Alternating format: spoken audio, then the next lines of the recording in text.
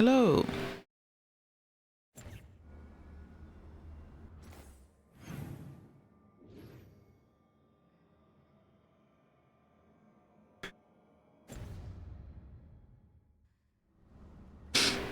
Good evening, friends.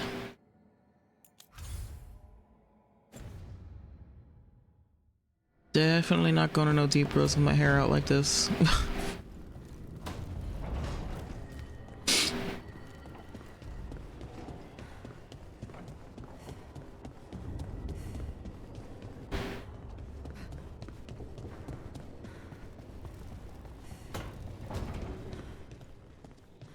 You know, the one thing this place could use is a bakery, if the lighthouse is feeling ambitious.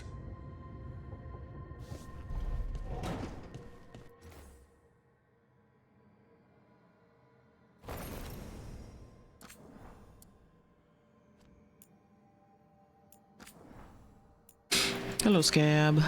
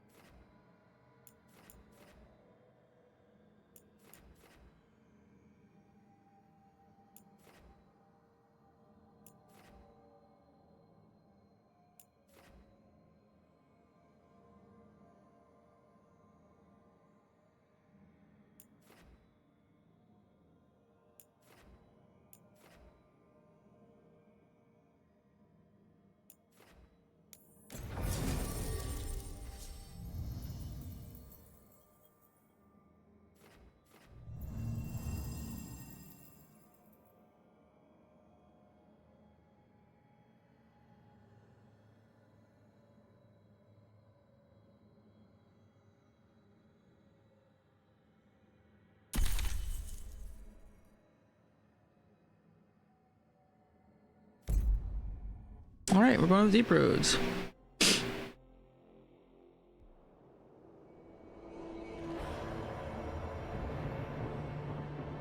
Maybe. Is this actually in the deep roads? We're doing dwarf things. The missing dwarves started their patrol here. If we retrace their steps, we'll figure out what happened to them. I hope. This way. And be on your guard. I don't know what we'll find here. So long as it bleeds. Hold on. Jesus. It's music.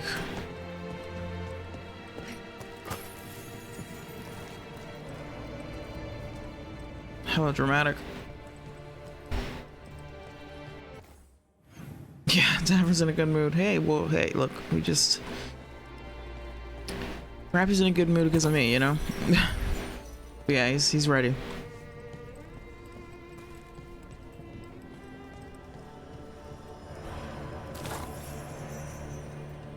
Vroom, vroom, vroom. Oh, right, because I got a car. I'm like, what are you saying vroom for? Yeah, finally got the car, so we're starting kind of late. Or later than I would have liked. Because I was at the dealership. Ended up going to like a mom and pop dealership. Used car lot. And it worked out. Got me a little Ford Focus, fucking 20 years old. Actually, no, it's 2010.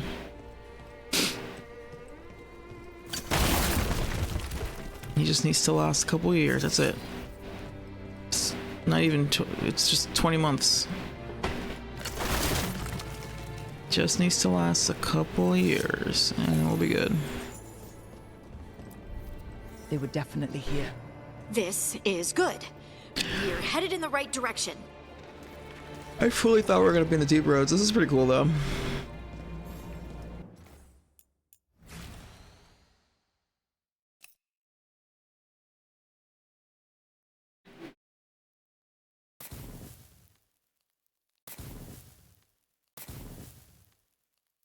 Oh fuck, that's a hand.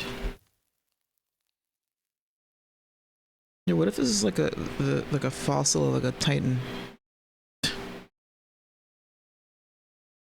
Nice.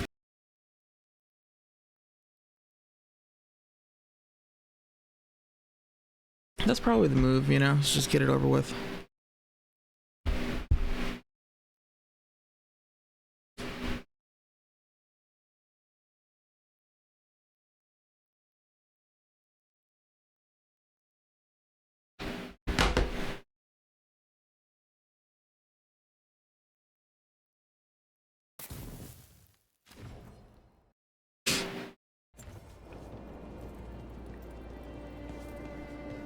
I think there's 3 or I don't know. I don't actually know. It might be 4.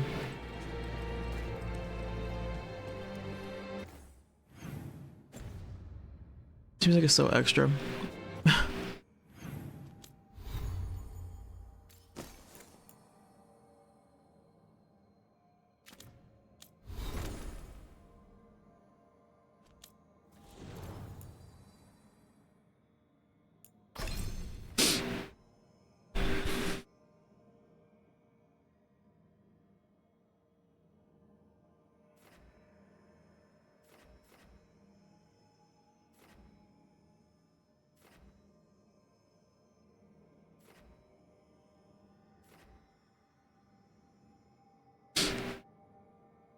I think I'm gonna switch her to this one because it does more damage and has a shorter cooldown. It's the reason I wasn't using it.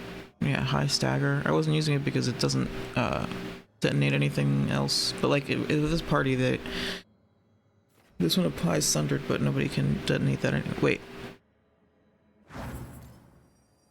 that might not be true. Hold on.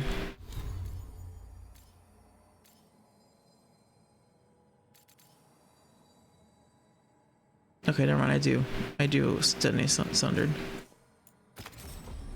I really wish this would stop changing on me. I really like Anton and Eka. Yeah, they're cool. I like them too. They're fun. I like their whole vibe of being like they're Grey Wardens, but they're like nerds too. Like they're like get a real Fitzsimmons vibe if anybody gets that reference. Or like the scientists in The Flash as well. They have a similar thing. They weren't dating, but the characters are also like just the whole thing of like having the like nerdy friends that are like, you know, doing research and stuff. And like another reference, although this is more of a general movie trope, the guy in the chair, which what's his name mentions in Spider-Man. What's his name? Spider-Man's best friend. He's like, I want to be your guy in the chair, and then at the end of the movie, he gets to be the guy in the chair. He's like, just like on a spinny chair, a rolly chair, going back and forth between computers in the computer lab, helping Spider-Man do his thing. You're Warden Outcast like your rook if you are one. Yeah.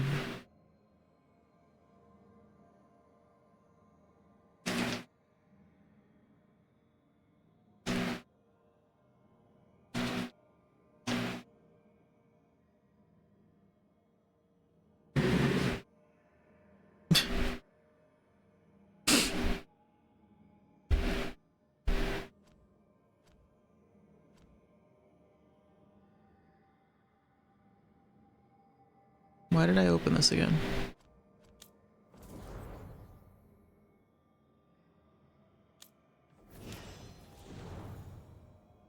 A warrior's heart.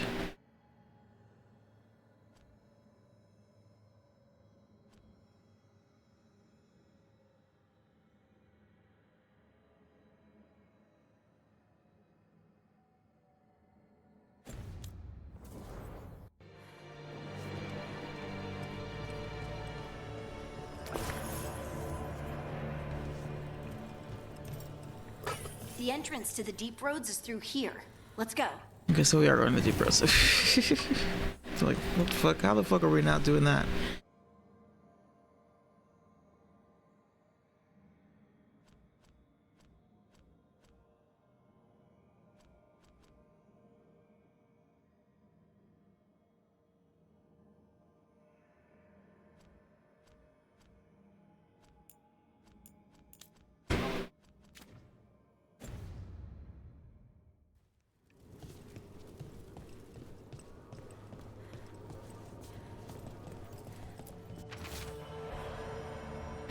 Kalsharok sign. A stone sign with directions left by the Kalsharok dwarves to mark an entrance into the deep roads.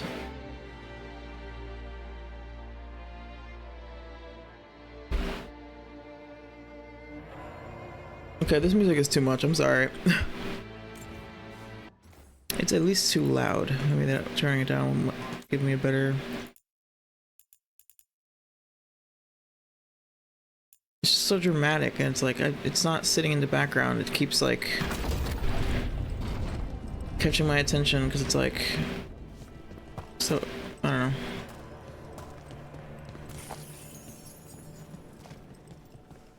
I think there's a passage back here. Stand back. I'll move this rock aside. Wait, where'd you go?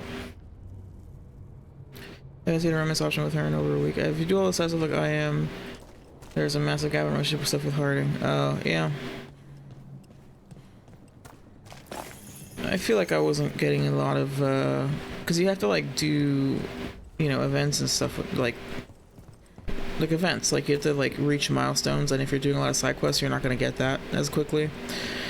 I think that's just kind of how it goes with this type of stuff. Like if you really like if you look up, for instance, like the entire Hawk and Fenris romance or something on YouTube, it's like an hour. Maybe. Like it's not that much.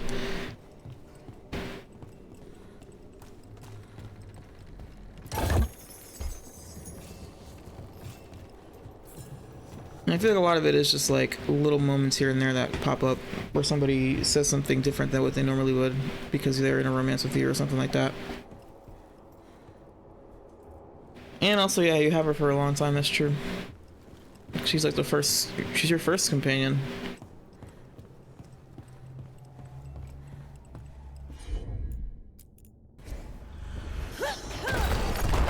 Her and Nev are the first ones. Pretty dark in there. And then Bellara. It looks like the passage leads down. Descent.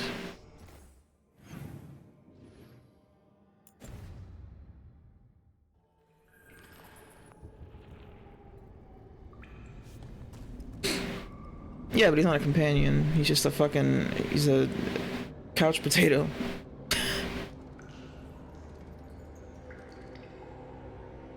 Yeah, he runs with you before doing the most Hail Mary shit of all time and then just sitting on a bed for the rest of the game. I don't know, hopefully he'll do something eventually. Maybe at the end of the game he'll be on his feet, I don't know.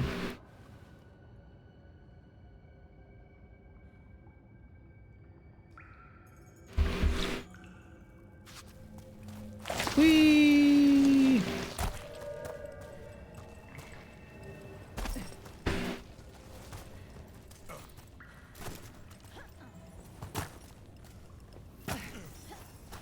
Undead? Why are there undead things here? Thousands have died in the deep roads. That's not what I asked. Thousands have died all over the place. That doesn't mean there should be undead. Thousands have died in fucking, yeah, everywhere.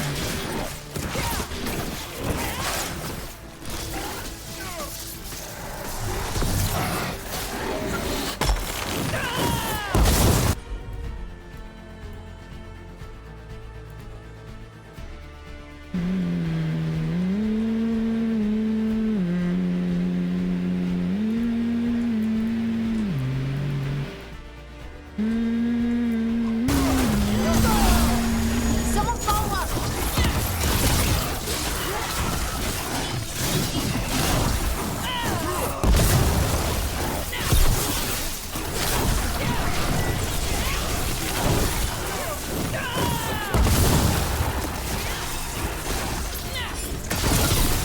Oh, where you come from? What is that?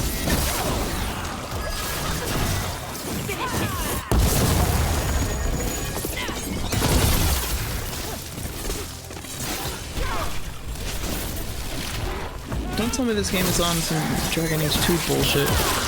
Where they're gonna like do like waves of enemies like that. I hate that shit. Dwarven. It might belong to one of the missing Kalsharok dwarves. Come on, let's try to find a way forward. Girl, are you new here? Okay, we gotta loot first. She's excited. She just wants to keep going forward. And I'm over here trying to pick up old coins and shit. Yeah. Enemies spawn out of barrels, dude. Just like, dude, they would like fall from above. Like you'd be like walking around in like the Docktown or whatever the fuck. Not Docktown.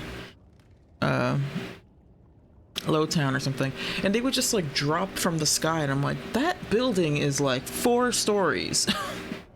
I don't see a rope or anything, you know? Like they would just, I guess they kind of maybe did do like a little animation where they were using rope. I don't, maybe. When it comes out of the coffee cup, yeah. For sure. Barrels, random like baskets. Yeah, for real. And so many too. Just like it's so absurd how like it's like 4 waves of 10 enemies each, and you're like, where are all you people coming from? We should head this way. Harding, if you please. So much cannon fodder.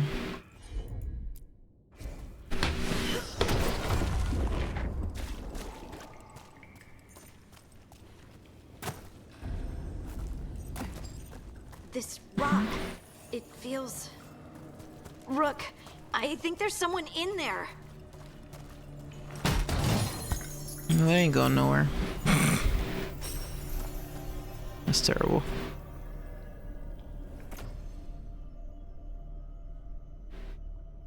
Oh yeah, I guess that was partially Varric doing his thing.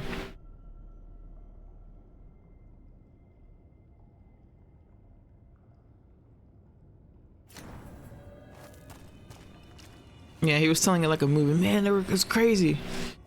There's so many bad guys everywhere. We took them all out.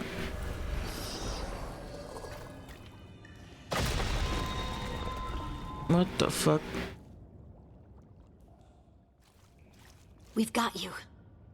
How are you alive? It's you. Yes, it's me, Harding. But you were... no, it couldn't have been. Oh, my head.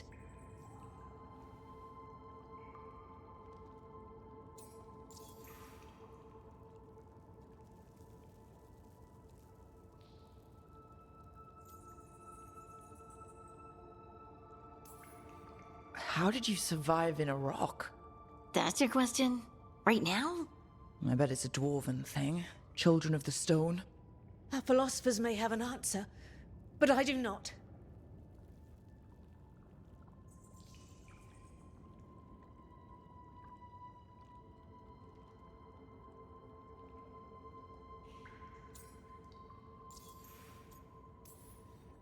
Can you tell us what happened? We were on patrol. Storgol thought he heard something. Someone weeping, he said. He left to investigate. Never returned. Soon we all started to hear it. The weeping, the whispers. Something took me as I rested. A shadow tinged with red. The last thing I saw before suffocating darkness.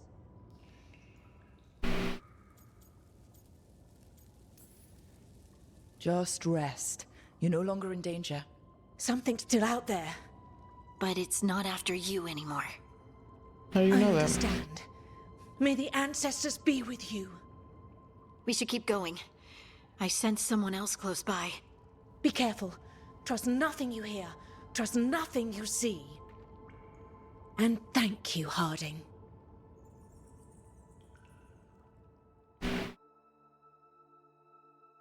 Stay here. You'll be safe. Come on. I know there's more missing.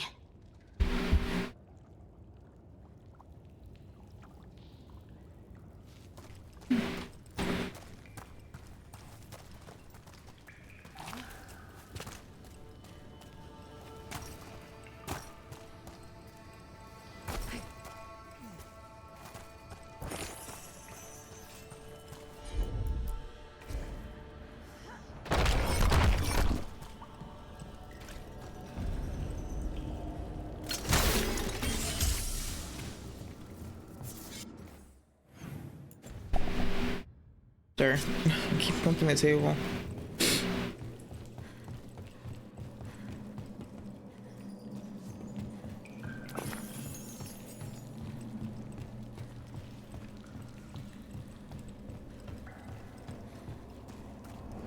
Mining equipment. Looks old. There's lyrium all through these rocks. I'm not surprised people tried to get at it.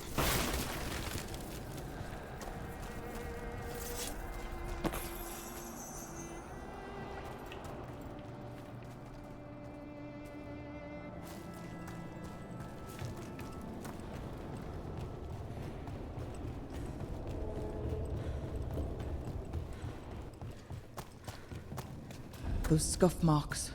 That looks like someone was... Dragged away, I'd wager. We have to find them.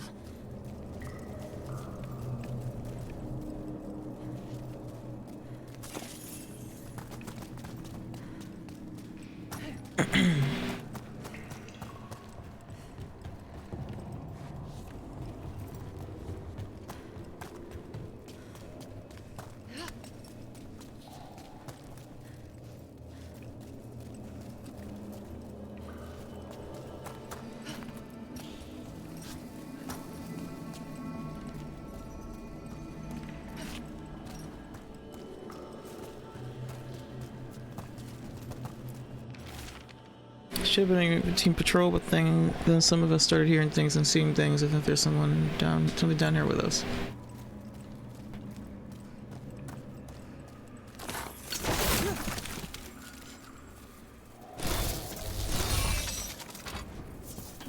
Again, why even bother with that? Just have the ladder there.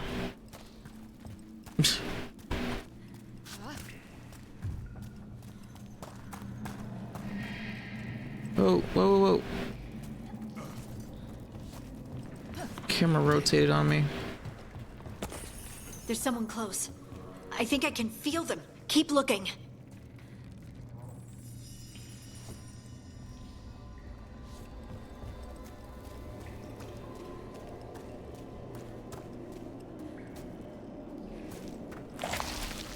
Whee!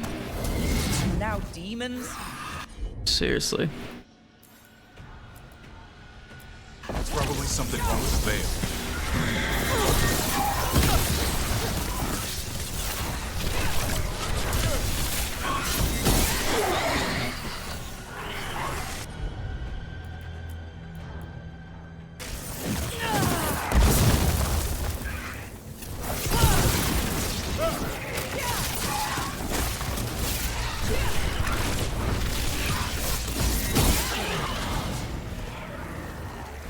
Oh no, another hand.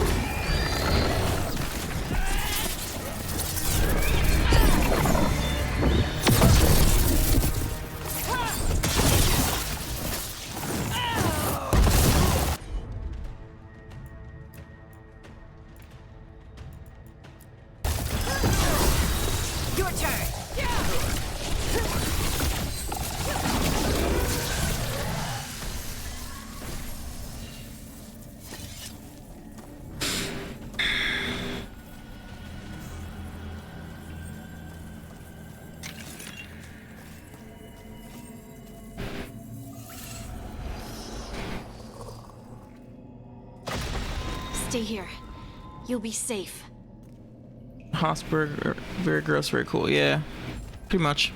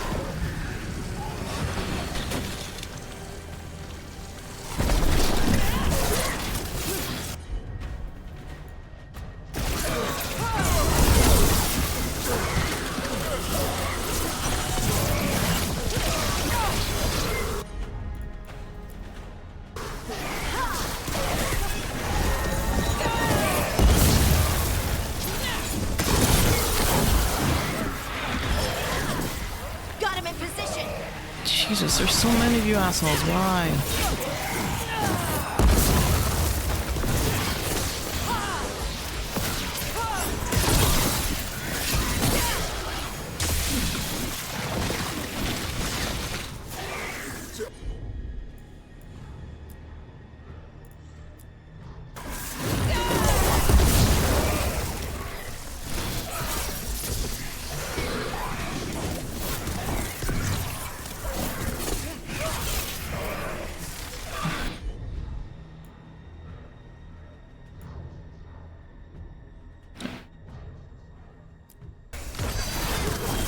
Your turn.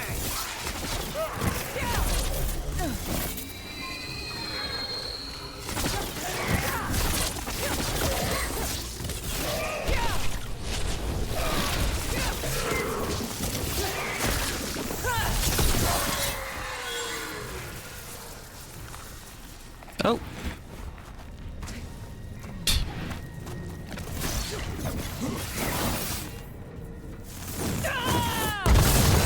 We need to go up. Let's look for a way to get there.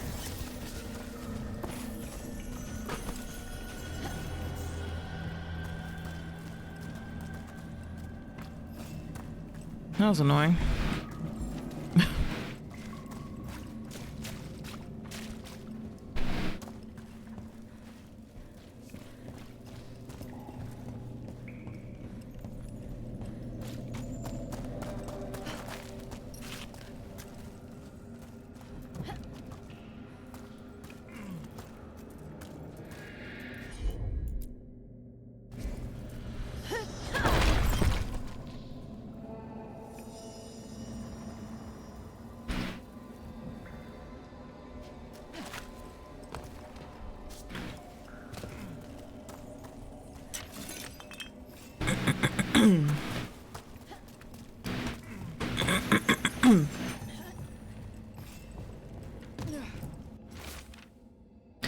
Basically drawn map of the area's tunnels. Someone has scribbled Cora last seen here in the corner and drawn an arrow pointing to a nearby chamber. Look, there's a way through here.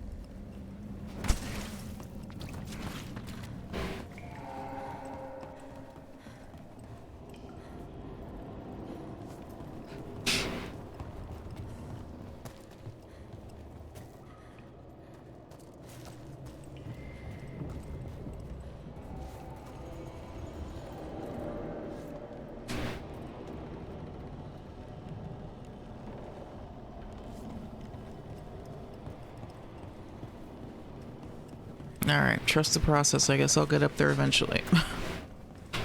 Or, actually... Oh, yeah, okay.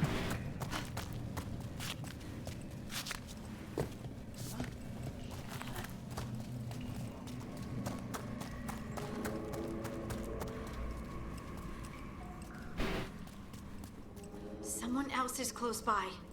Come on.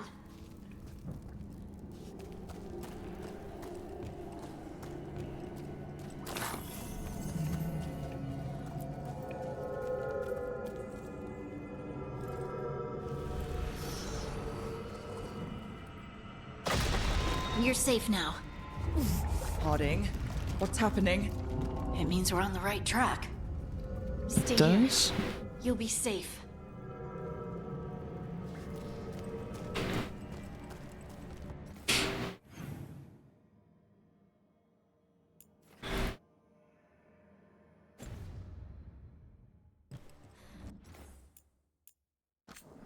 Hey, Goofin.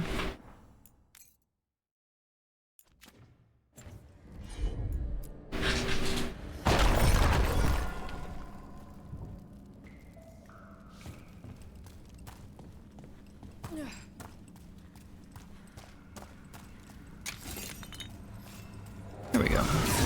Ah.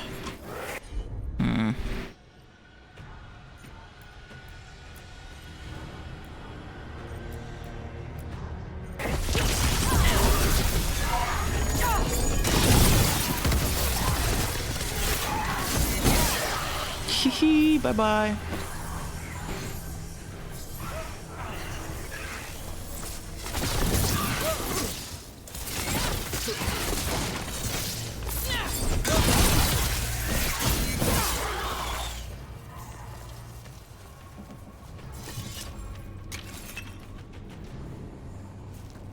Today is good. I just bought a car.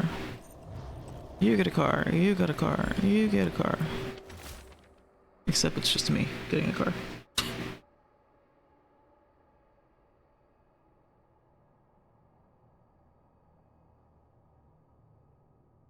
It was a semi-stressful process, but it worked out. Ford Focus 2010. She's an old gal.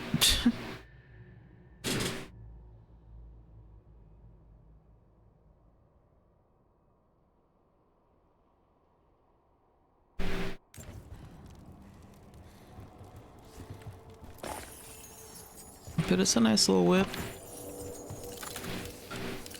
It'll do. Oh, god damn it. Every time, I never notice it. At least this isn't gonna kill me, because the first time I encountered a chest like that, I had such low health that it almost killed me.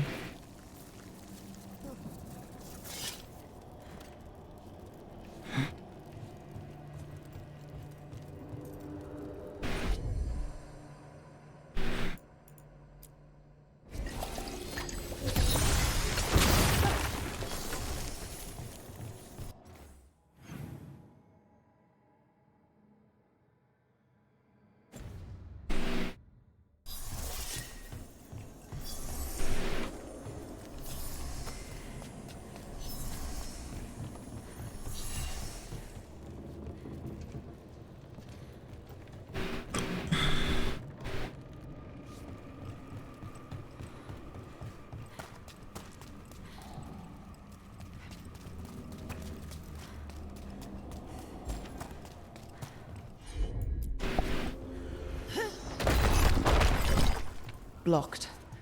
Harding, can you... Thanks, Harding. That wasn't me, Rook. I didn't move that. Yeah, I was gonna say. What do you mean? That's fun. That's a nice moment. I don't know what to tell you. Because normally when you actually get Harding to do a thing, you go, "Hey Harding, could you do this, please?" And so so she said it without me prompting, but then, oh, that was fun. Nice, nice, nice, nice. Whee! Oh fuck it, this is like a roller coaster. Oh, I can't slide down here? Looks like we're in a Splash Mountain.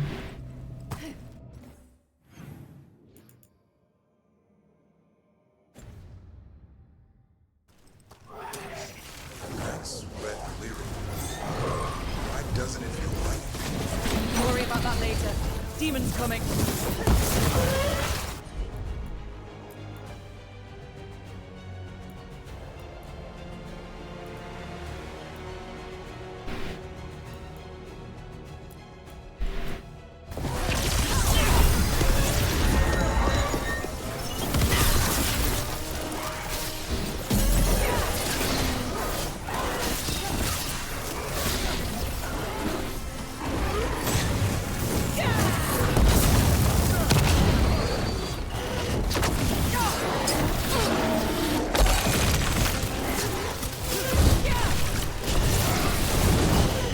Jesus.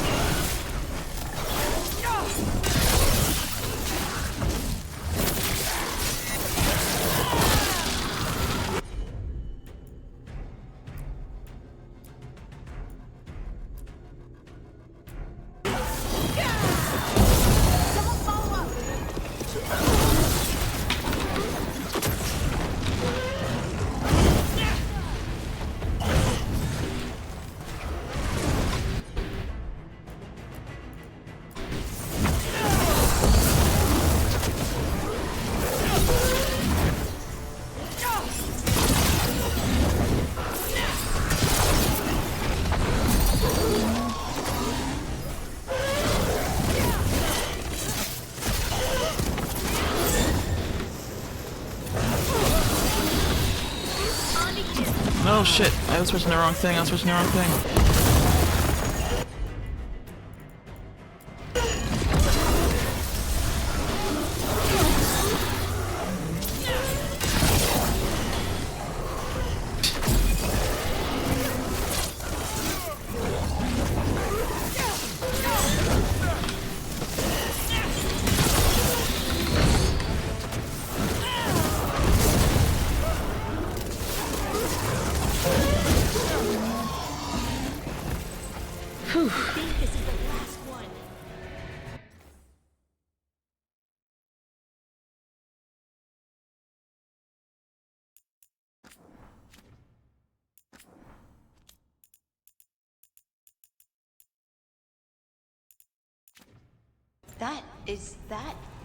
I think that's Veilguard.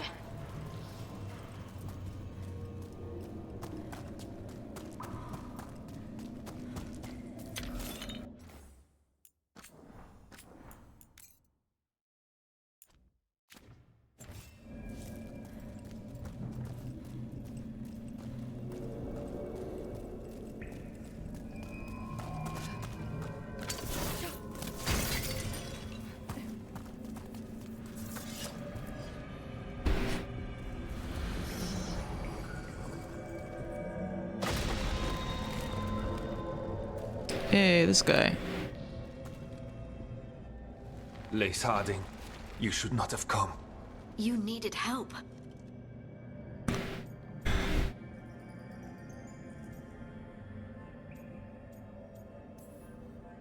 We had to do something once we knew you were in danger. You are both fools, and I am forever grateful for it. Okay. What happened? The memory is clouded. I recall a cry in the shadows, and then nothing.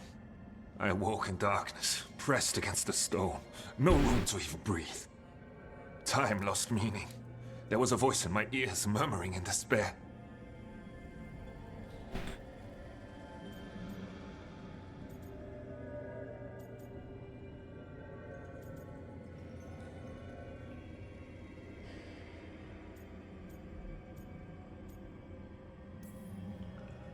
Well, I'll never sleep again.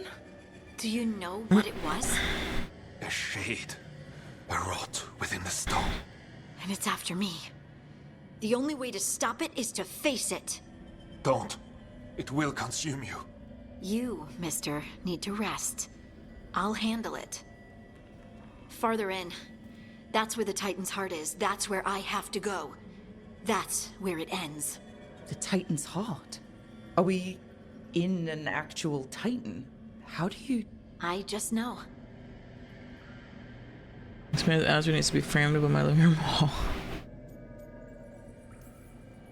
You seem far too relaxed for someone about to face something that wants to eat you. I'm terrified. Don't tell the others. My lips are sealed. I'm ready.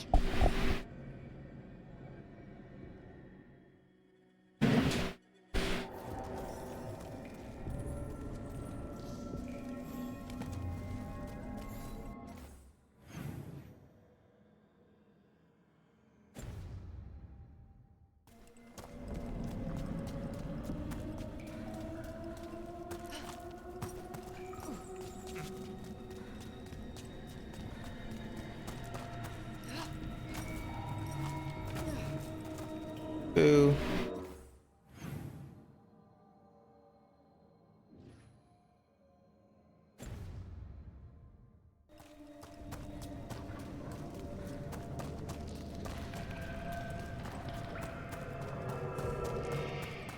Red lyrium's usually blighted. This isn't that. It's just lyrium that's angry.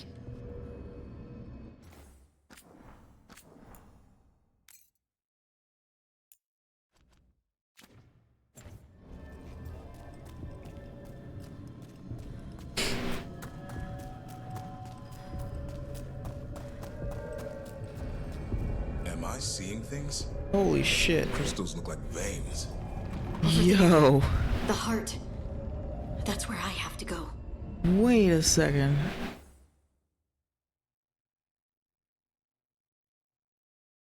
Yeah, I guess we have established that lyrium is like Titan blood, essentially.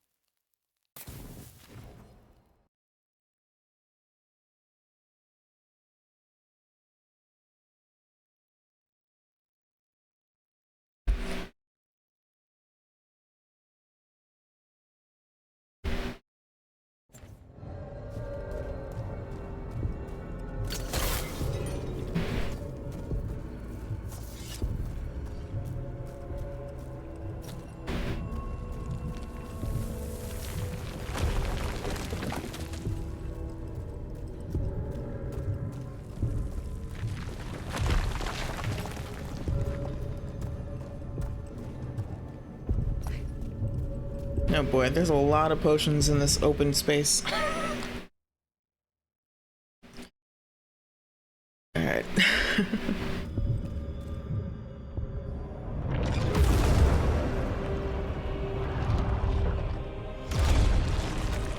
Oh, what?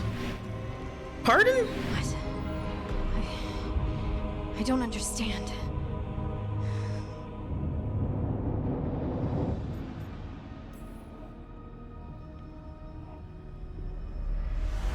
Oh, well, that's new. Look at me! Don't you remember? What the fuck is going on? Into a million pieces, and this is all that's left.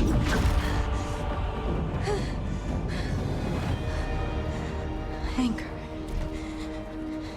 And pain.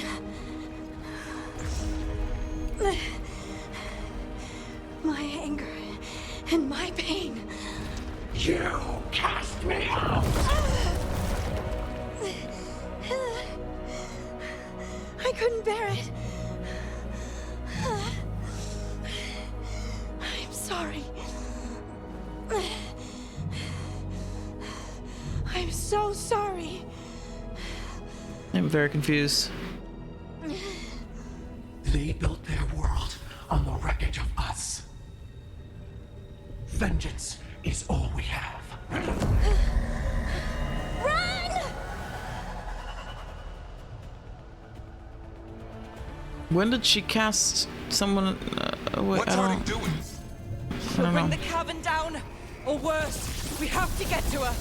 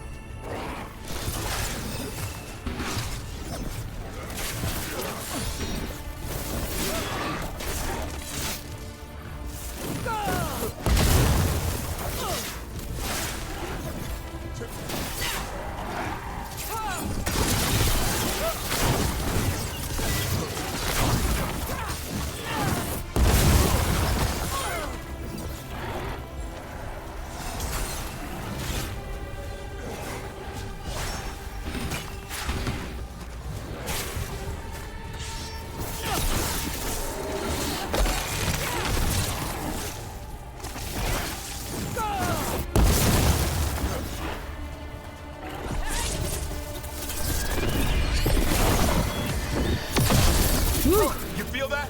This isn't. Harding! This has What? to stop! You'll kill us all! Don't you understand what they did? The elves ripped away our dreams so the earth would be still. Why should they thrive while we lie, broken and forgotten?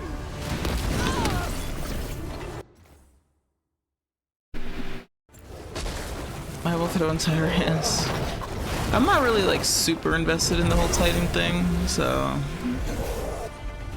and I feel like I don't know. I feel like it's I don't know. I don't get it, but it's fine. I'll get it eventually, hopefully.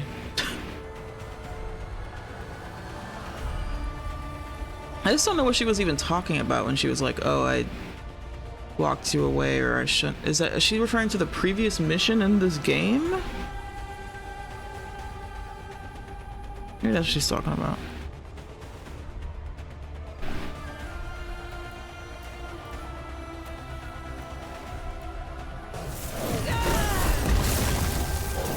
Oops. Why are you doing that?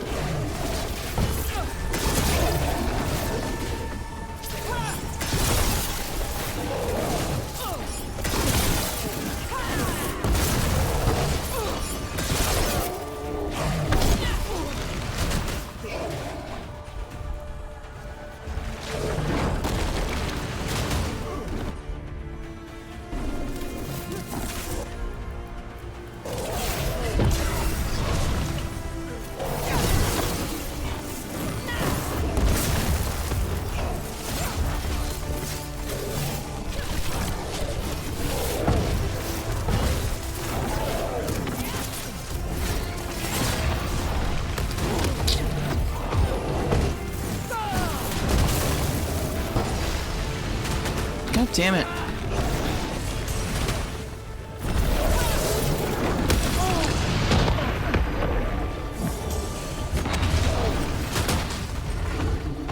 Can you help?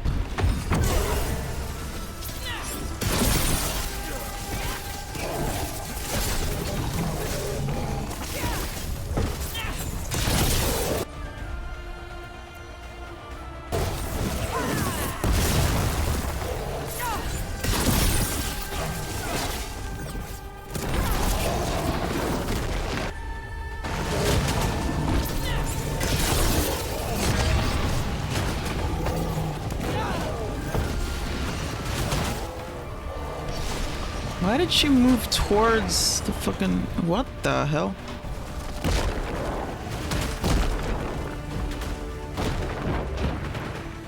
Whoa, why am I... What the fuck is going on?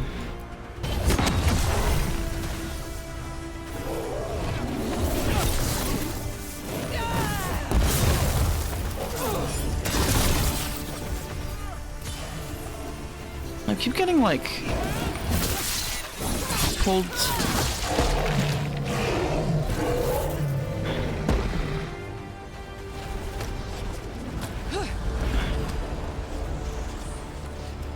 I mean, the Chantry's always wrong about everything. I don't care about them. You have to stop, or you'll kill us all! I told you to run! We don't leave people behind. I remember all of it. Everything the Evanurus did to the Titans. And now the world will remember! Evil Harding is hilarious, dude.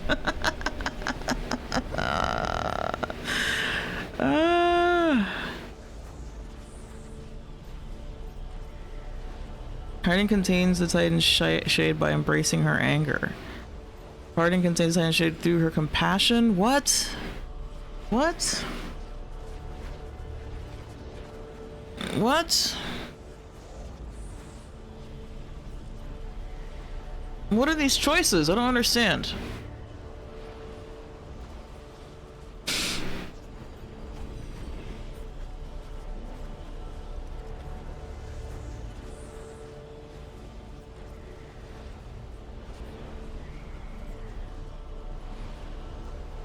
Liliana, who's that? I don't know what you're talking about.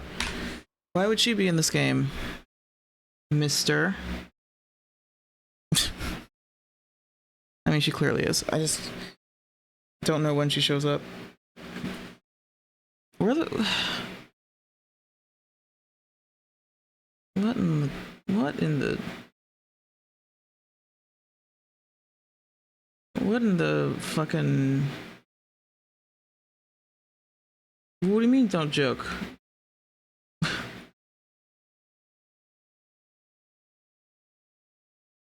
I'm saying that you said Liliana looks crazy, which implies that she's in this game, which I don't necessarily know to be true. Yeah, but I guess I know it now for sure.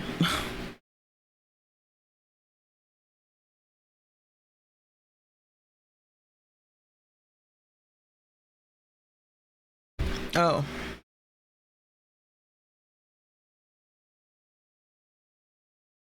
Oh, I see what you mean. Dude, it's... The Chantry has been wrong about, like, so many things forever.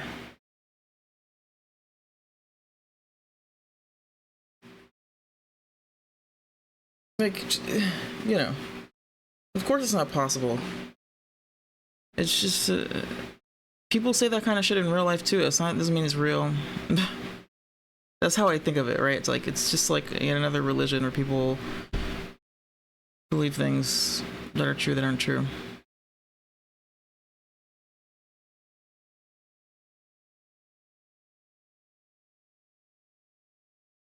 Maker told her to help you fight Logan's mercenaries.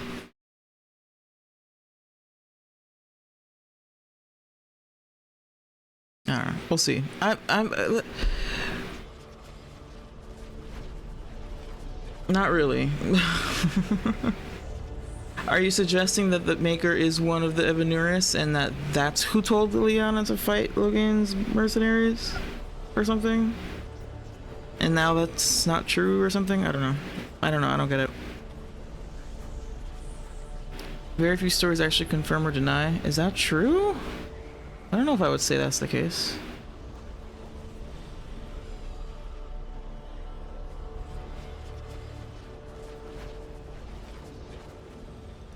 I personally am not a fan of stories.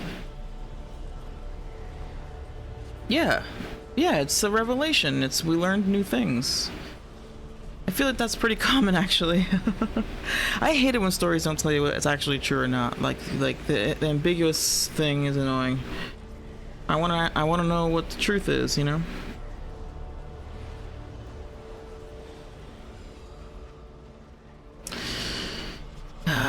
Do I harden Harding? Or do I not harden Harding? I think that's what's happening here. If I pick this one, then she'll be hardened. If I pick this one, she won't be. I feel like that's the deal.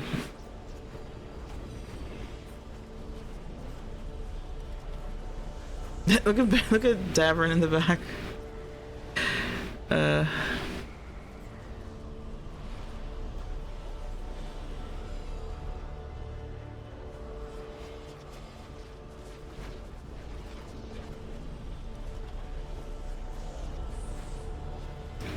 Alright, we're going with compassion.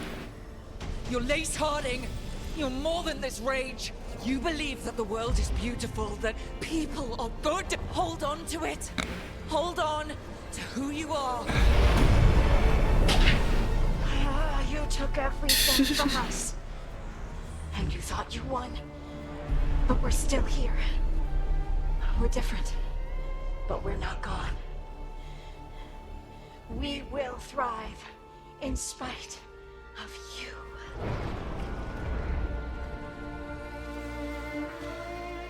The power of friendship.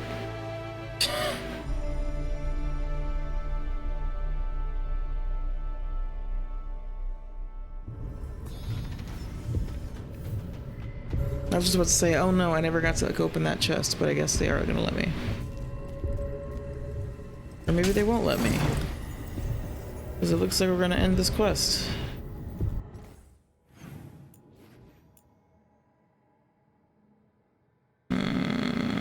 How was I supposed to get to this?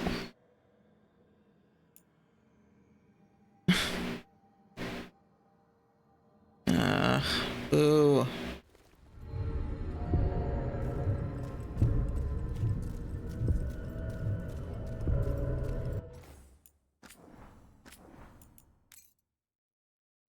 Give me the loot! Give me the loot! Give me the loot! Give me the loot!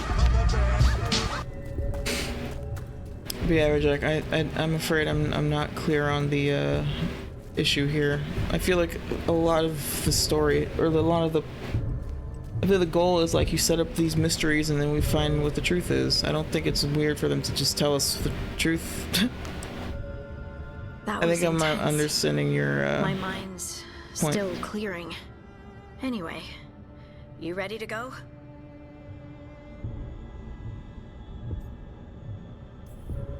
Let's get you home.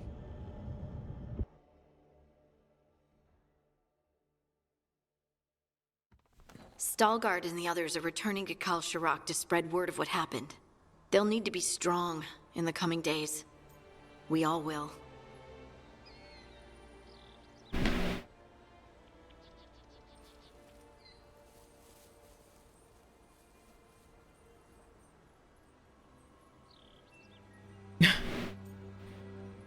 Yeah.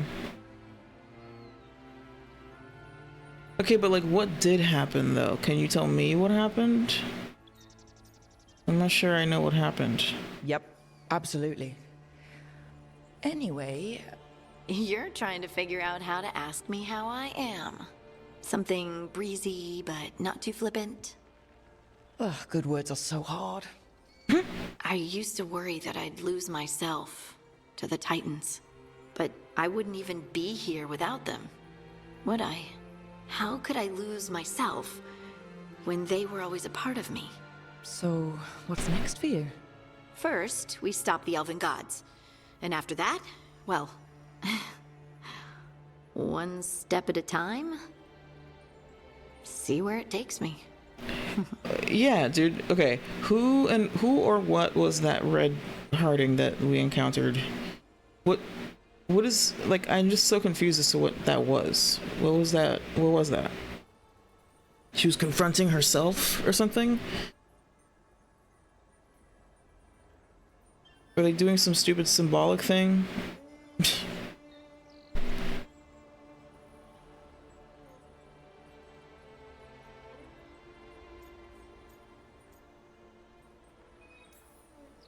I know this was hard for you.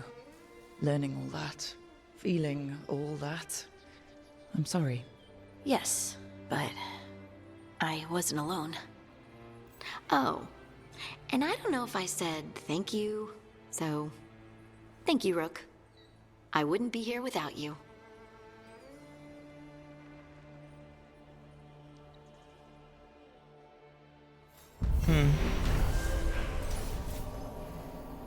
Harding returns to the Deep Rose to rescue innocent Doors who had fallen prey to a shade from the stone. Confronting the shade, Harding learned that it was born of her own misplaced rage at the fate of her Titan ancestors. Acceptance of the truth in her own shadow self has given Harding complete ownership of her Titan gift. What this means for her means we see. What? Okay, fine. I got it. Alright.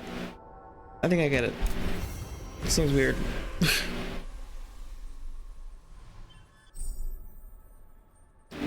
Yes, okay. Finally, I get one of these. I keep seeing this symbol. It'll be touched on more. Yeah, I figured there was gonna be more explanation. Starting with her touching the lyrium dagger, which passes connected with Soda's looking to the Titans. Yeah, you don't have to have a physical body. Yeah. Alright. I think I understand. I remember the whole thing with her having the connection to the Titans. But I was just confused as to what that being was. I thought this was like another Titan. But I guess not. Or maybe it was. It was a Titan. She was drawn to... God damn it.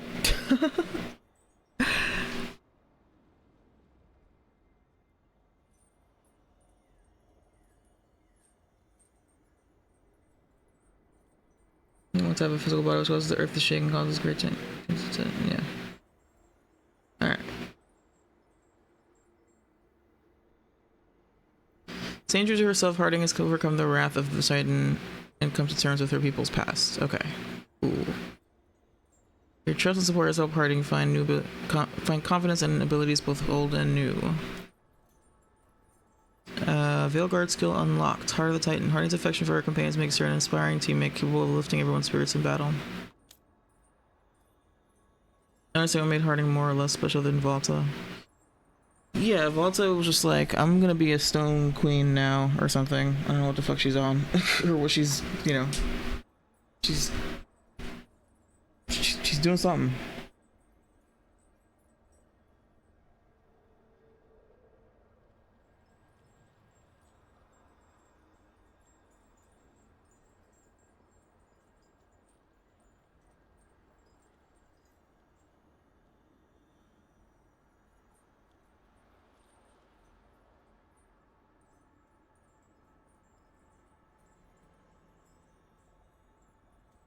Oh, sorry. Inquisition spotter. Harding held onto this armor, embroidering symbols into the red sash to represent fellow heroes of the Inquisition. Oh, fun. Harding got these powers by accident, and I'm sure the other chick was already connected to the Titans. Yeah, like I thought that was what I thought that's where this was going. That she would be the one that would somehow be. Yeah, I don't know.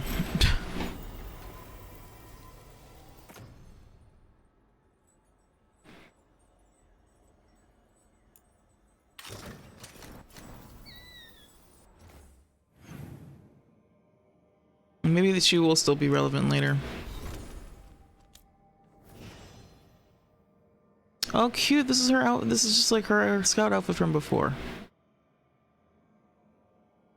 Hold on, and then what? Okay, wait. Which is which? Okay, this is the mage hand. I guess this is Solus. A bee. So that's Sarah. This is a lion, so this is a bull, right? The lion would be Cullen, I guess. Witch's hat? I don't even know. Is that what's her name? What the fuck is her name? Not Veronica. Not Vanessa.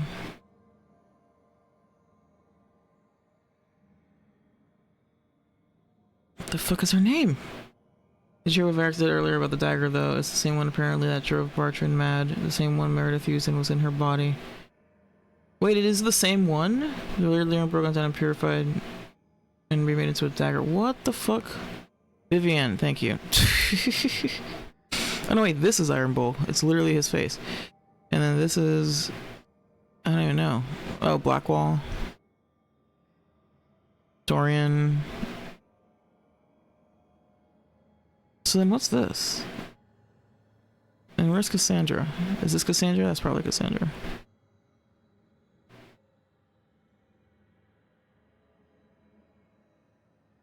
This might be Cole. Oh, this is Cole. Duh, the hat is Cole.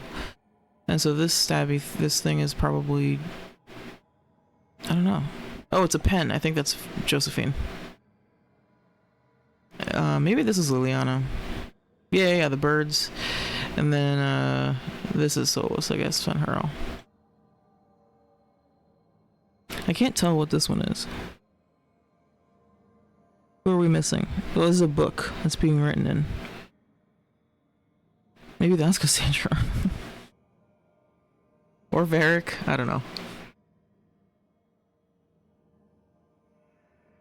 Okay, yeah. Somehow I missed that memo.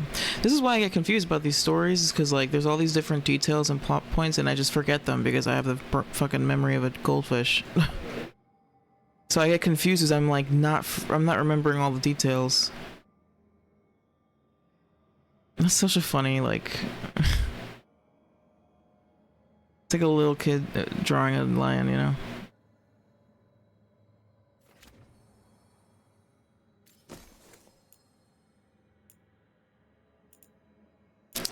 These weapons, like, I like having high stagger, and some of these weapons are, like, slightly better, but then they tank, like, completely dump stagger. I don't want that.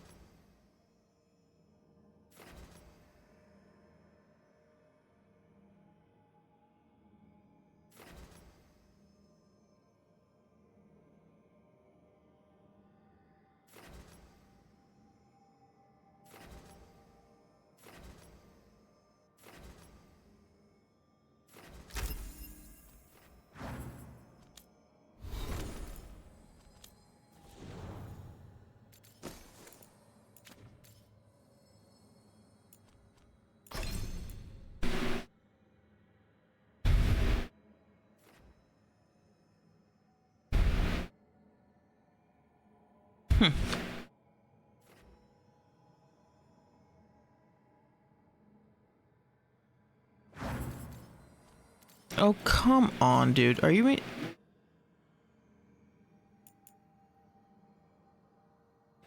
Okay, it's not...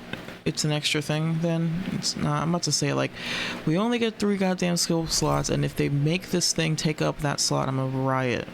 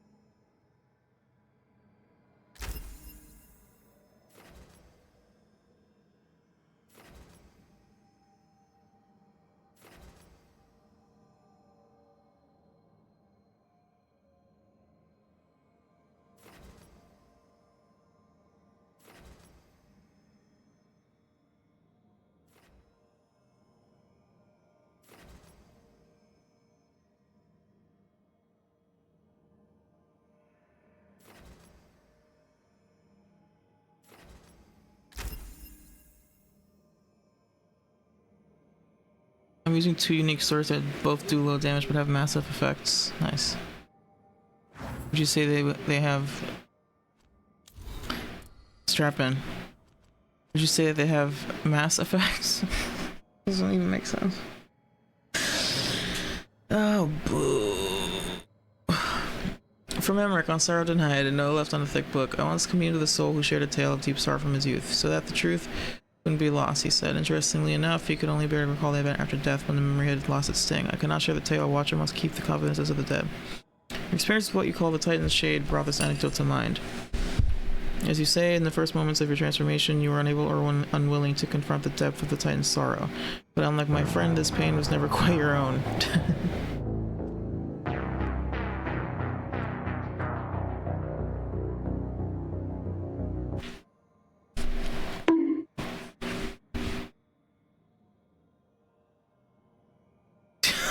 Oh, wow.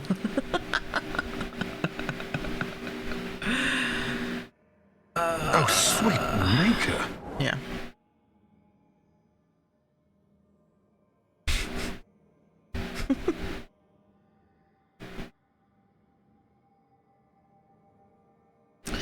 You say in the first moments of your transformation, you were unwilling to confront the depth of the Titan's sorrow, but unlike the pains that were quite your own. Instead of being trapped within it, fled elsewhere. If you'd like further reading, here's a copy of The Soul of Emotion by Hida Grant-Veil. It's a fascinating look into the effect of emotion on the moral body and soul. That makes sense. Dead Titan. I think the lost doors are in the Anderfels. The deep roads can be accessed from an ancient door. An outpost in Salan got built atop a mountain to allow access to a huge lyrium deposit. According to records, as they followed the lyrium deep into the earth, the miners suffered maladies of the mind. They saw things, heard. This is what we just did. Stars are resistant to the effects of lyrium. We assume they could eventually be affected if exposed to too much lyrium. What if those are affected by certain kinds? Lyrium's still yeah, we know that. We know that they're affected by red lyrium. So lyrium's still in contact with the dead Titan. For example, is there a Titan under a set? And I got there is. Spoilers. Better for Lace Harding. From Stalgard. Perhaps I should have been more suspicious. The blight was surging, and yet we'd heard no Darkspawn. The passengers were quiet. It was supposed to be routine patrol, but only myself and one other made it back to the rendezvous point. He stayed in safety while I went in search of the missing. I never saw the shade, only heard it as it webbed in the darkness. I drew close, and the sound became something more. I could feel it. Lace Harding, rage, sorrow, and a vast loneliness. I could feel it, Lace Harding. They reached out for me, and I, feeling the pain like it was my own, reached back. Why am I getting these entries now? So I guess that one makes sense for it to be now. They are really big. I think that's like a real thing though, like bows are really big sometimes.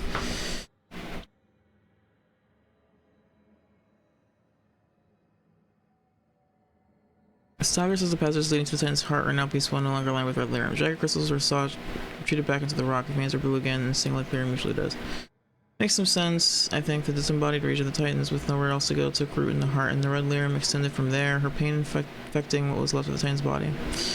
And I said that rage into myself, it cleansed the mountain. The red lyrium we saw in the heart looks like blighted lyrium, but it's not. Blighted lyrium is almost impossible to destroy. It infects and grows. What do you mean blighted lyrium is almost impossible to destroy? We were doing that all the time in the other game, unless red lyrium is not the same as blighted lyrium.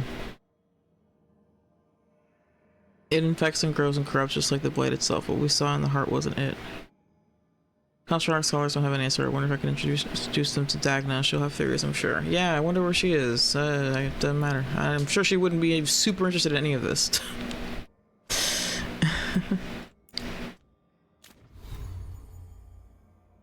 Yeah, red lyrium is blighted, so why are they... It's not incredibly difficult to destroy. We were doing it all the time in Inquisition. Hey.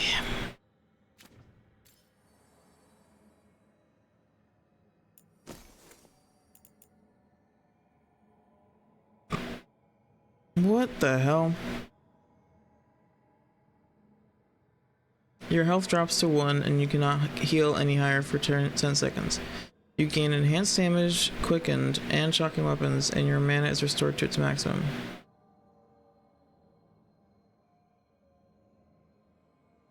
Yeah, it's fair. Just gotta remember that maybe it's difficult to destroy in general, but not for the Inquisitor.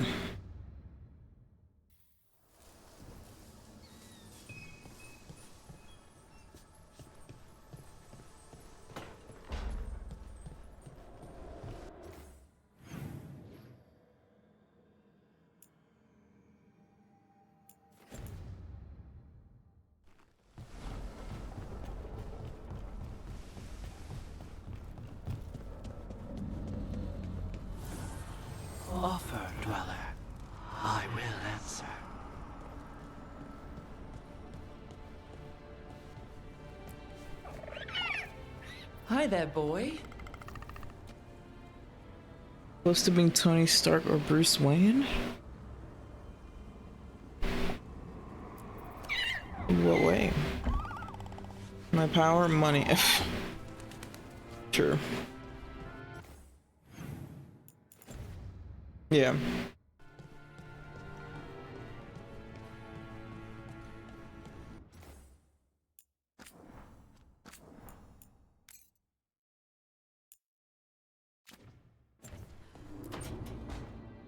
No. I had to kill a man once who did blood magic on nugs. 100 little pigs with hands came after me. All together in one big writhing ball. Have you ever tried to stab a ball of angry nugs? That was a bad job. I've got a better one. You know what the Wandering Hills are named for? It's a monster. Big heap of red tentacles. Is he drunk? Crawls around, devouring everything in its path. The damn thing was a hillside. The eyes of a village. You try fighting a hill with a sword sometime. How did you kill it? Lamp oil. Everything stank of burnt tentacles for miles after.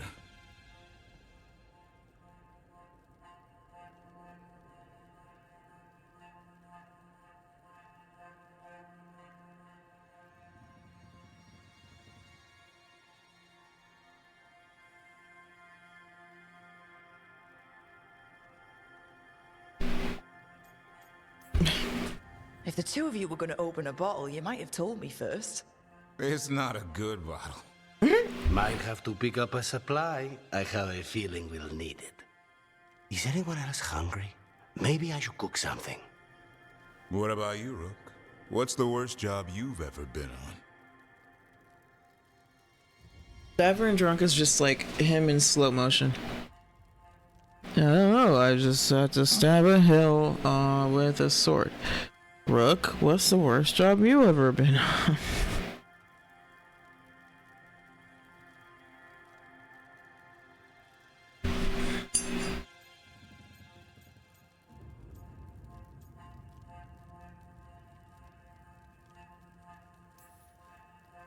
Nevin Harding didn't tell you about our hunt for Solus, then? They don't tell it the way you would. No, that the way you I would. mean, it ended with the Elven God of Lies in my head. Is that enough to win the worst job contest? You joining us then? Fine. I'll cook something, if Rook's staying. Maybe just for a minute. Rook's story first. Then Lucanus owes me one about this contract on a Bronto. Mierda. That Bronto.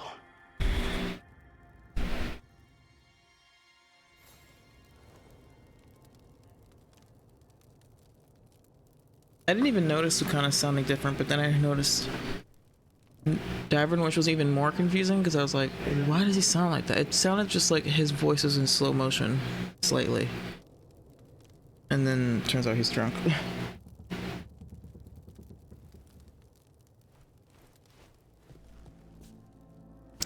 It's really hot in here. I'm uncomfy.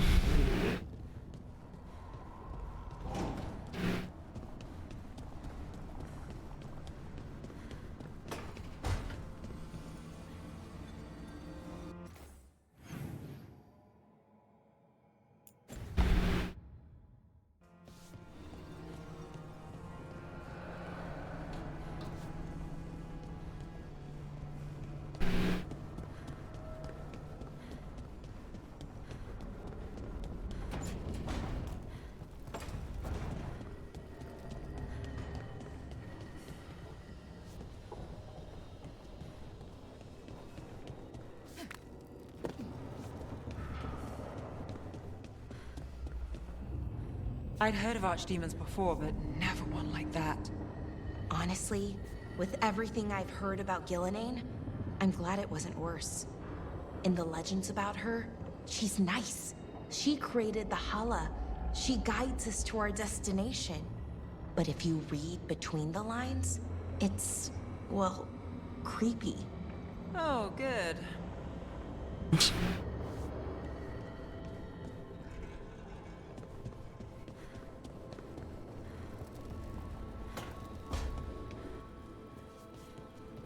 Your old necromancer friend, Hezenkas.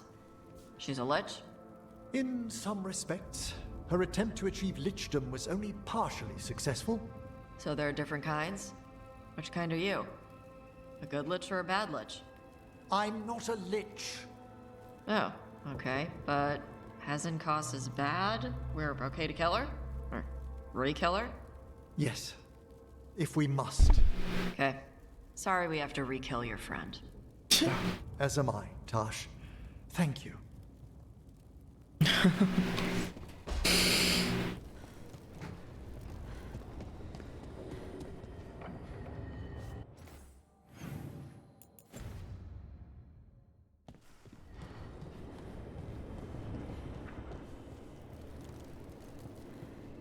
Their conversation styles clash, yeah. I wish I could get moving. I hate being stuck in here.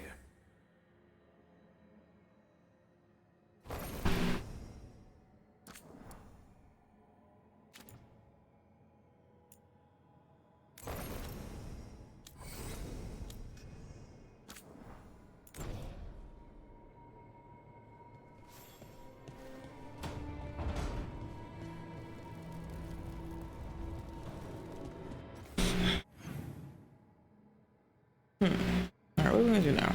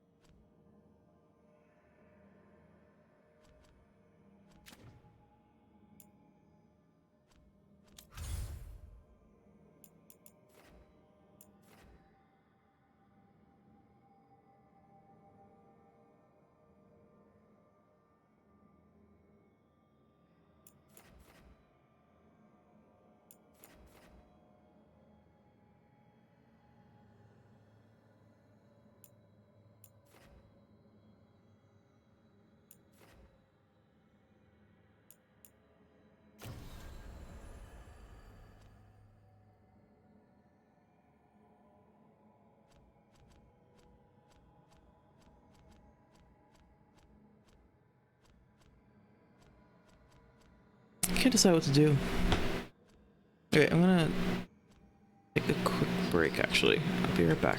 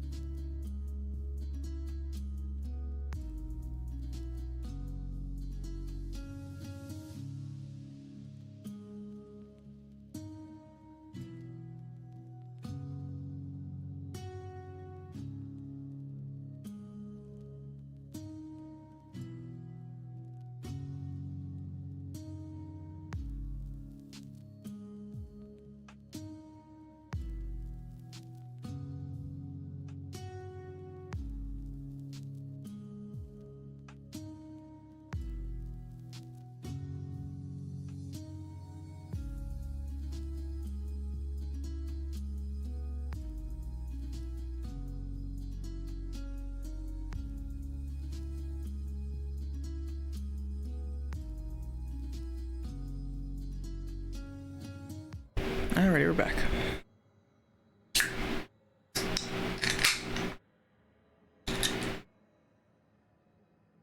Cheers, y'all.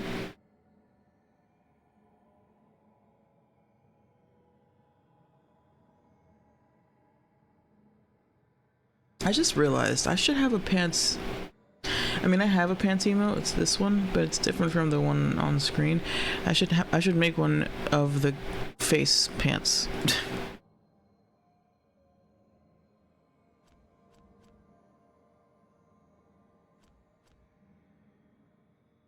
Contact with Solus' lyrium dagger has granted Harding mysterious magic that allows her to manipulate certain types of rock. Although Harding is concerned about the origins of this new power, makes her feel connected to the stone.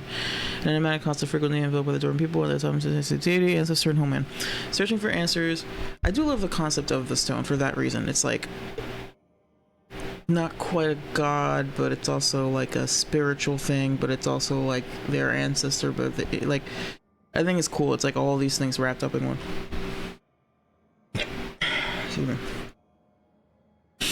Searching for answers, Harding visits the Oracle, a mysterious figure revered by the Kalsharok dwarves, who reveals that Harding's newfound magic is connected to the ancient titans, predecessors of the dwarves. But Harding's questing has awakened a primal entity in the deep places, and now it is hunting her. Okay. Right. Harding finally confronted the entity dogging her steps, discovering that it was the dark half of the Titan's consciousness. To quell the shade's destructive anger, Harding took it into herself. Facing the full horror of the Titan's destruction, with the team's support, she resisted the shade's influence and held on to herself and her true heart. Okay. That makes sense.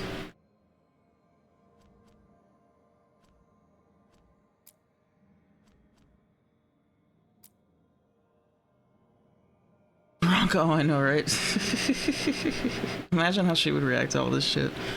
Oof.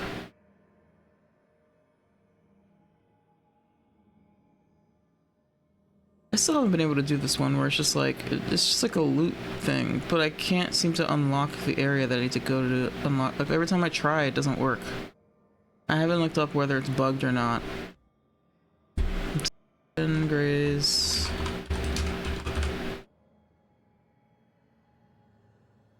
Final repose. Bug?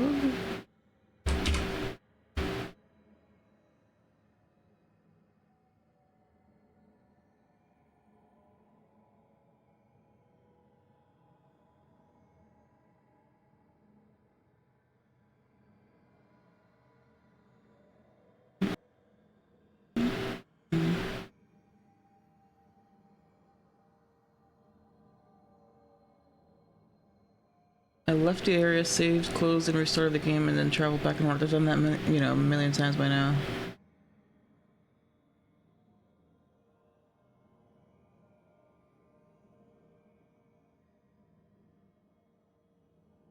The thing is, I don't want to do it. I don't want to go back there and try it again just for it to not work again, because that area is annoying because of all the stupid Canary you have to fight. Bronco's an elite boss working for the Veneris of Gilhard, and it's true. Army of Titans, or have her go against them. I don't know. I'll have to figure out that. I definitely dropped her ass though.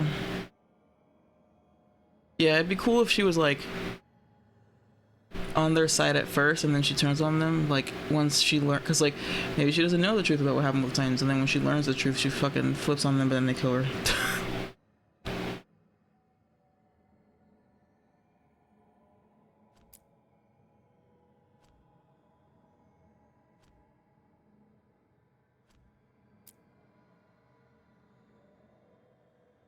I don't want to fight dragons.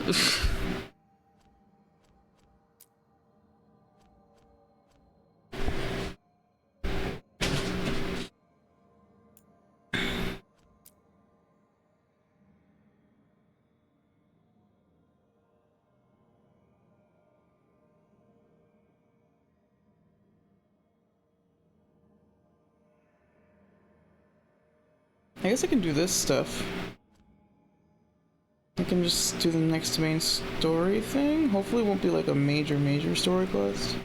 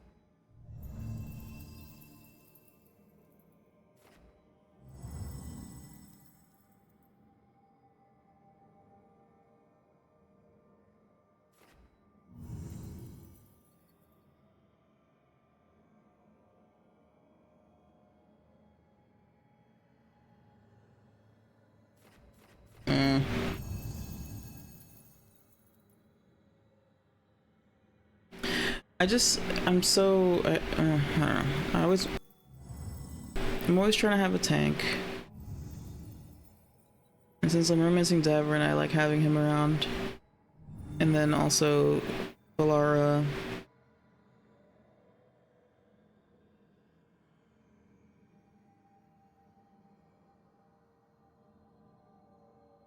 Valara feels like necessary because it's a thing involving the Veil Jumpers. Alright. Let's just do this group. More elf squad.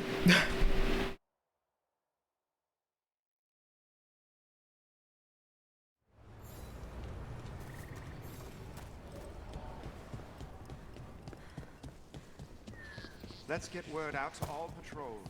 Be on the lookout for Venatori. I'm told first the forest goes wonkers. Don't be shy. Take it. Safe travels. This area is kind of weird because there's like a strong tendency for like multiple people to talk to you at once. When like in this particular base.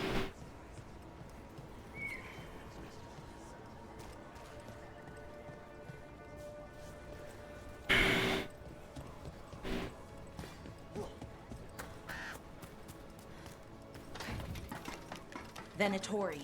As if things weren't already bad enough around here. The gods sent them. I need to know what they're plotting.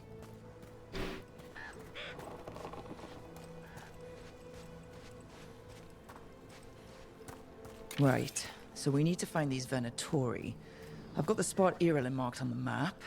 Let's start there.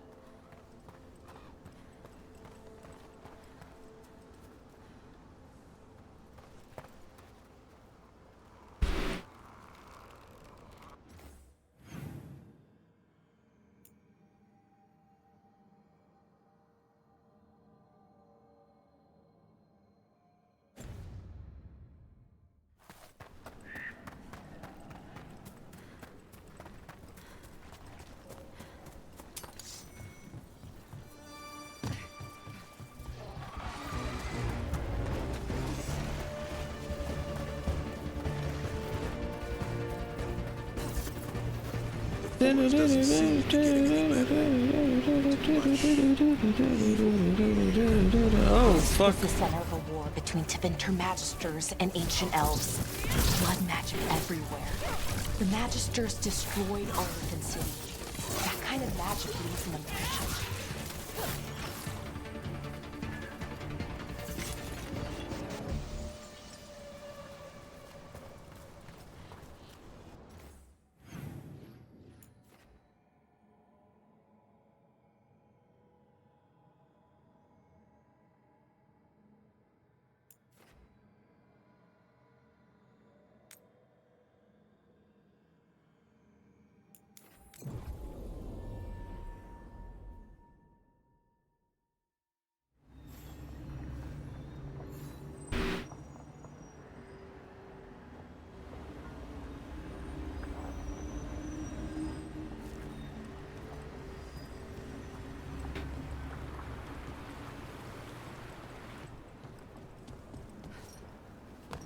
The forest doesn't seem to be getting any better. Too much evil. Deja vu over here. This was the center of a war between Tevinter Magisters and ancient elves. Blood magic everywhere.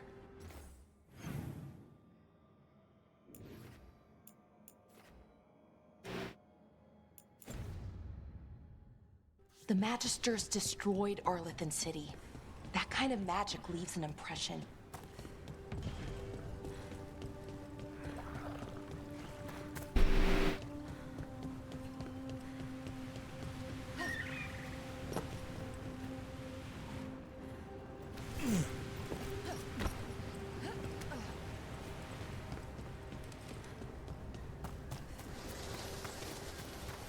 That doesn't look good.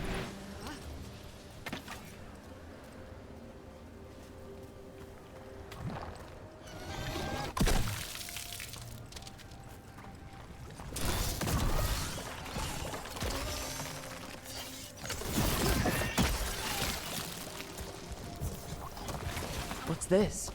Looks like some kind of monster nest. What the Let's heck? clear it out. I'm sure the veil jumpers would appreciate it.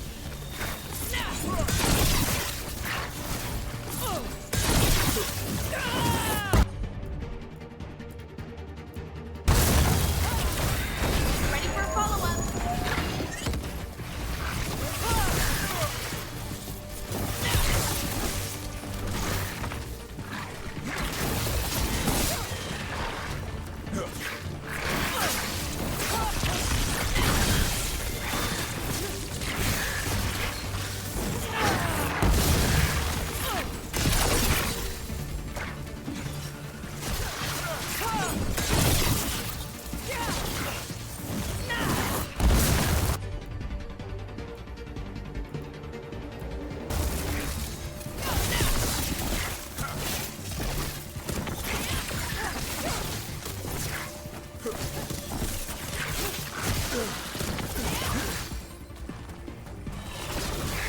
We got them all.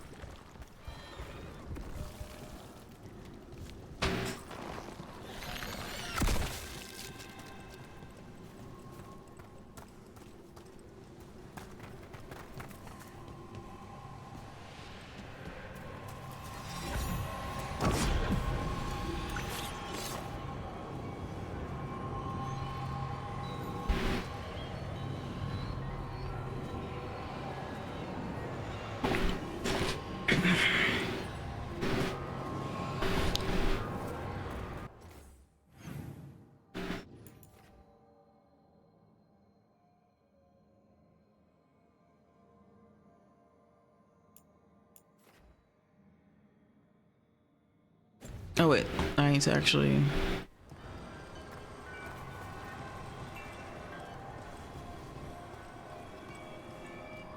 Like, I think when I first did these, when I first saw these stages, I didn't realize that I was supposed to, like, go around and destroy all the little stroop waffles. I just, like, activated the statue but didn't do anything, didn't finish it, so I never got the... That's why these are still here.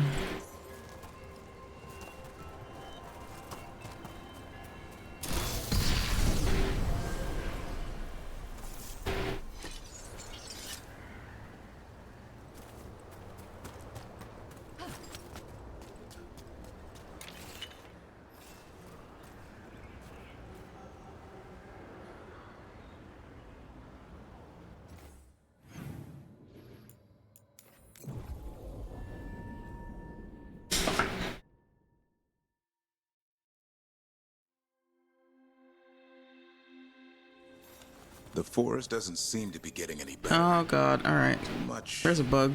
evil. They keep repeating this conversation. This was the center of a war between Tevinter Magisters and ancient elves.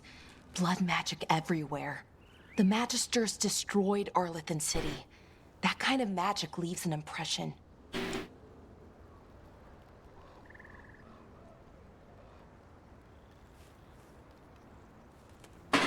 Although as somebody who can never remember anything, it never hurts to repeat dialogue for me because it helps it stick in my head. Where am I going?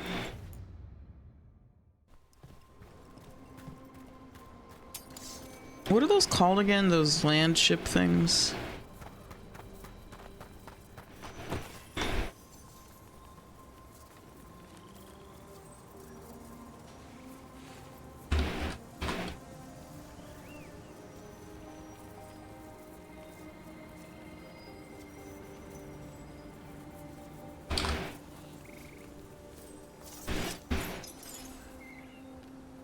I looked this up recently. I keep forgetting what they're called. Caravels.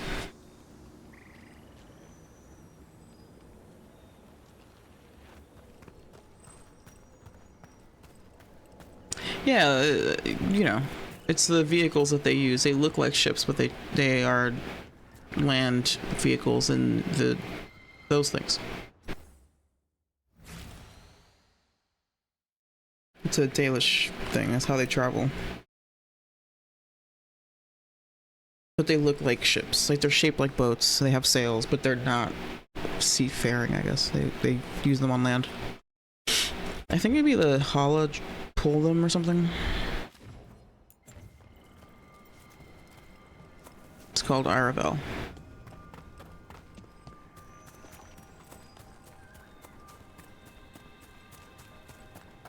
Not to be confused with the land ship from that one episode of Bob's Burgers. Bob's Burgers, the town has a story of how they helped during a revolutionary, or like the war against the British, or Revolutionary War. It's made up, but basically they're like, oh yeah, back in the day. Must we?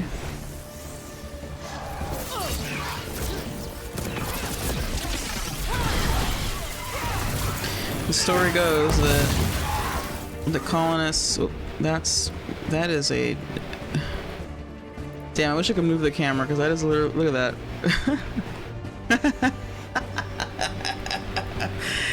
that. Get fucked, Rook.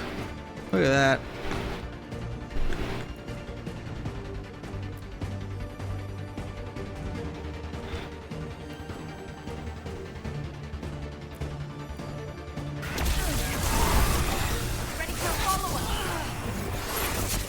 Ow.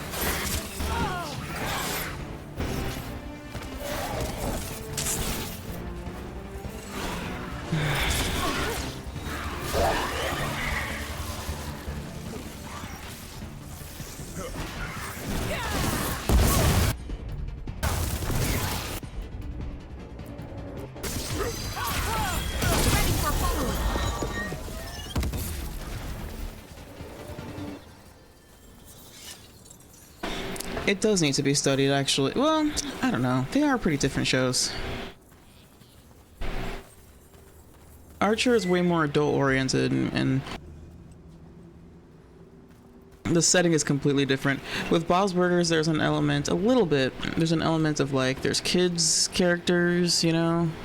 There's kid characters. That can be a factor.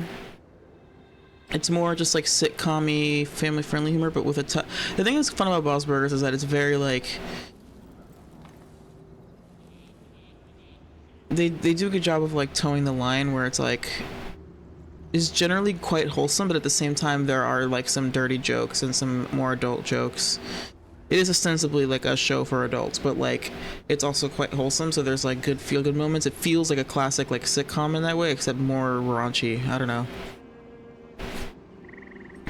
if that makes sense. But whereas Archer is just completely like everyone's a piece of shit, you know what I'm saying? It's very like It's Always Sunny vibe. It's like It's Always Sunny compared to something like, I don't know, I'm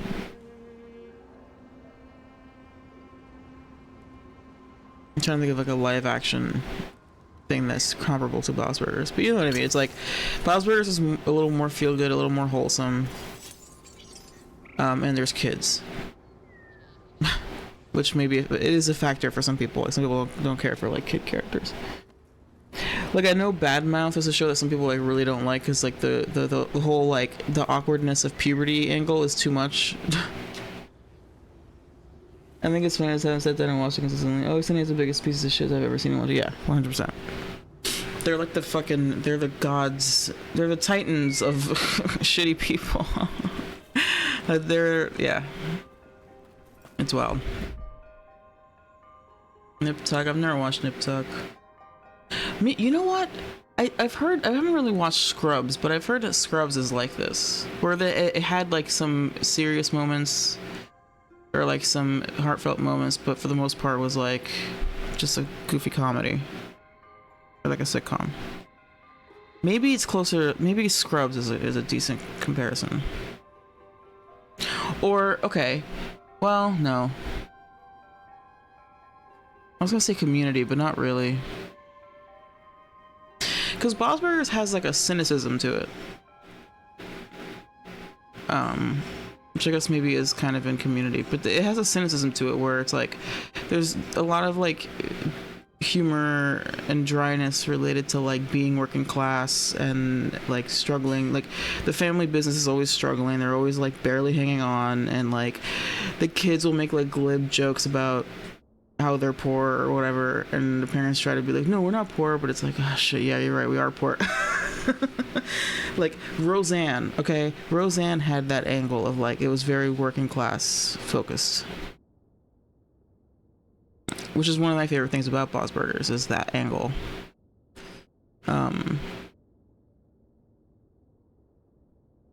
Yeah, I don't know, it's good stuff, you should watch it. I love Bob's Burgers.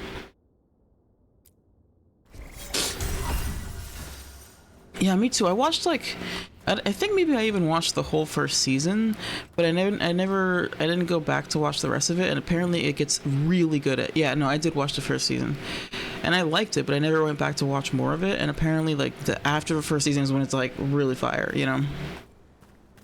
Because after the first season is when they started doing weird shit where they would do like there was like a D&D episode where they all play a game of D&D, and the whole episode is like takes place in the game.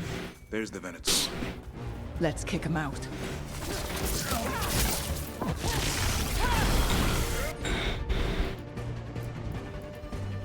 Actually, no, I need him to do a rally.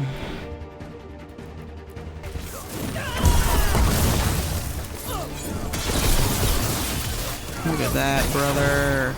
Look at that chaos. I love it. Whew. Good shit. Look at that. We staggered everybody. Love it. Go team.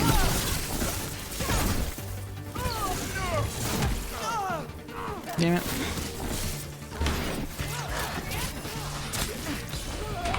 Ugh. I keep missing the timing window on the parry. Ow.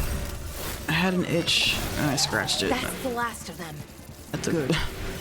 Now what were they doing over there? Looks like they set up a camp. Let's take a look.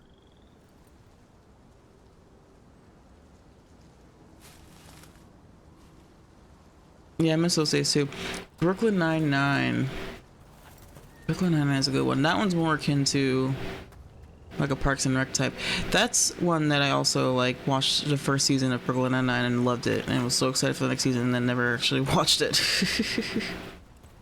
I have a tendency to do that.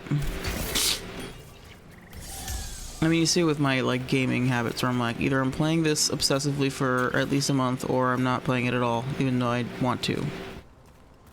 It's like all or nothing. Cause ADHD brain.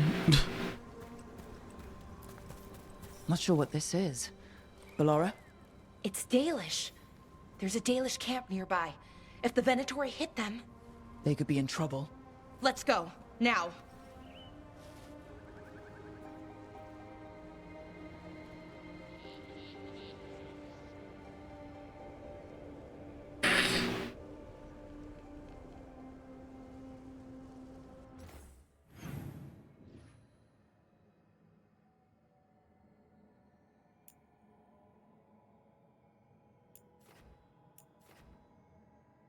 Sorry, Ballora. While I'm here, I want to like explore everything. Oh yeah, I can't go. This is just not. How is it you're the first Veil jumper I've ever met? Oh, well, we're new. Just started up recently. You know, when Arleth and Forrest started going all weird? When was that? Little bit before Elgranon and Gillinane showed up. That can't be a coincidence. Lines up nicely, doesn't it? Well, not nicely, but it lines up. Yeah, I hope. One thing that's like really annoying that I feel like has been happening in this game to some extent, but in general happens in lots of stories and games and stuff. I fucking hate it when characters... I hate it when there's a very, very obvious and glaring, like, coincidence that's not a coincidence at all, and people just don't see it. Like, I was worried that she was gonna be like, oh yeah, you're right, I didn't notice that, you know. They really did show up right as we were gearing up to investigate what was going on with the forest. Weird.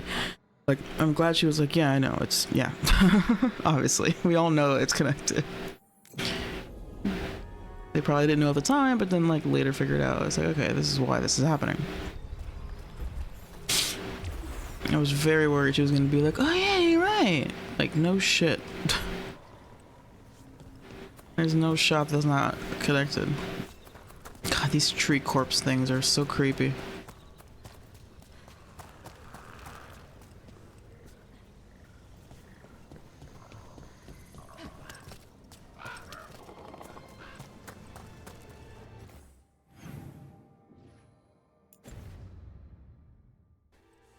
But yeah, definitely highly recommend Bob's Burgers. It's also a show that, like, I mean, it's been on for so long, and it has changed a little bit here, like, as it's progressed. The first season is like particularly like cynical and jaded in a way that I really appreciate. But yeah, generally it's there are some musical episodes though, like a lot of them, so if that's not your thing, you can just go ahead and skip those. How do I get over there?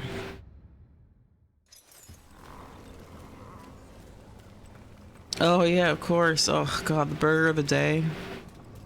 Oh yeah, that's okay. That's definitely something. The show is like half puns. It's ridiculous. Wait, what is this?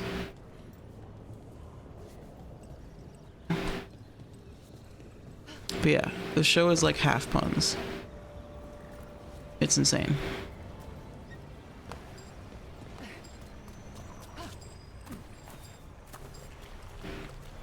Oh, come on, really?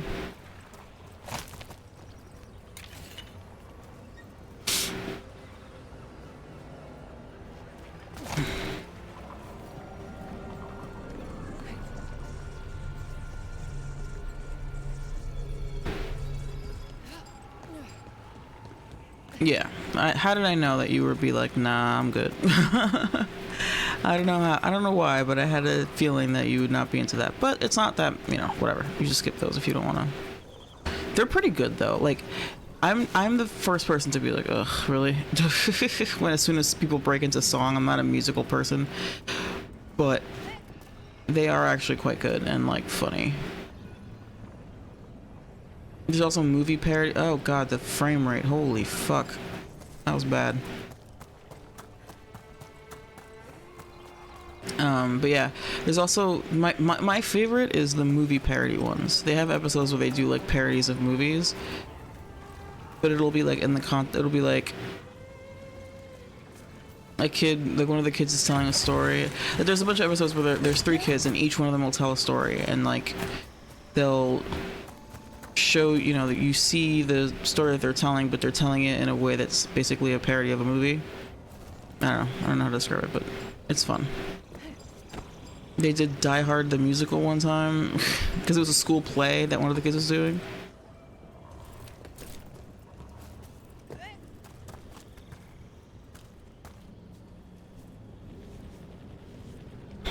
Why am I doing this? And again, I don't actually know how to get to where I'm supposed to be anyway. I love The Greatest Showman. That's the thing, like I said, I'm not a musical person, but I really like The Greatest Showman. I'll tell you one thing, I saw the Star Wars movie where Luke died and I saw The Greatest Showman the same week.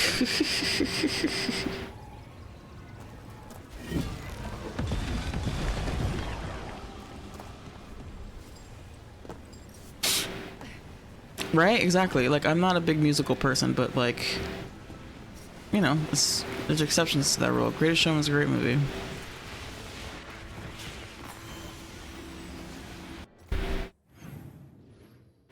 Okay, I'm glad I found my way here, but I wanted to go over there. What's over there?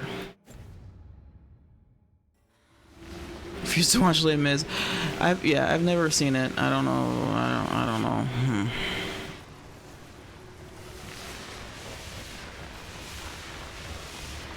What's going on over here?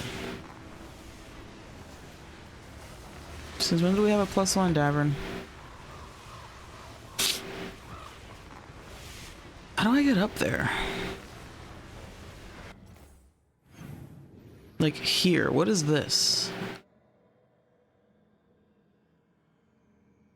The fuck?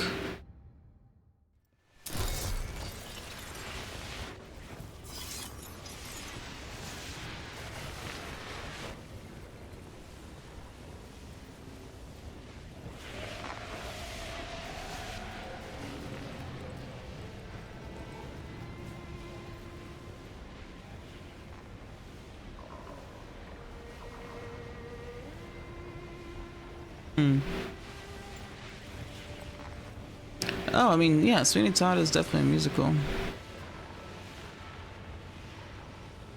They do a damn parody of it, or not, I guess not really parody, but they reference the musical on an episode of The Office.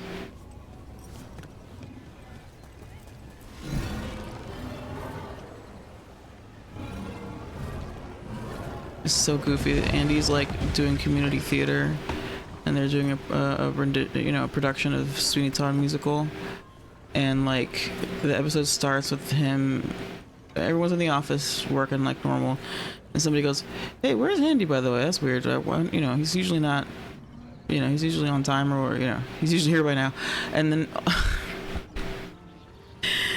And then somebody walks in like in costume, in character, like, "Oh well then, blah blah," and like doing the bit for their character, and then it's just like the whole crew or the whole cast, including Andy, walks in and they start doing the Sweeney Todd like opening number. It's so cringe, man. It's amazing. It's such a fucking.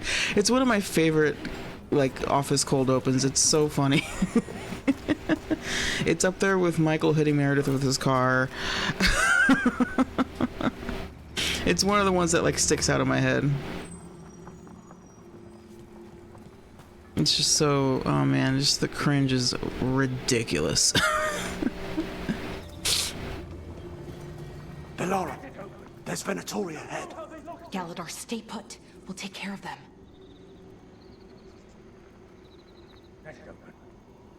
Hurry! We need one of their veil jumpers to do it. Yeah, dude, she handled that surprisingly well, considering like who she is and how dirty he did her. Like how fucking like how poorly he handled it. It was all about him. He just like it was all about him and his feeling of guilt. It was crazy. Ready for a follow-up. Let's go.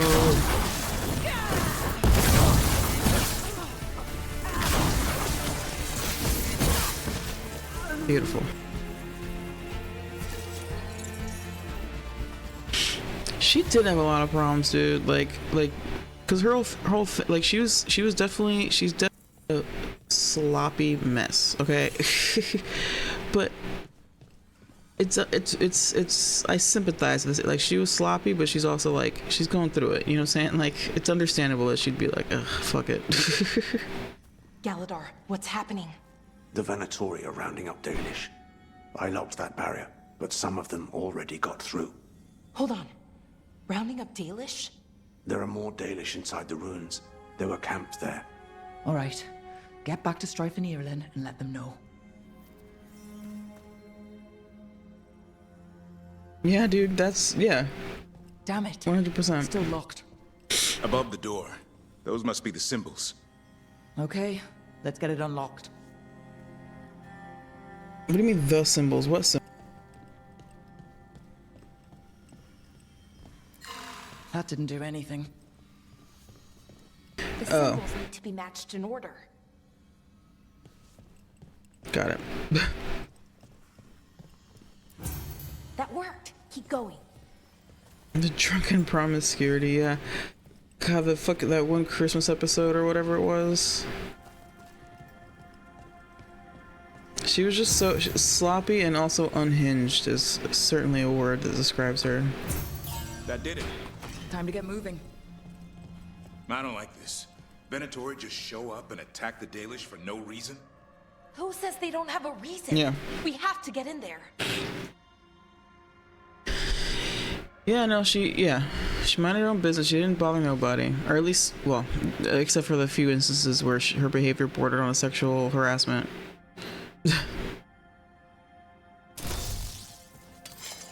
But generally speaking, yeah, she's just like, whatever, do you, be you, I don't care. Live your life, but let me live mine, leave me the fuck alone. That's basically her thing. There they are. What do you want? Why are you attacking my people?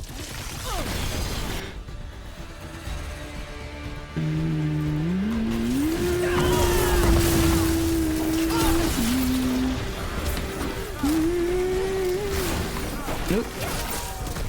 Oh my god, I'm getting fucking creamed.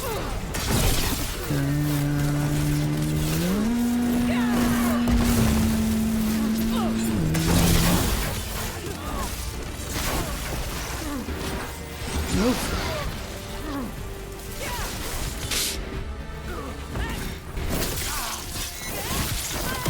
Yeah, I was just about to say that one episode where she's like wearing like a really small like dress or whatever, and so like people are like, yo man, like we can see your underwear, like can you just, like come on, pull that shit down. And she's like, what, like this? And then she pulls it down and then just like her tip pops out. She just doesn't care, and everyone's like, oh come on. Like that's what I'm saying. It's like that's when it's like, okay, you know what though, like you don't gotta fucking come on. No one's gonna be shocked if you're like wearing revealing clothing. Just don't actually reveal the things. Nobody signed up for that, you know.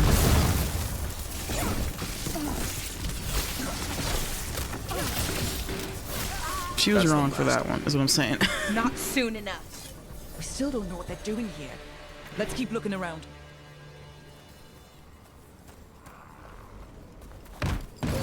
But generally speaking, she's cool.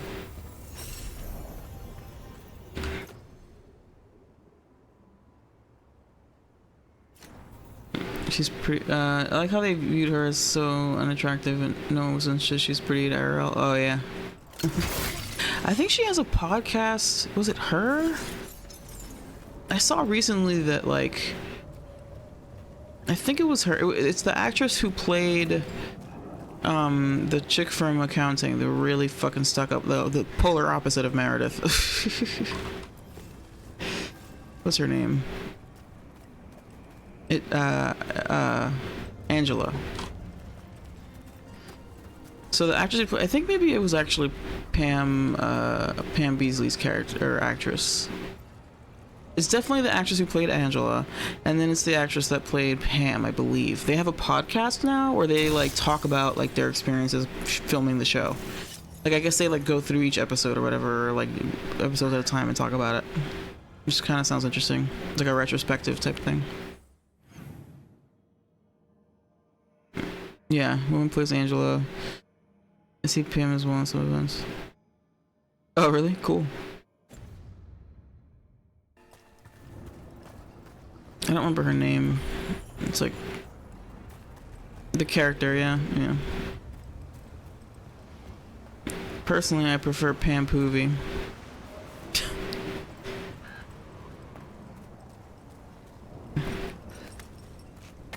As a fellow Pam, I prefer Pam Poovey.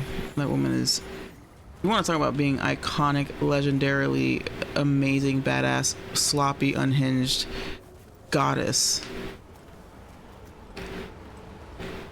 Pam Poovey ran so that Meredith could walk. Yes, Jenna Fisher. That's her name. Pam Poovey from Archer ran so that Meredith could walk. Meredith could never. I'm sorry, I love her, but nobody can top Pam Poovey. Possibly literally.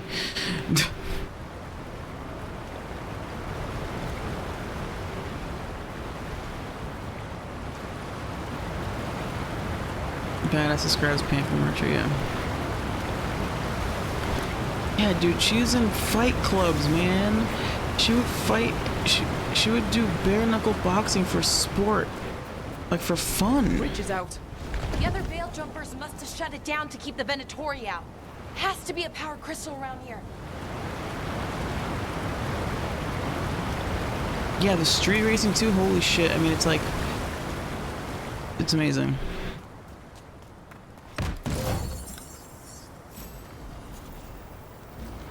If only I could even come close to living up to the name.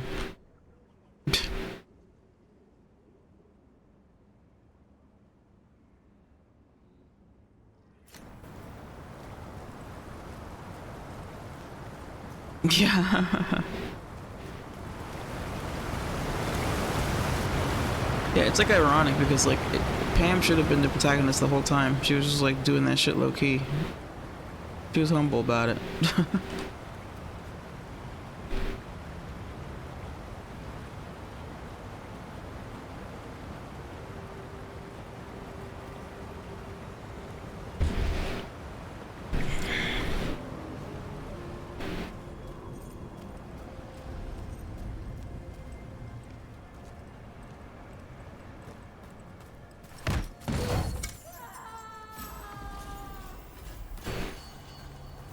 You hear that? Someone's in trouble. Come on!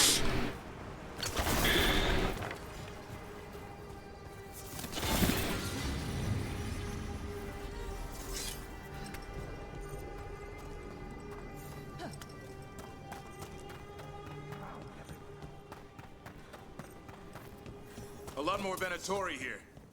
I see them.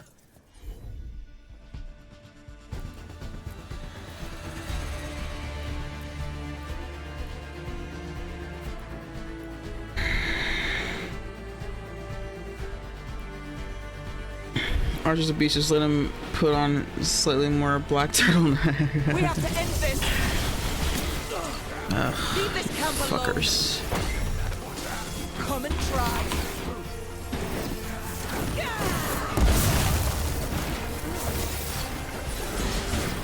You'll have to go through me. These are my people. There we go. Okay,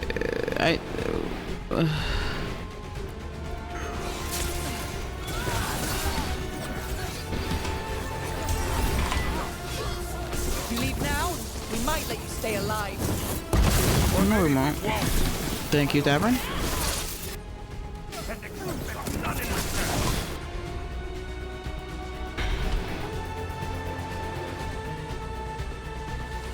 This is a lot of assholes.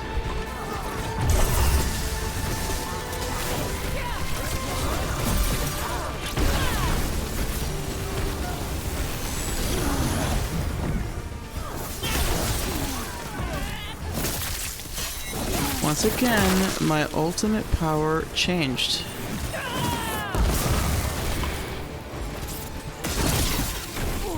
Ow.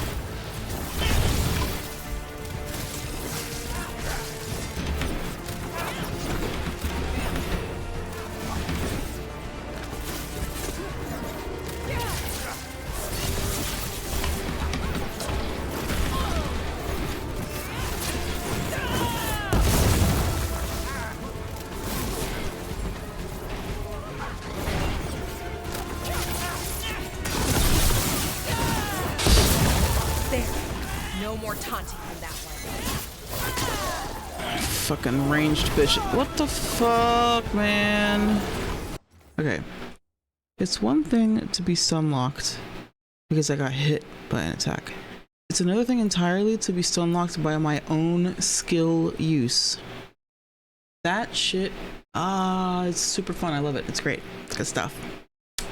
Doesn't make my blood boil at all. Like, when I'm still unlocked by my own skill, that shit is infuriating, dude.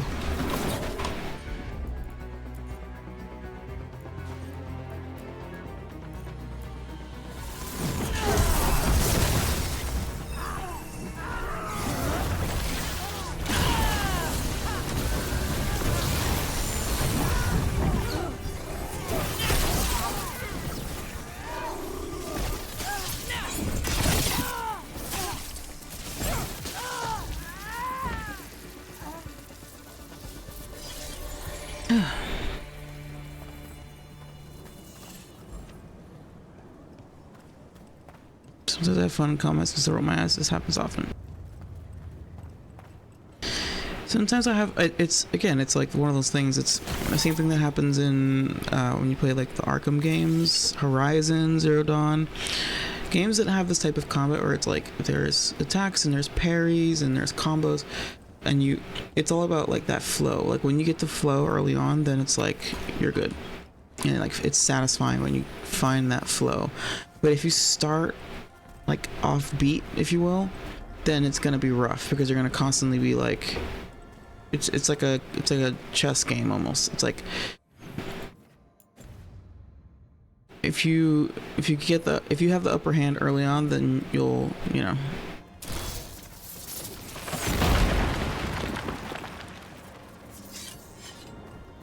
then it's fun because you're like dancing around them and like kicking ass, and it's very great. But if you don't start strong, then it's like it's hard to like turn the tide. Also, yes, if your companions were doing more than just, I don't know, throwing pebbles at the enemies, that would also be swell.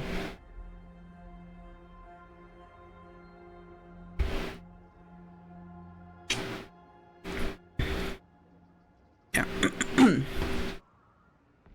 Thunderclap. Sorry. I gotta stop doing that.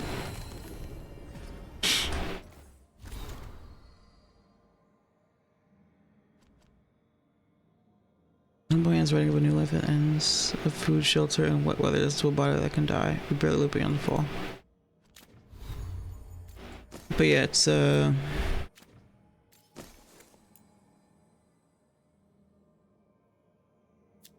quite frustrating, frankly.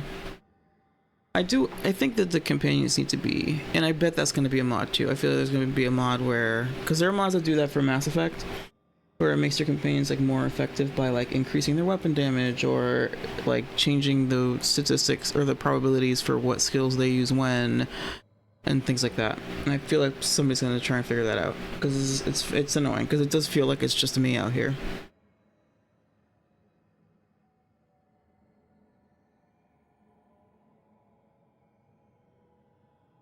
Except for when I do special attacks, it's just me out here, you know?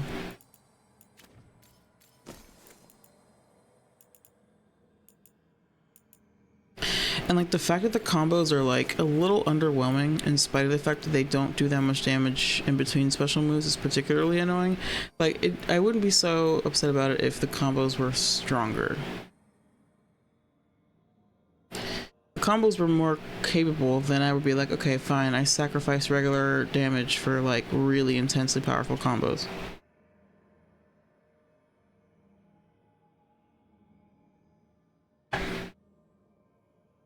Is Diamond your favorite companion? I don't have a one. Everyone's fine with saying this for me personally. Yeah. Yeah, I think Davern is my favorite so far.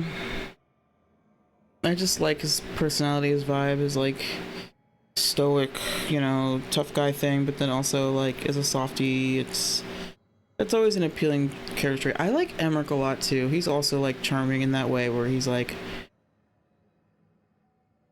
again, the whole like contrast of, or like the, you know, the contrast of like him being this like nerdy professor type, but then he's also like kind of morbid because he's so obsessed with death or whatever. That gets me every time, you know.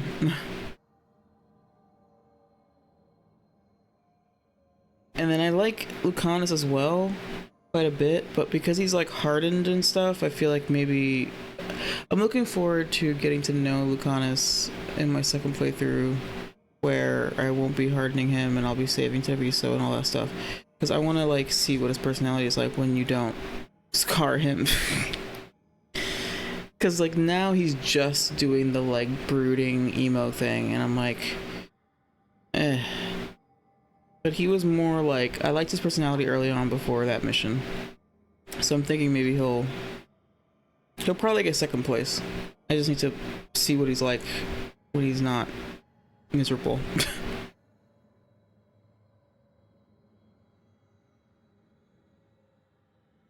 Oh, yeah, I guess they do look the same.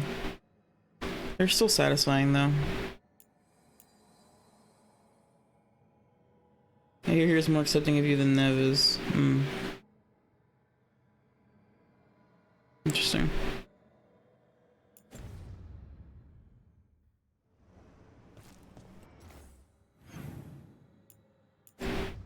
Nev is cool too. I like all of them for different reasons, but I think Davert is my favorite so far, with Emmerich and Lucanus runner up.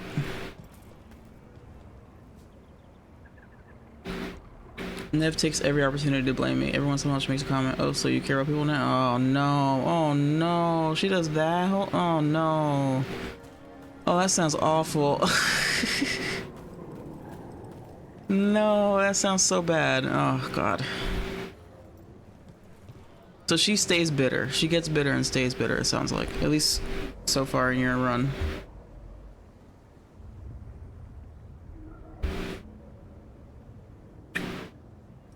That sucks, because that sounds like she just never actually forgives you, whereas Lucanus, I think by this point, kind of has. Especially because I've done a lot of things to help Treviso since, and we've been able to kill the dragon that attacked Treviso, so he got his revenge, and kind of, you know, I think by now we're cool. But he doesn't do that. If anything, he does it with, like, Davern. Him and Davern were beefing for a while, but they're not anymore. You said he had more people to protect it and couldn't skill issue, right? Like, come on, dude. It's Minrathous. You have your city literally floats in the sky, and you couldn't handle a fucking dragon. She has moments where she's chill, but she seems more upset than Lucanus. Lucanus also says you had an impossible choice. Yeah, like Lucanus understands. Like he understands what, like, he's mostly just upset about what happened to Treviso, not so much as upset at you. He's upset at you at first, but he comes around pretty quickly.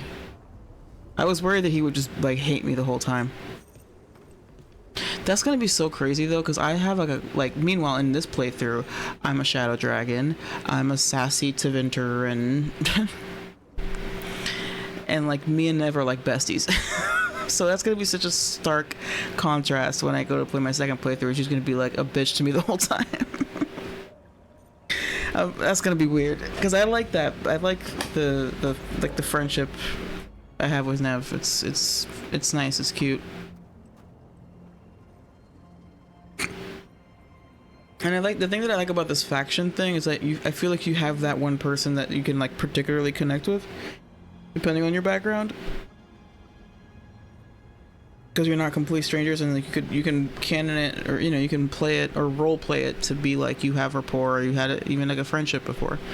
Like I always picture like, okay, me and Nev, we're friends,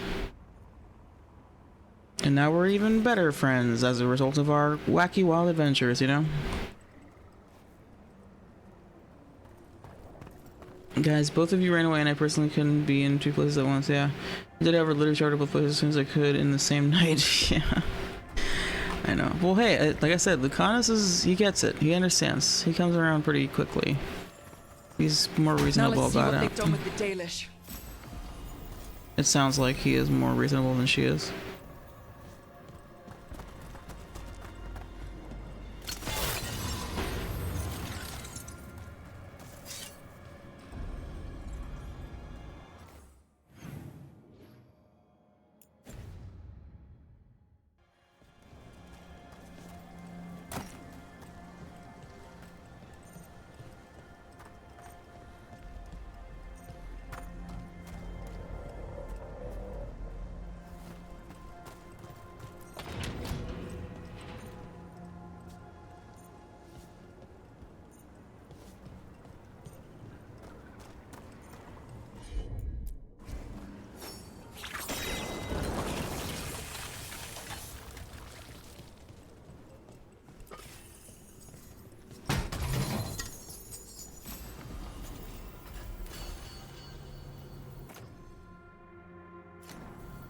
Give me that loot.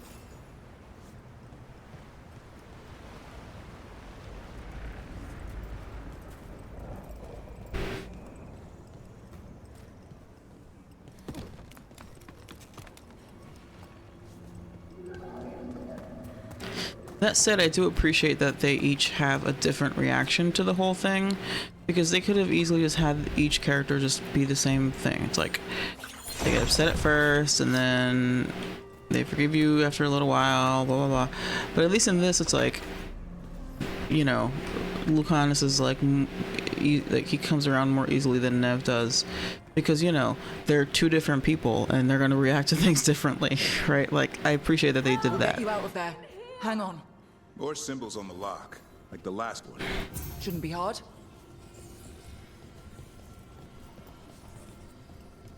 It's sort of like how, like in Mass Effect with Ashley and Kaidan, like their reactions are fairly different, because of course they are.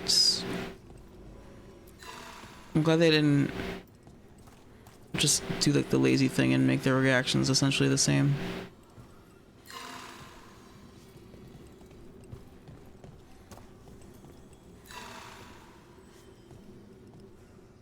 No?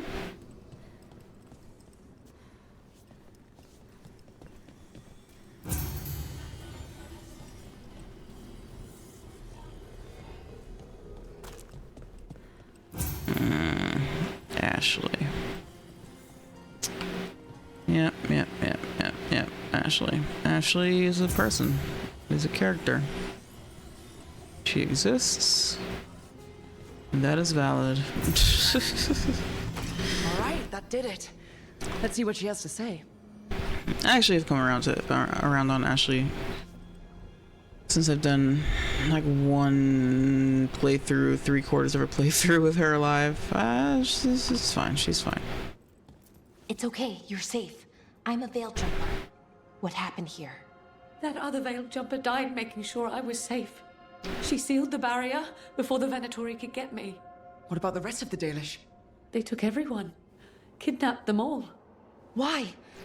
Where'd they go? I don't know. Their leader said they need Dalish blood, some sort of sacrifice. Oh dear. Sacrificed? With the Venatori, I should have known. This just got a whole lot worse. We need to figure out where the Venatori took them. Let's look around. If they lay one finger on those prisoners. It's the only, yeah. Honestly, I've come to the conclusion, or to the position, I guess, that like Kaidan fans seem to think that like they're alone in this world, and Ashley fans also seem to think that they're alone in this world. Pretty sure it's just like there's a lot of people who like Ashley and a lot of people who like Kaidan, and that's just kind of it.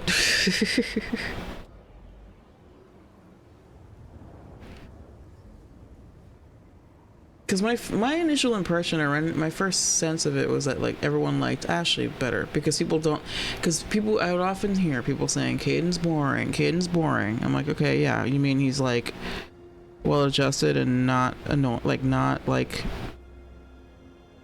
you know, weirdly xenophobic and like doesn't have a bad attitude? Cool. I mean, that's fine if that's boring to you, but I appreciate that personally. But then on the other hand, like, I'm pretty sure Ashley was a more popular choice to save than Kaidan. Like, I'm pretty sure that's the case. I don't know. Or rather, sorry, that didn't make any sense. What I'm saying is, I kept hearing that people saying Kaidan's boring, but then also, like, Kaidan fans come out of the woodwork like, no, actually he's great, blah blah blah. And it's just, I think it just depends on who you're talking to and like the community you're in, who's gonna be more popular. But it looks like there's some kind of glass here too. That's weird. Yeah, she doesn't have a bad attitude. She doesn't have a bad attitude. I agree. I take that back. Like, I feel like the summation of it is there are people who think that Caden is boring, and then there are people who think that Ashley is annoying. And I'm in the Ashley is annoying camp. But, like I said, I've come around. In 3, she's great, honestly. Because in 3, she's, like, funny. She's, like, comic relief, almost. Like, that one scene where she's just, like, drunk, randomly. Because she was hanging out with James Vega, and they were, like, drinking it up. And you just find her, like, half passed out in the fucking lounge. You're like, what the fuck is happening here? So she's, like... And I think she's also younger, and that contributes to her being more, like, laid back a little bit. But at the same time, she's also pretty uptight. I don't know. I think that she just, like, annoys me in Mass Effect 1. But then, like, it's a shame because, like, later on, she's way less annoying and more, like, fun.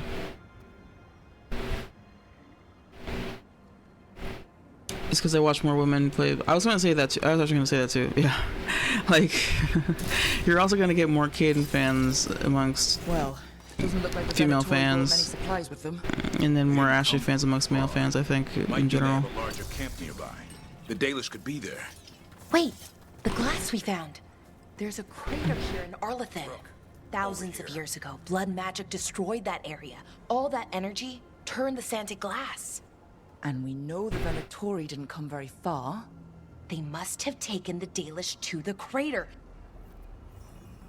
Yeah, straight dudes like Ashley. Gay dudes love Caden, though. Let's say that right now. Some papers here. It's definitely a no thing. mention of a location. And like, Caden's romanceable by a male shepherd in the 3rd game, and there's a mod that makes it so that he's romanceable in the 1st one as well. So you can do a romance for all 3 games, and he was originally supposed to be romanceable in the whole thing. But yeah, male shep Caden, like, fan fiction fan art is a boomin', okay? It's all the rage. There's a lot of it. A whole heck of a lot. I've done the romance with Caden as a male shep. It's nice. It's cool because especially if you don't romance him in the first one, he comments on that. He'll be like, "Oh, I've never like I think he says that he's." Or Shepard will say like that he's like kind of surprised by their attraction and like he's never been with a guy before or something like that. Like there's like a kind of alludes to that. He's basically he expresses like when you have the date with Caden to like start the relationship, Shepard expresses like being surprised or like feeling like, oh wow, like I didn't think something like this would happen, but it feels right or something like that. Which I think is interesting. And I think a lot of people like headcanon it as like you can't romance Caden as male shep in the first game. What people do is they say, well, it's because like maybe there was mutual attraction, but because of the chain of command, Caden in particular being particularly fastidious and concerned with the rules, and then like male shep not really being like not being aware of him not realizing that he's feeling romantic feelings towards a man because he himself hasn't like experienced that before or something. So that combination leads to them not doing anything with each other, and then come game 3 it's like, and that's part of the dialogue, is the idea that like because this war could kill us all at any moment, I don't want to waste any more time or like miss this opportunity that we're getting even though you died, kind of thing. Which I think is kind of cute. I think that's like a nice way to like make it make sense that you can't romance him in the first one, but you can in the third. Anyway. Mass Effect, what? Oh my god. Alright. We got here as fast as we could. It's bad. They're kidnapping Dalish to sacrifice them. Man, I could talk about Mass Effect for days. You're serious?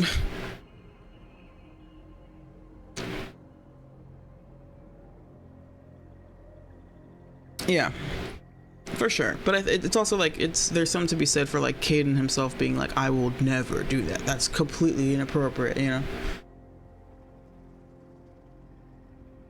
And so like even though he does do it anyway with FemShep, you could come up with like a you could imagine a scenario in which he would like actually just resist the urge or resist temptation because he doesn't want to break that rule. Especially because when you talk to him, he talks about that a lot. Like, even just having casual conversations with him, he's very like, I don't want to break, I don't want to like blur the lines, or I don't want to like, I want to respect the chain of command and all this stuff. Like, he's super like worried about, because it turns out it's like all about like his own biotics and his wanting to have complete control over himself, basically, in an effort to contain his powers, because the one time he did lose control, he killed somebody. And so he's very like kind of like disciplined with himself in order to keep control. Kind of like Cullen, I guess, with the lyrium thing. True.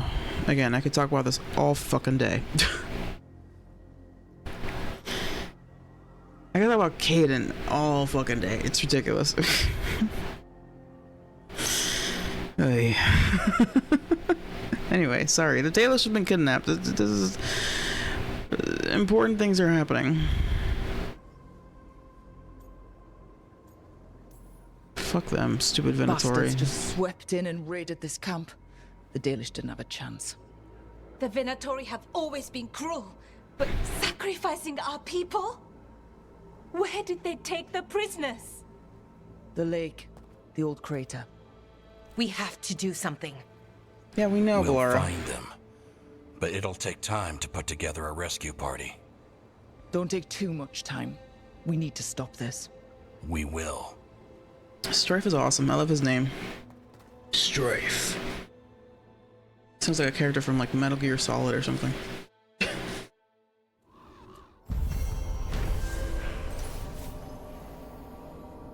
Venatori have taken Dalish prisoners into Arlethon Crater, and the team must prepare a rescue mission before it's too late.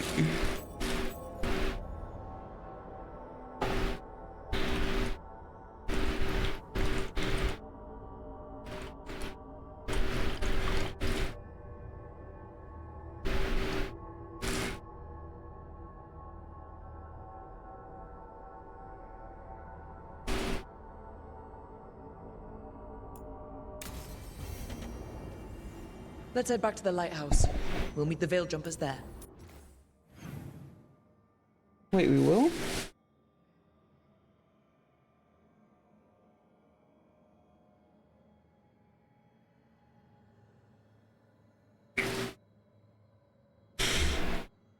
Alright, this feels now like it's a major story mission. But I don't have any personal quests with anyone. After discovering the Venatori have been kidnapping Dalish elves, the team must work with the Veil Jumpers to track them down. Reconvene with the Veil Jumpers. Venatori have adopted Dalish elves from Arlethon to serve as sacrifices for the gods. While the Veil Jumpers gather a rescue party, the team returns to the lighthouse to meet Strife in Ireland before going to save the Dalish prisoners. Okay. So I think maybe I can do this and then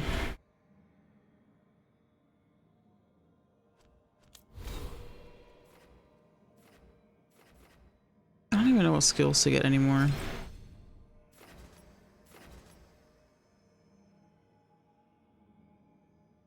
I'm not even sure what that means.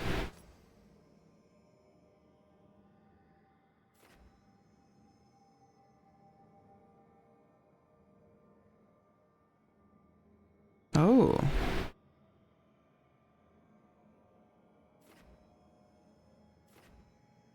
I should get these.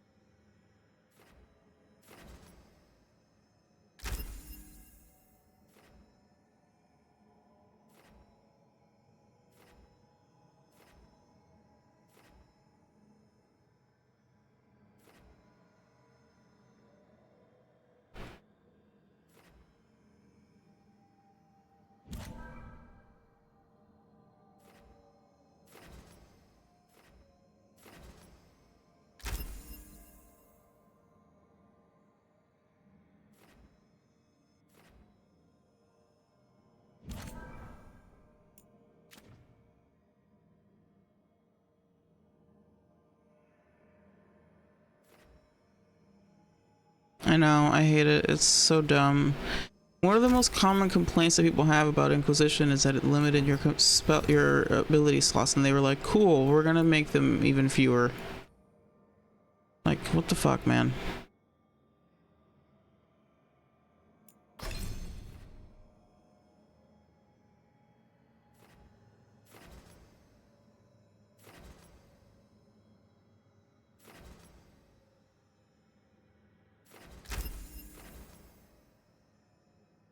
Ooh.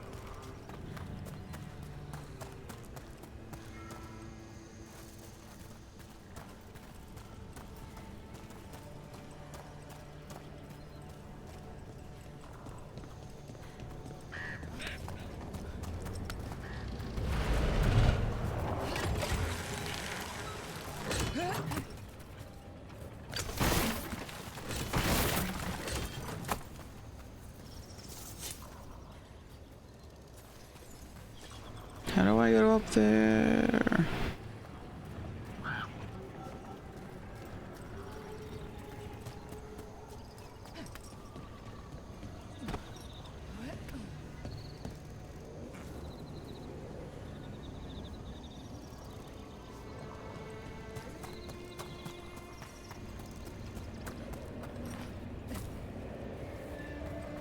Wrong button. Get out of there!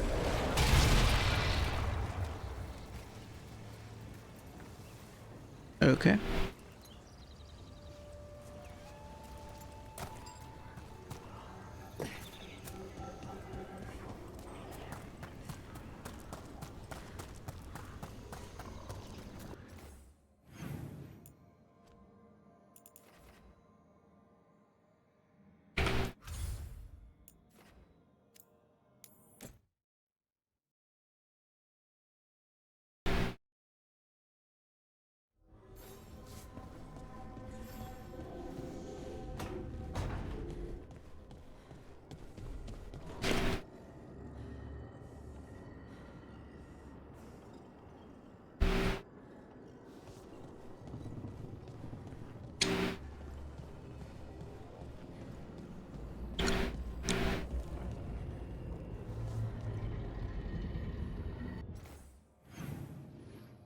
Oh shit, okay, hold on.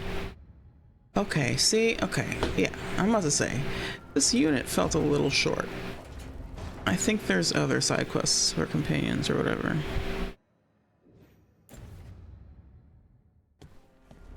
So we can, yeah, let's talk to our friends here. Tell me about Anaris. He is the light, the hope of Elvenan, the bringer of... Tell me about the war against the Evenuris. Even now, the armies of Anaris wage a glorious war against the... Tell me about the armies. The chosen of Elvenan, made pure and stripped of their want to serve the great Anaris. So demons. He made an army of demons. Damn it, Syrian. What have you done? Oh, Rook. Hey.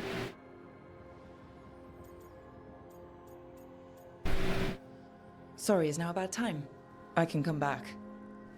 It's not great, but later won't be better. Syrian. He wants to meet, to explain himself. He's turning people into demons. Our people. Nothing he could say will make that all right. Damn it, Rook. I know. Talking to him again, knowing what I know, it's hard. Beyond hard. And that's if this isn't all a big trap.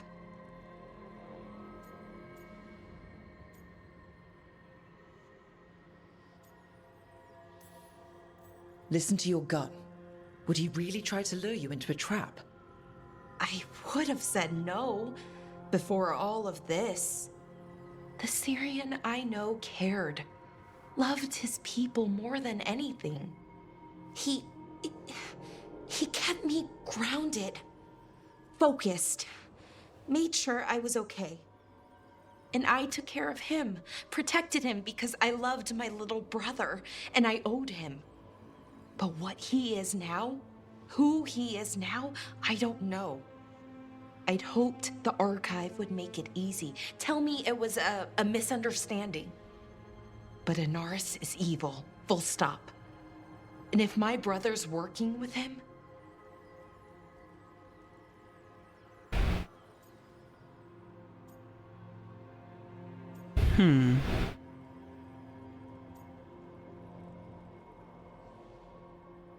Honestly, with the way that we are constantly like thinking that we know things and then finding out that we don't know things, maybe he has a reason. Maybe he knows something we don't. Syrian must be working with him for a reason. I'd like to believe that. It'd make this easier. When I thought he died, it almost broke me. I don't know if I can do that again. So what are you going to do? Meet with him. Are you okay with that? No, but I need to talk to him. Convince him he's wrong. And if that doesn't work? Will you come with me? Of course. Thanks, Rook. Really. Just tell me when you're ready.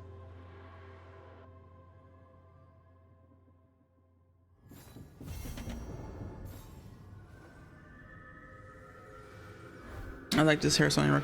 It's cute. I like it too. Looks good.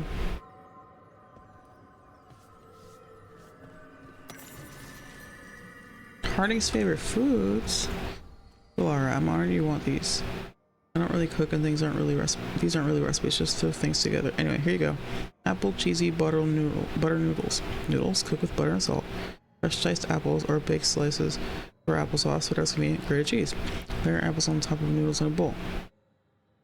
Then cheese. Bake in an oven until cheese melts. But you're a mage, so you can use fire. You'll get a nice bubbly crust that way. Wait a bit before eating so you don't burn your mouth.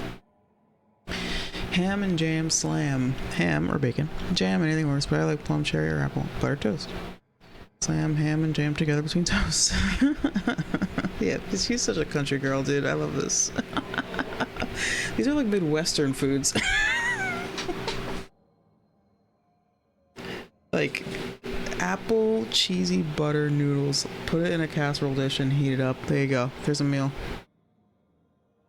R.I.P. this hairstyle 11/18/24. I've been enjoying it, so we'll keep rocking it. But there's so many good ones. I'd like to change it up.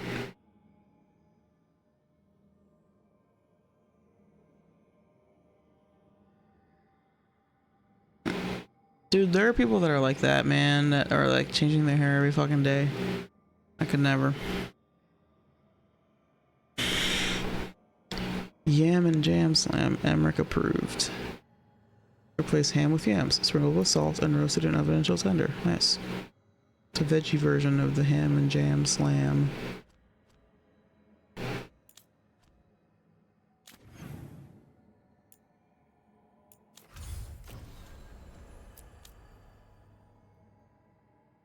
Hummingbird's lament. Oh yeah, he calls her hummingbird. Because she's fucking wired. Who is currently allied with Anaris, the Forgotten One. She believes she can convince him to abandon the quest and has agreed to meet. I changed mine a few, but I think I'm good with the one I picked lately. Yeah. Well, I was really feeling the one that's like the braids on the sides and then like the loose hair on top and it goes into the curly puff, you know what I'm talking about? It was the one that's like this, but the top middle part is just loose hair and then it's a ponytail at the end. That one was nice. Like that one feels like I've been doing that a lot. And that's probably my favorite, but like this one's also really good. John. This What's place up? even smells wrong. It does? Okay, I'm sorry. Go hang out with Anaris about it. Hassan Anaris.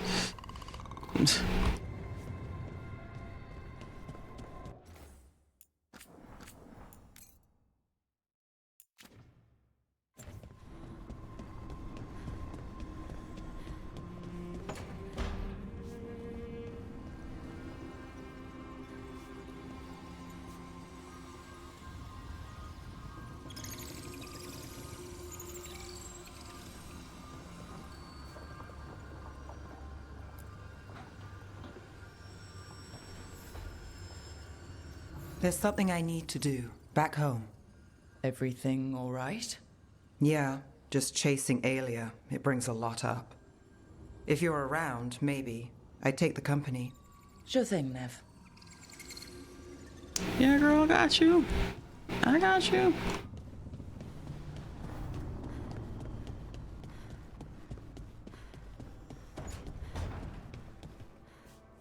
You want some of the melon I chopped up? Not gonna use all of it. Oh, I'd be delighted.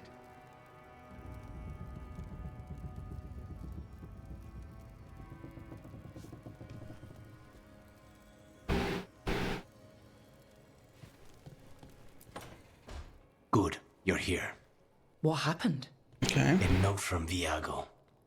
Katerina is alive. What? How? Zara's carcass told the truth. Ilario didn't arrange Katerina's death because he spirited her away. Katerina has been a prisoner in her own villa, with Ilario as her keeper. Wait, what?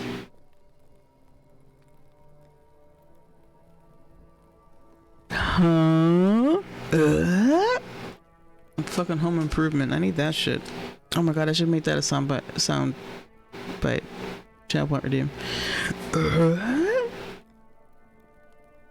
Seriously, what the fuck?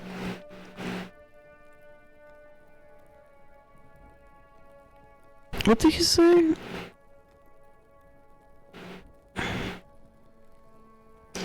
What's her name didn't possess Ilario because he had her spirited away? Why did he word it like that? Katerina's been a prisoner in her own villa with Ilario. What the fuck, man? Okay, this is actually great because now what that means, you called that she wasn't dead. I did not expect this at all. Good call. I'll give you that. I'll give you that. I'll give you that. I was not expecting this at all. I would never have guessed, to be fair. And now it's gonna be a thing because now she's being held prisoner like he was. So there's like an analogy, or like, you know, like obviously he cares about Katerina, but also he's gonna care extra because like he knows what she's experiencing. Only because if you didn't see it, did it happen? Yeah, that's fair. That's fair because you show up and then you show up after the fact and everyone's like, oh no, she's dead, and you're like, yeah, you're right. I should have known better.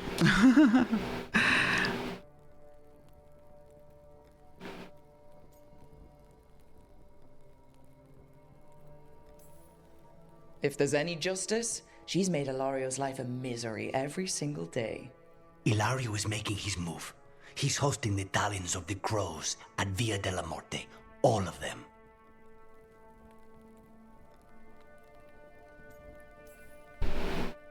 That's a good way to get himself killed.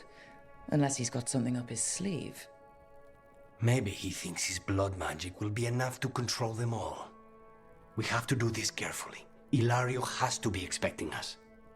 You think he knows that we know about him and Elganon? He wouldn't be avoiding us otherwise. Be ready for a trap. It'll be slow going through Treviso. Not for us. We're going by water, and Spite is keen to get this done. Then let's make this a night to remember.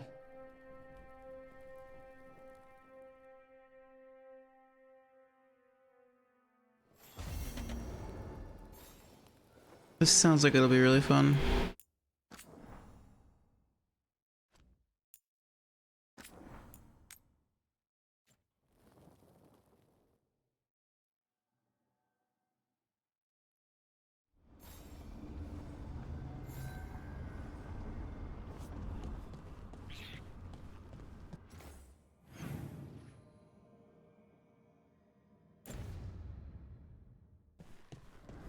Why is Harding not at that spot anymore? That's weird.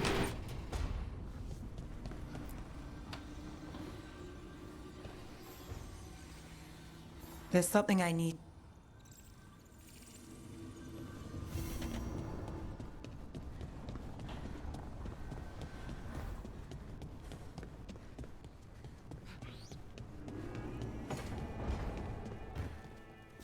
You want some of the melon I chopped up? Not gonna use all of it. Oh, I'd be delighted. Good, you're here. What happened? Oh, when I approached the door, I Not could. from Viago. There was a door knock. Katerina is alive. What?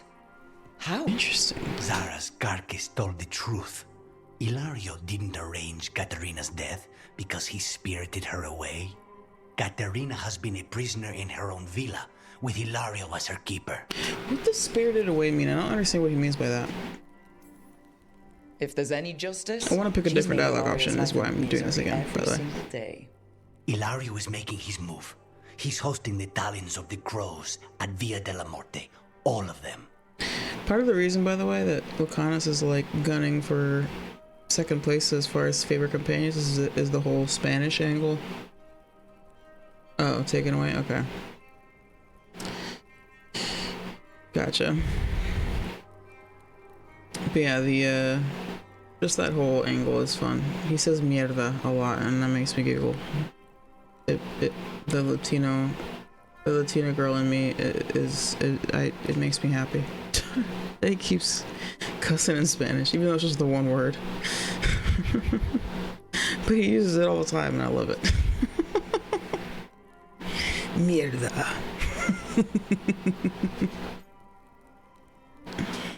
I want to say this instead. All it's missing is some heavily armed, uninvited guests. Shall we? As soon as we've prepared. We have to do this carefully. Ilario has to be expecting us. You think he knows that we I like know his about him and voice Elganon? very good, quite a Wouldn't be bit. avoiding us otherwise. His Be ready actor's for a trap. on point. It'll be slow going through Treviso. Not for us. We're going by water, and Spite is keen to get this done. Then let's make this a night to remember. He's nailing the accent because it's like, it's all about doing the soft consonants. So instead of keen, it's keen. You just don't like exhale as much after the consonant. It's Treviso, not Treviso. Treviso, I guess, is also, the R is different, but you know. Like, that's like easily like if you're learning Spanish and you want to improve your accent, that's like the easiest way to improve it, is to learn how to soften your consonants. T isn't T, it's D. It's like a hard D. It's like in between D and T in English is the Spanish T.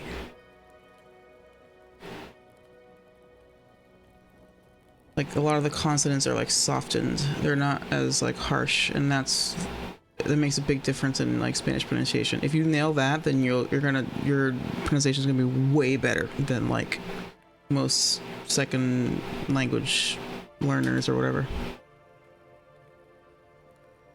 Well, what'd I do?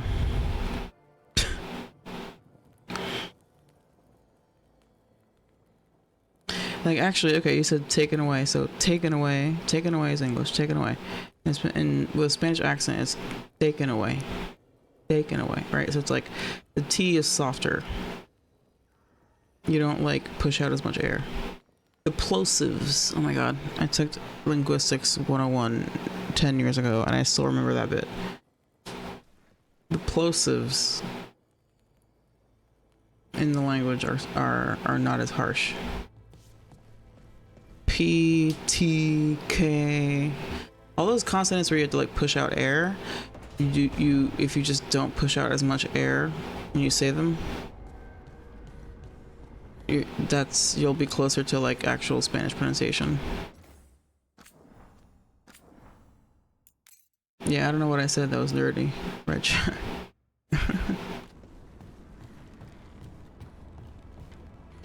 I keep having moments where I'm realizing, because I've been uploading all my VODs to YouTube, and I keep having moments where I'm like, I'm realizing that if somebody watches my streams on YouTube, I'm often like having conversations with people in chat, and I don't have a chat overlay. I should get one. I should add a chat overlay. My initial thought was I don't want to have a chat overlay because that's one more thing on the screen that's gonna that like covers what's happening in the game. But at the same time, for VOD's sake, especially on YouTube, it's like it must be like, because on Twitch when you watch a VOD, if you watch a VOD on Twitch, it'll show you the chat, which is a really nice feature. You can still see the chat as you're watching the VOD, but on YouTube you can't. So I need to, I don't know, I've been thinking about like adding a chat overlay. I had a chat overlay for like a day when I first started streaming it. Like early on I did use it briefly, but I think maybe I'll add it again. Anyway, side note. Hey, Rook. Hey. Have time for something outside the lighthouse? Hell yeah. I was going to head to Arlington with the sun. See a real sky again. I was hoping you'd keep me company. The palette, oh my god, more. Oh god. You're right, we really. This is. So much of this romance with Davern is just being mom and dad to a griffin. It's kind of funny. It's just us taking care of this fucking animal.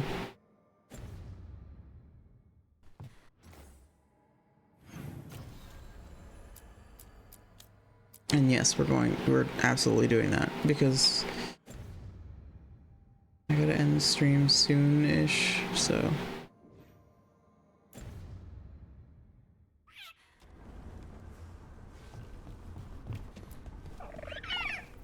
Hey, Asan. Aww.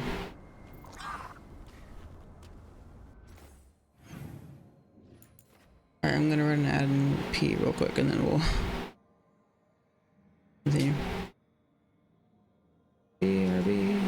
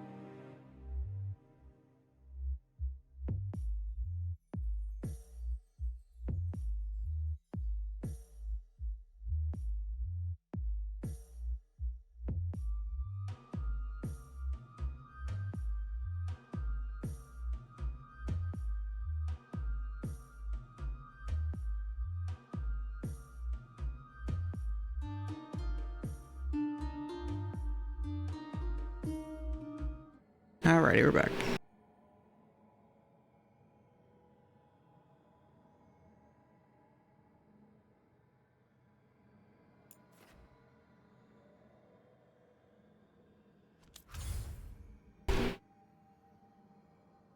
I think maybe I'll go to Crossroads just to see what's up. Then again, if I do that, I'll get sidetracked and then I'll be up too late. I'm just gonna fast travel for now.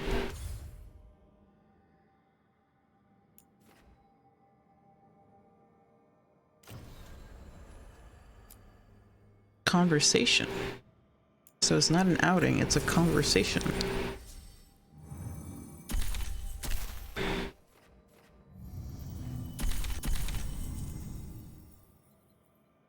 Oh, you know what? I don't think I've had these two in the party together. Fuck it.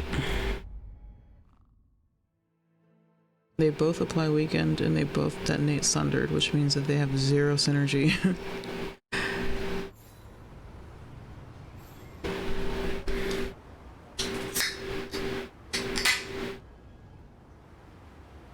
Help Davern relax. Oh, hey.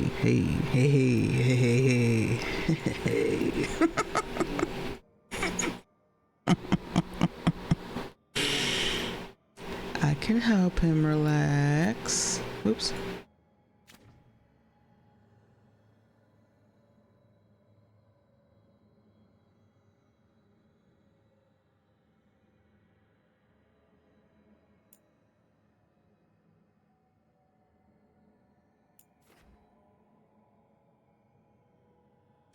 Oh, this is also. Oh, okay. Let's do this as well. Okay, we're gonna do this. We're gonna go talk to Balara and Davern, and also maybe upgrade the thing.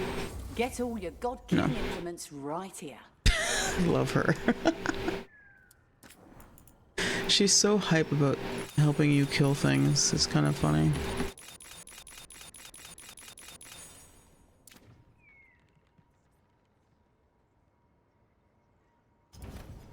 Safe travels. All you need to do is curve, yeah, and half the time you don't even need to do that. No, it's true. I think that I put a lot of stock into the whole combo thing, but it's not necessarily like it's not. I need to prioritize it less, because if I were to prioritize things like being able to take down armor and shields more effectively, it seems like that's just like way more important. And like also applying stagger is nice for finishing moves.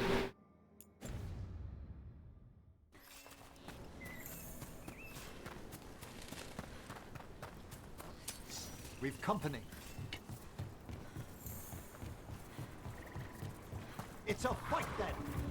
No, it's not. Ignore. Okay, I can't. There's no disengage button in this game, which is unfortunate.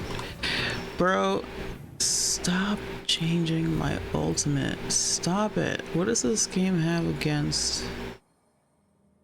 Stop doing that. How do I change it back? Oh, I'm in combat, so I can't. Is that why? Jesus Christ, it keeps changing it back.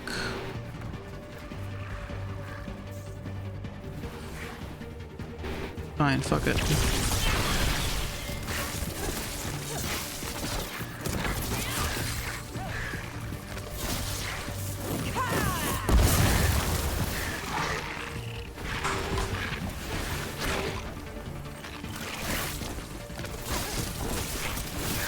Well struck.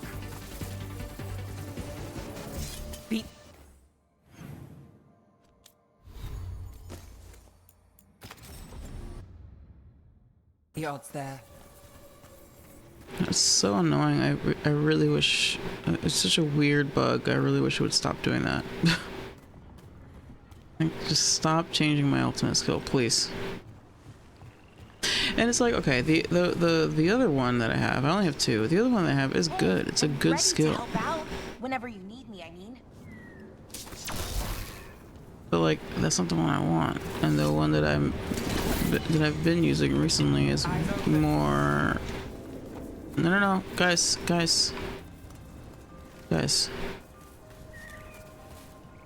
There you go.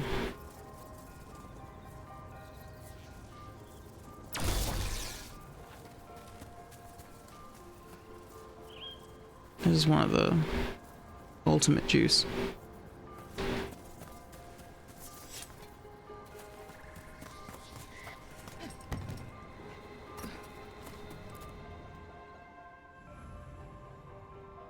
Lara intends to convince. No, you don't.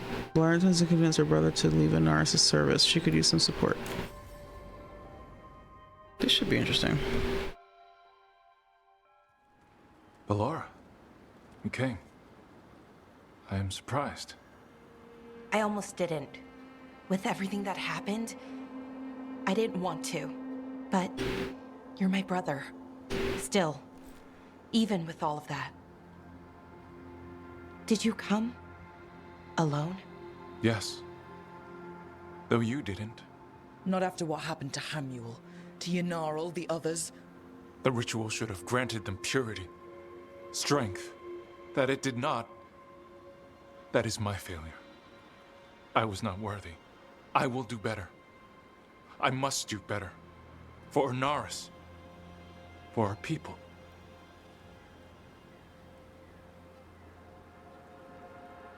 Still in that Kool-Aid, huh?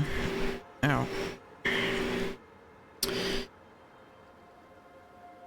You need better allies, cold comfort to them. You did Inaris' bidding. You need better allies, dude. Like, what are you doing? People Inaris killed and turned into demons with that ritual. He's willing to do whatever he must to save us. To make the hard choices. The Evanuris. Soulless. They would sacrifice us to their ends. He's a warlord. That's all he is, all he ever was. So said the Evanuris. But the victors write the histories. He fought to make our people great. And the Evanuris fought to keep them in fetters. He showed me the world as it once was, as it could be again.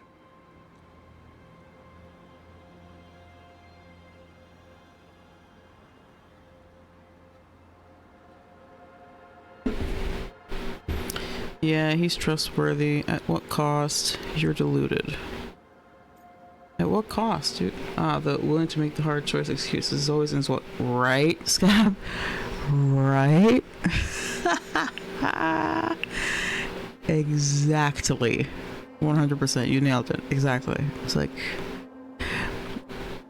Hey, there's somebody else I know that made that excuse for his actions. His name is Solus.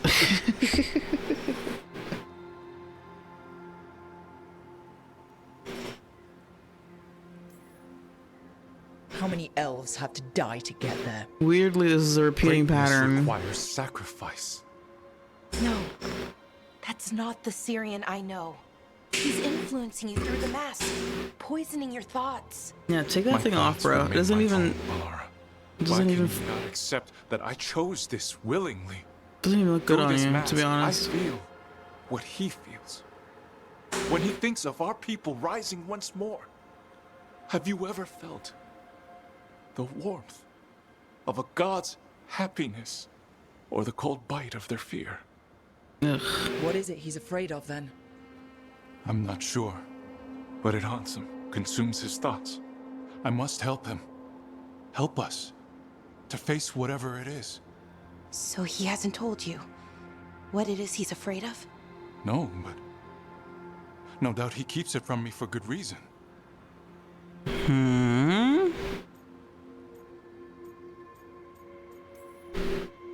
More people will die if you keep helping him. More of our people, Syrian. You have to see that. This isn't you. Not the real you. You were my anchor, Syrian. You kept me grounded. When my thoughts lied to me, you always told me the same thing. Do you remember? Trust your heart, Boris Shivan. It's a good heart, and it'll never lie to you. So why won't you trust it now?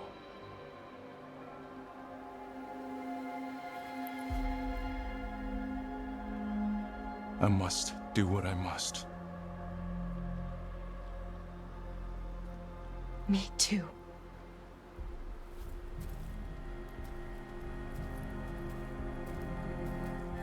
We're gonna have to stop them. Him. I know. Come on. You've got work to do.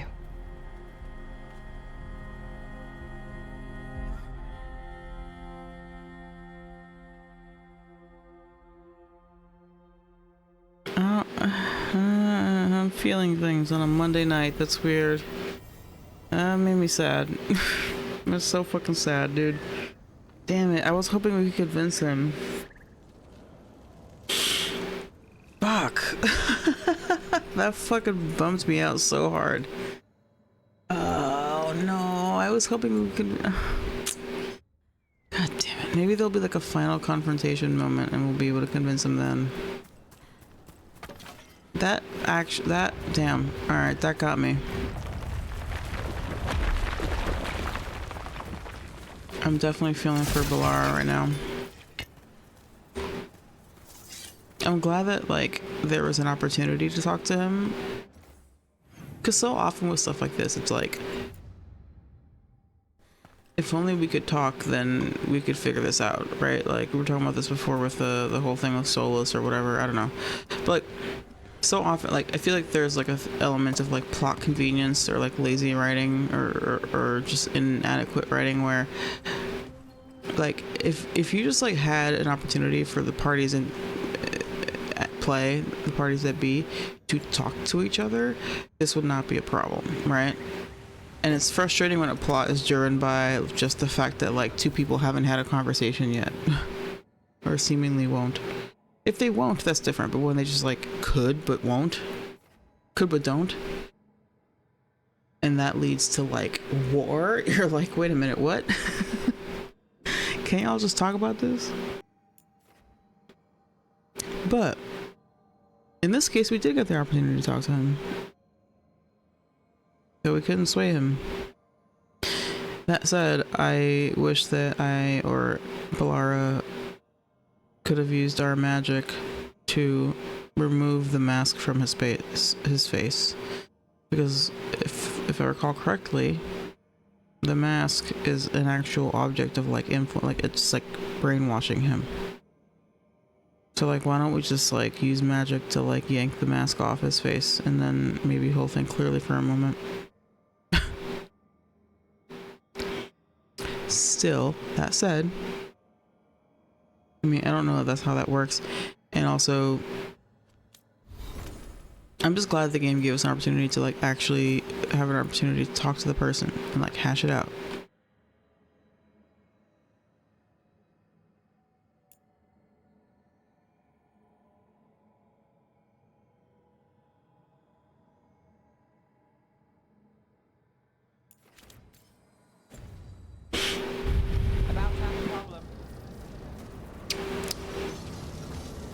Oh God.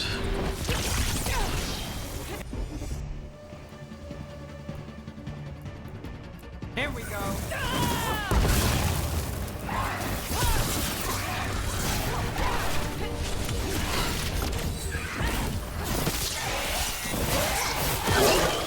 Well, look at that.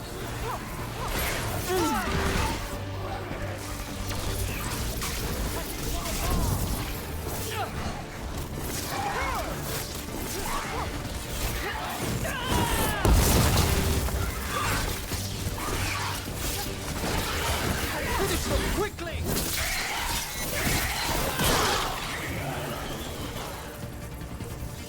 Excellent. All safe? No.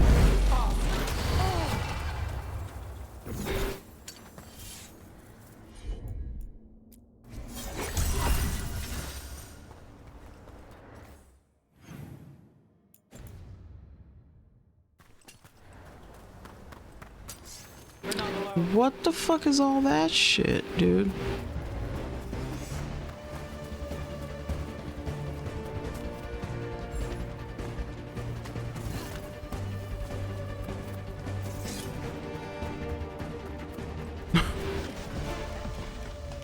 Before it was those like woodland creatures that were slightly blighted, and then it was like, let's clear this up. The veil jumpers will appreciate it. And then I cleared it up, and now I come back and it's fucking bunch of demons. Like, who needs that, dude? Why am I doing this?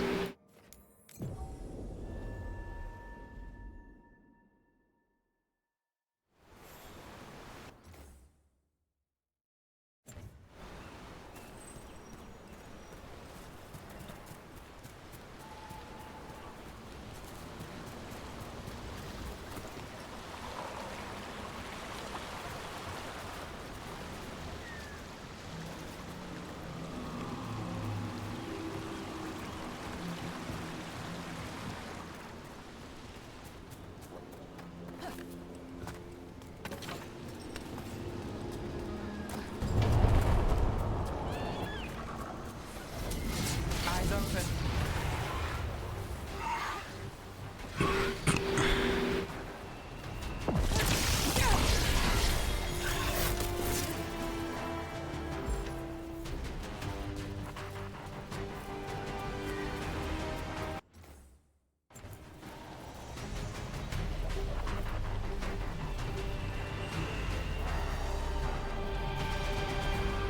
We've been doing a lot of good work lately.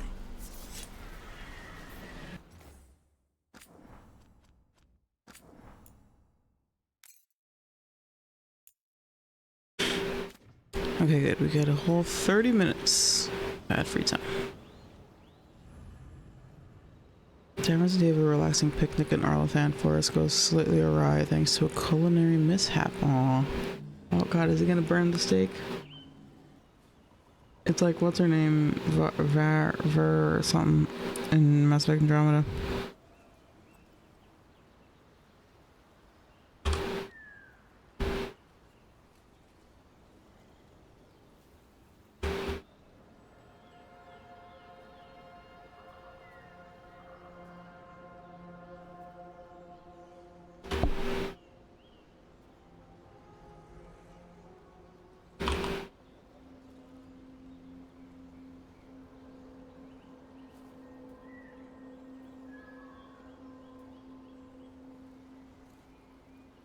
True. It's like Vetra, when you romance Vetra. She does this cute scene where you romance her. She like tries to like do a romantic night with you, but she's like trying to do human customs. And so like she does it, but gets them all slightly off. And she does indeed like burn the shit out of the steak. She didn't just overcook it, she like burned it. It's really cute. I love, dude, if you ever play Mass Effect Andromeda, Vetra Romance, highly recommend. Good times. Although people seem to love the Jaw romance as well. Anyway.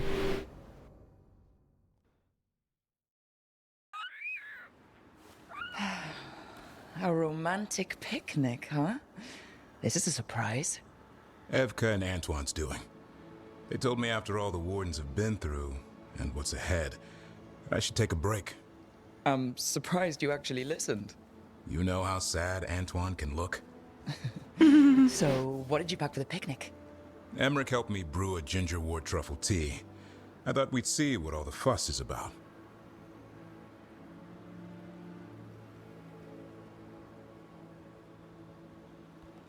I'm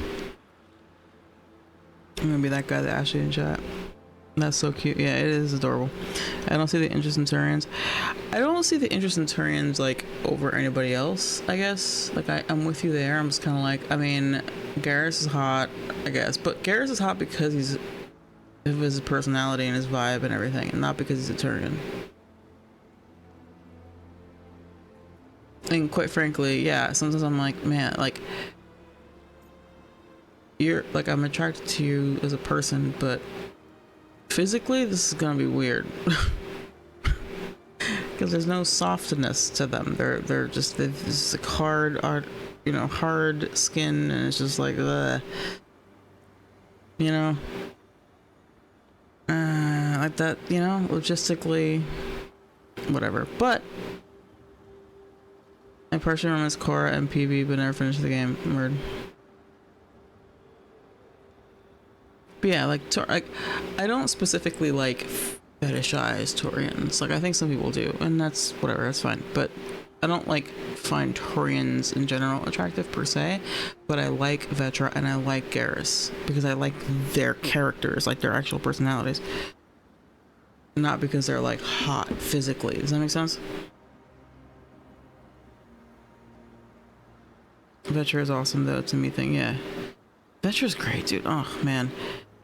Yeah. No, Vetra's awesome. Her romance was really, really good. I don't know what it's like compared to the other characters because I only played Andromeda once. So I just did the Vetra romance and it was great. But obviously if you're not into it, that's fine. But I would, in general, I would say if anybody out there is playing Andromeda, fucking anything about who you're gonna romance, consider Vetra. It was a very nice romance. She's also fucking cousins with what's her name? With the chick from the Citadel or the Omega DLC. Pretty sure. Nyreen. Right? I think Vetra is Nyrene's cousin. Or Garrus is Vetra's cousin. I can't remember. It doesn't matter. Anyway. Alright. Speaking of romance, we're in a romance right now and I'm here rambling about Mass Effect again. We're gonna focus, we're gonna refocus in.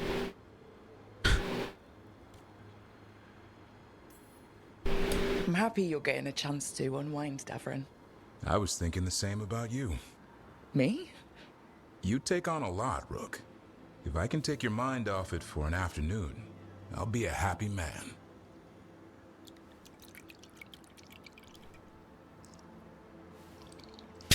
That's not bad. It's gingery, but also garlic. Hints of mushroom, something. Oh god, this sounds terrible for a tea. Well, I've never eaten a worm, but well, yeah, it is a little earthy. Wait, what? Wait, what? There, Davrin. What?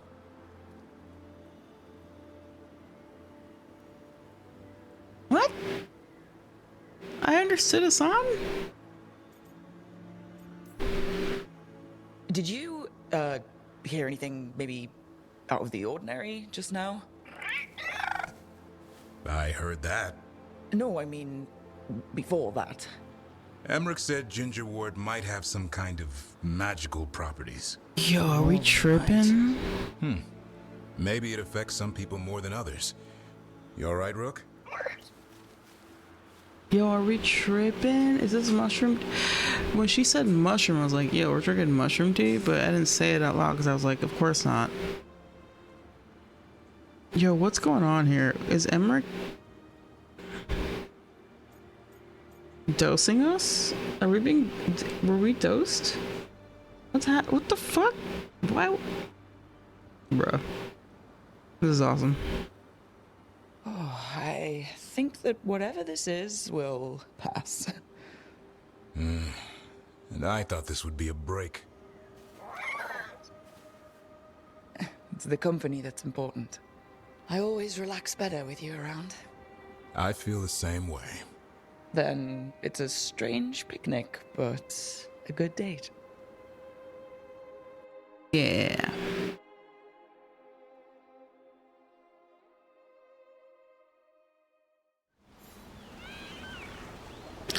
Wait, so were we high?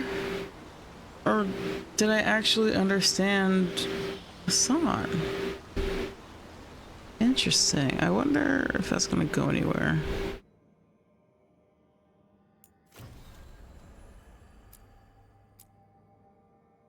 This is also a conversation, so I kind of want to do that too.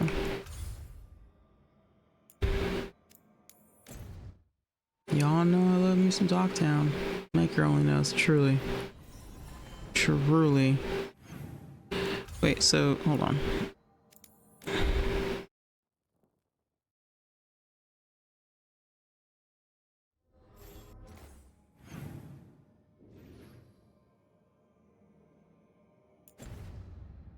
I wish there was fast travel in the lighthouse.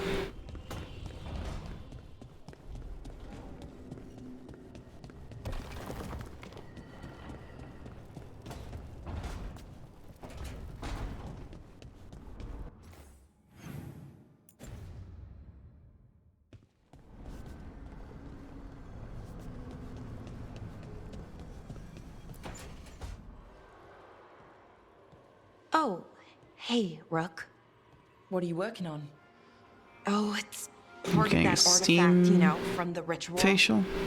I wanted to see how they did what they did, what it meant. Tried asking that thing, it won't tell me. The knowledge of the great Anaris is... A theme. At least I figured that out. How She's to make like, it go fuck away, off. I mean. Damn it. We were getting through. To Syrian, he almost listened. He did. He almost listened. He actually almost fucking listened. That's why it was so disappointing when he didn't. And then Anaris put all his happy little thoughts in your brother's head. Not just his joy, his fear too. But it was him. The him I remember, just for a moment. Then it wasn't. Then he was someone I might need to... I don't think I can, Rook. Do that.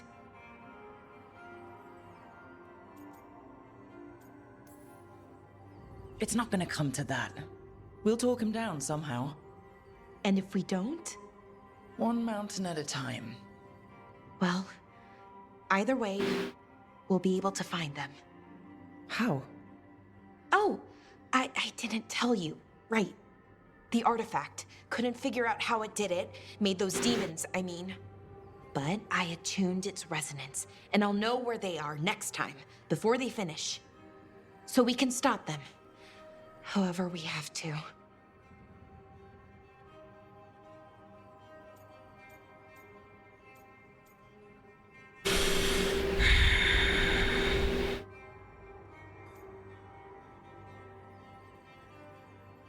I'm actually conflicted about this because on the one hand, I want to be like, yeah, we'll save him because I do genuinely want to try and save him. But I don't think we're gonna save him. And I don't want to say this and have it be a lie. Like, I don't know. I'm not confident in our ability to do so, but it's still a possibility, and that's why I want to say this because, like, I'm gonna pick this because I want to indicate that, like, the goal is to save him. Or, like, part of the goal. The goal is to stop Anaris from killing people, but also to save your brother. That is the goal. If we can't save your brother, then we won't, but we will try. And that is a priority. So I'm gonna say that. We'll save your brother, Balara. I hope you're right. I really do. But if we don't... Anyway, I should get back. To work. She keeps saying it and trailing off because she doesn't want to say it, but yeah, she knows. She knows that, like, it's a possibility that we might have to kill him. She's very aware. She's very aware. She's been very, like, clear that, like, she knows that that's a possibility. So at least there's that. I believe you're in Andras's chosen check. Believe you can save Pilar's brother. I don't know, man. I don't know, man. It's not looking good. I mean, maybe we can. Maybe we can. Maybe that's gonna be the thing that gets her fucking Veilguard power or whatever.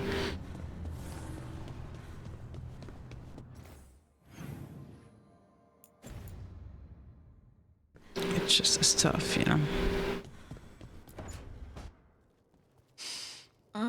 This smells amazing. Does all coffee smell like this? Or just the stuff you make? Coffee has a distinct aroma, if that's what you're asking. Sorry. It was Even really bad coffee rare smells where I good, grew though. up. And expensive. Oh yeah, they only drink tea in Ferelden. There's something about coffee that's awesome. Even bad coffee smells incredible. It always smells good, even if it sucks when you drink it.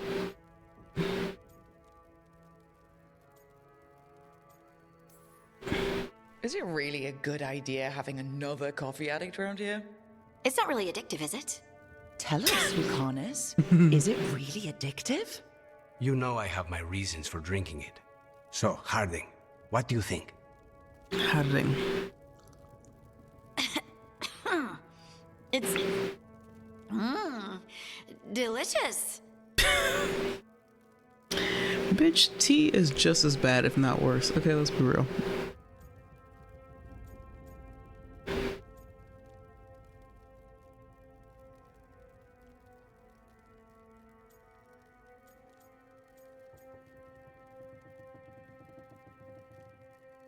Yeah, I don't believe it. Really selling it, Harding. Hey! I've known some liars, and I am definitely not it. And this stuff? It's good. It's warm. Look at his I won't be face. upset if you don't like coffee. You really wouldn't. I know, but sorry. It's just this thing I do sometimes. Acting so people will like you? It sounds terrible when you say it like that. Yeah, seriously. I know I don't need to do it. I just do. Yeah, she is definitely a people pleaser. Everyone likes you. Aw, I'm gonna say it. Everyone likes you, girl. Well, everyone you know seems to like you, so you're good. Good job, Lace. You must have been pretty tiny as a child. Where did that come from? Yeah. A tiny dwarven girl in a land of large human farmers. No. He's doing the I probably spy learned thing. pretty quick that things worked out better if people liked me. Yeah. If they agreed with me, or I agreed with them. Some people like cream or sugar in their coffee. Maybe coffee just isn't my thing. Yeah, you gotta try with cream and sugar though, because what happens is you start with cream and sugar, then you eliminate the sugar, then you eliminate the cream, and then you just got coffee. What the fuck, Wakana? That sounded crazy. Wait, what's that? What exactly? He said a lot of which part sounded crazy? Him being like, "Oh, you are a tiny dwarf amongst large human farmers." That was kind of wild. That was kind of wild. That was a little.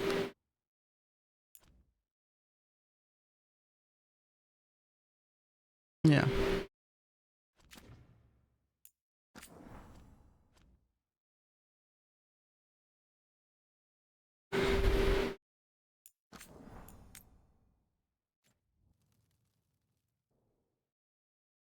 Yeah, I mean, if you ever have the opportunity to have like pour over coffee or something like that, then it's like gonna be something kind of fancy and like nice, and it's gonna taste good.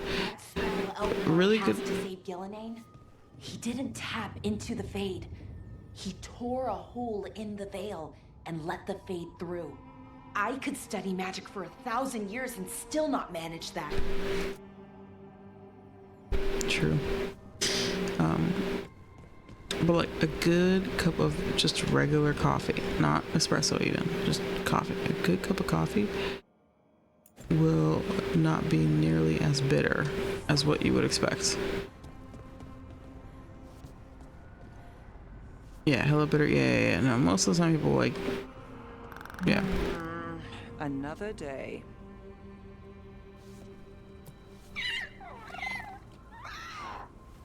Like a nice cup of pour over won't really be that bitter. But that's like expensive and hard to make / get. Not hard, but just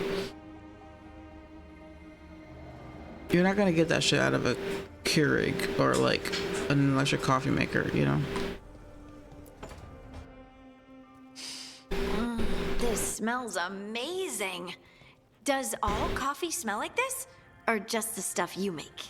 Coffee has a distinct aroma, if that's what you're asking. Sorry. It was really rare where I grew up.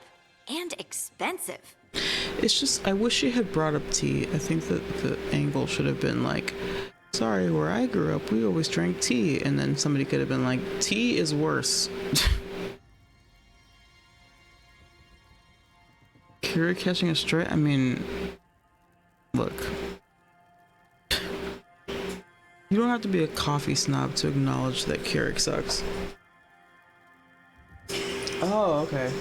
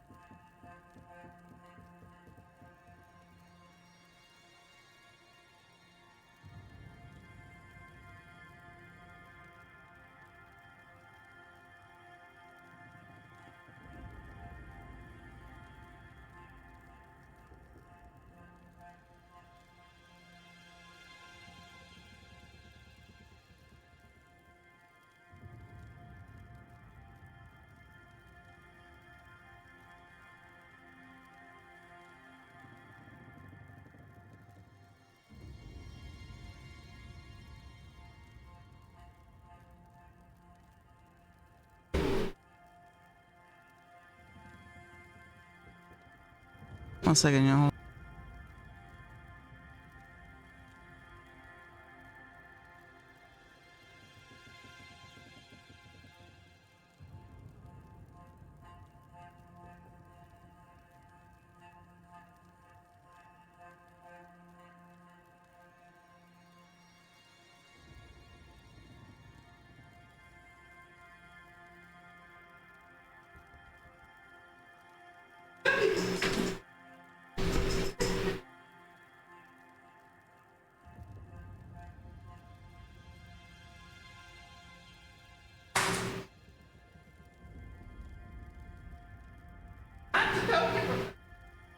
Sigue.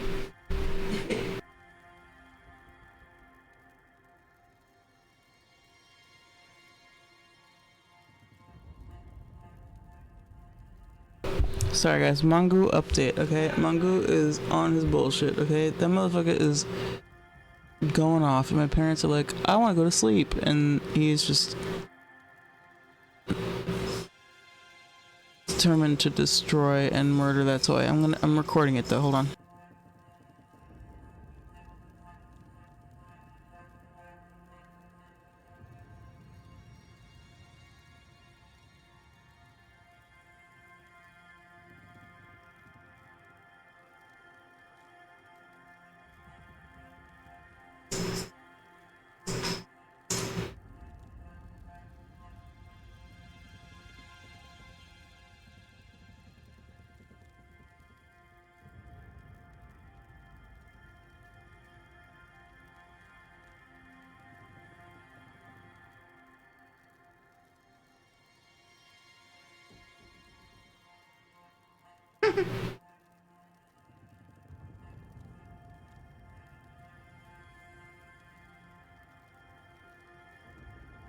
What?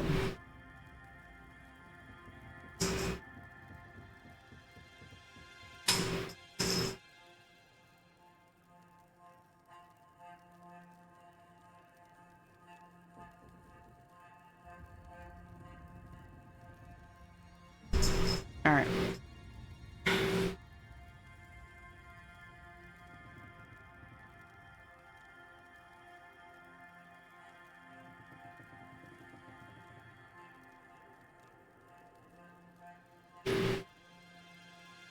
Okay, all right.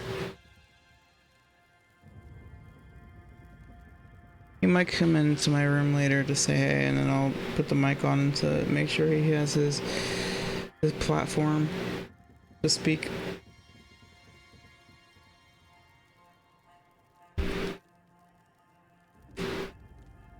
Tea can be good. Even black tea, like I don't like regular black tea, but Earl Grey tea is really good. And yeah, you can flavor it. I mean, people put milk and sugar in that shit, like just like what they do with coffee, right? So anyway, first time I've ever been doing. Don't get hurting addicted. Is it really a good idea having another coffee addict around here? It's not really addictive, is it? Tell us, Lucanus. Is it really addictive? Earl Grey's so You good. know I have love my Earl Grey. reasons for drinking it. So, Harding, what do you think?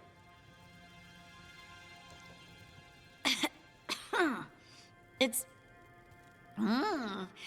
delicious. You hate it. She hates it.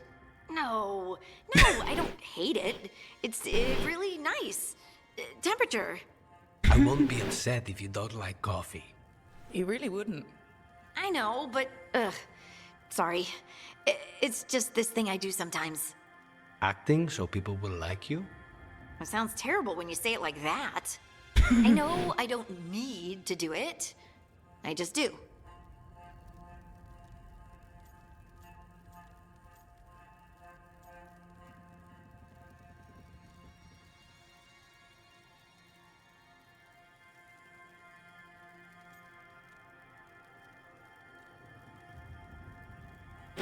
I kind of want to say this. Yeah, but you shouldn't. Be yourself. Guess I can't help it. You must have been pretty tiny as a child. Where did that come from? It was out of pocket as fuck, dude. Large human farmers. It's so out of pocket. Yeah. I probably learned pretty quick that things worked out better if people liked me. If they agreed with me, or I agreed with them. You must have been tiny. Some people like cream or sugar in their coffee. Like, why did you say that? Maybe coffee just isn't my thing.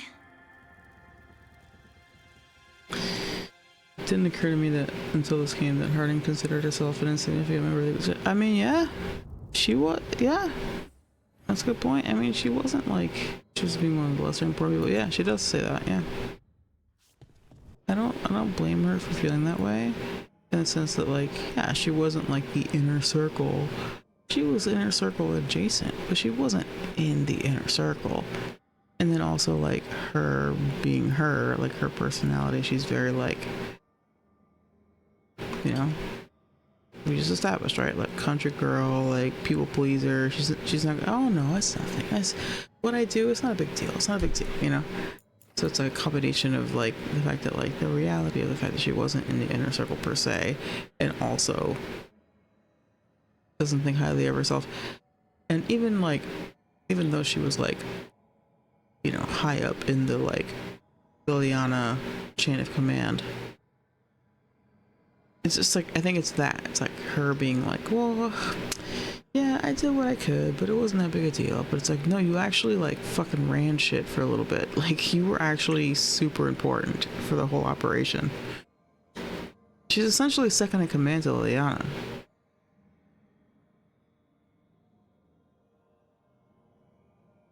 You met us at each location, gave them consider her. Yeah, exactly.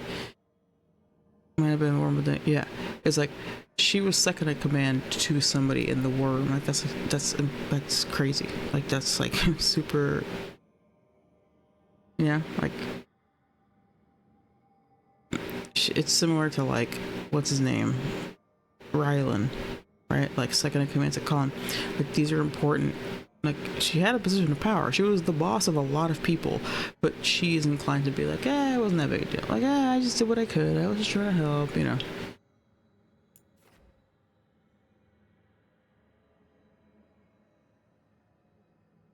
It's like, nah, dude, there's a reason why you're, like, still here doing this work. There's a reason why people take you seriously. Yeah, second in command. Exactly. It's crazy, dude. She rose up the ranks real quick.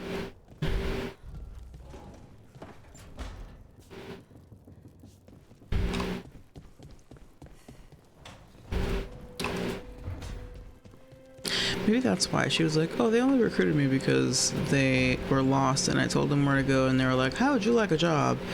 I'm not special. Imposter syndrome is extremely real, and I have felt it a lot and still do somehow at 33 years of age. Still experience imposter syndrome.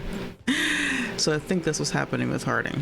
Harding is having, she's experiencing or experienced imposter syndrome where she's like, I'm not, whatever. I got lucky. I was in the right place at the right time. I didn't actually have all the skills necessary. I just happened to, or whatever, I got lucky. Whatever. It's like, nah, dude. Like, yeah, you were in the right place at the right time, and it turns out you also have the skills necessary to do the job. It's not like, yeah.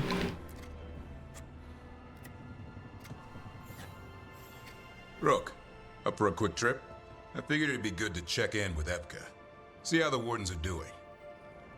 Oh my god, another date. Yes, please. I'm gonna run the ad so that it's done by the time we get there.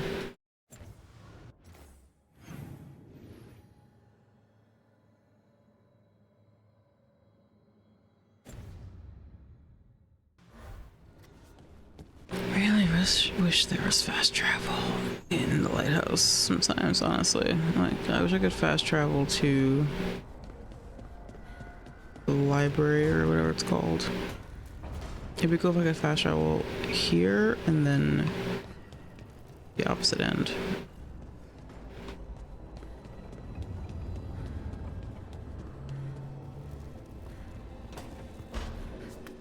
How you doing, Emmy? I hope Lucana sleeps a little easier tonight, knowing the dragon that raised Treviso was destroyed. That was a while ago, but okay, I agree.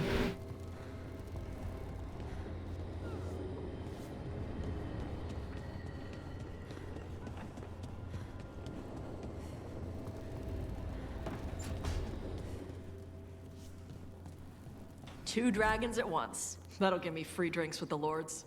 Now we find whoever's getting dragons for the gods to blight and hit them with an axe. Hell yeah.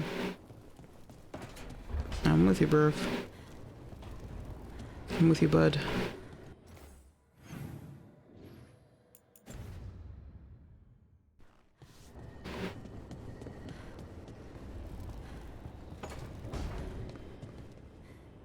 Rook, when's the last time you slept?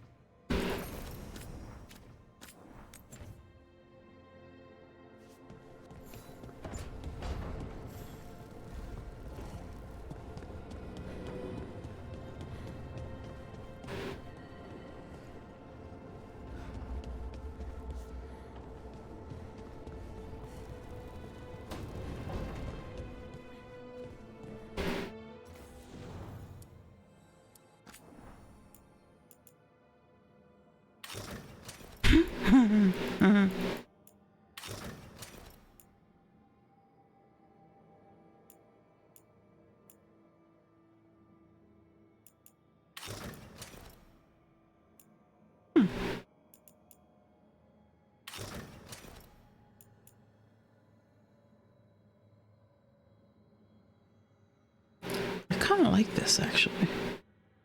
Kinda. Like, kinda, sorta.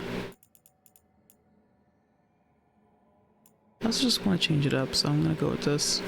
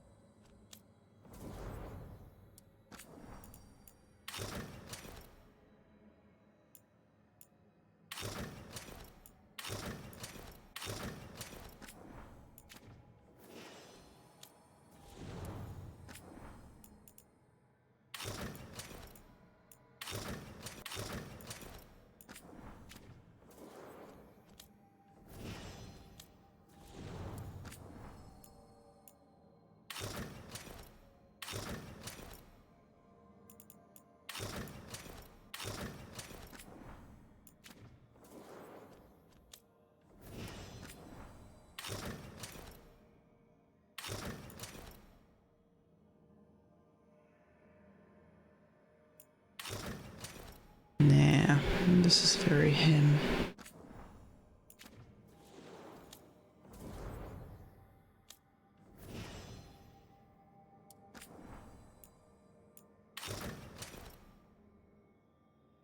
Ooh. This one.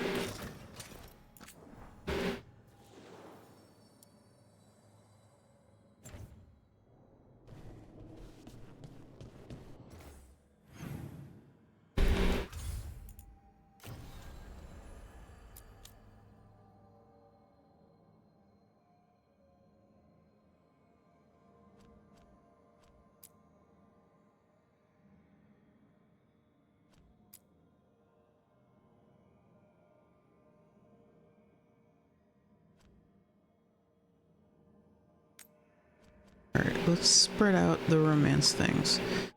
I need to end stream soon anyway, so we're gonna do the Nev quest, and then that's it. And then we'll end stream.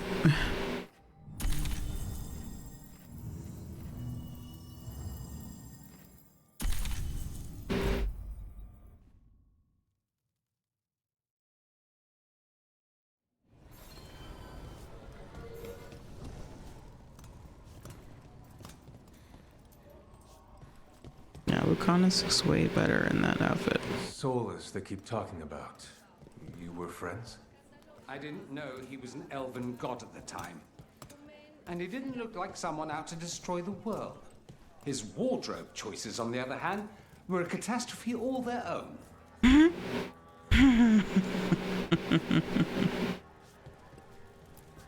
Good to see you.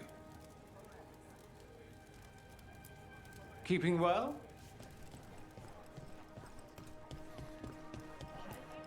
Hello, Rob.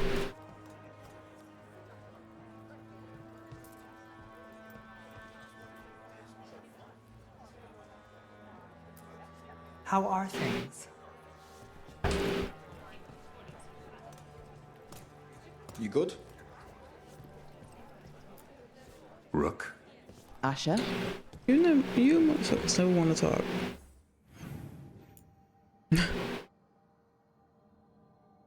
We're gonna walk, also because I want to facilitate reconnaissance and Nev chit chat. Keeping safe?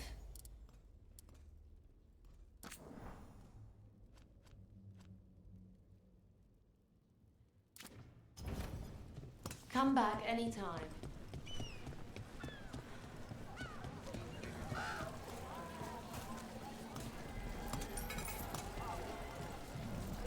Oh, okay, yeah, this is my, okay.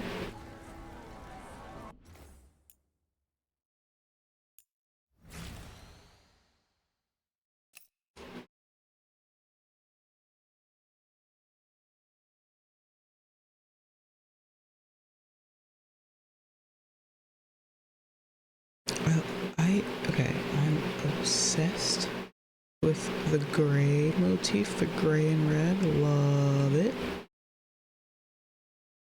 I like that it's like loose. It looks like it's comfy, you know. It's good for, you know, well, I'm not a rogue, but I basically am. Who's like moving around a lot. I like this shit. Cowl. This is cute. I dig it. I dig it. I dig it. I dig it. And for change of pace from the N7, John, it's nice. I like it a lot, actually. Dark gray and red is always a nice combination. You haven't asked as many questions about Spite as I thought you would. I'll ask what I need to. Plus, you and the ossuary records have revealed a fair bit. So has Spite when he shows himself. Sorry. That's all right. Outside that, I won't poke at venatory wounds. I know what those are like.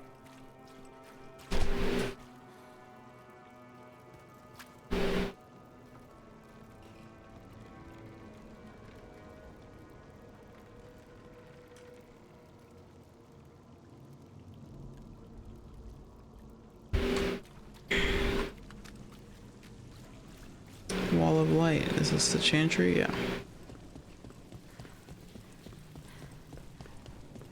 Robes? That probably means mages. No, it's fine.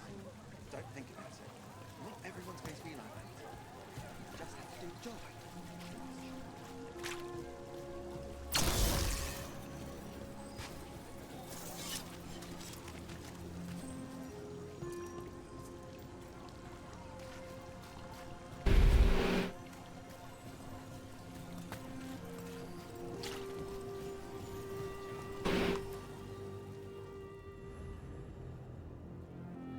And I was a personal errand in Dogtown, but she wouldn't mind company.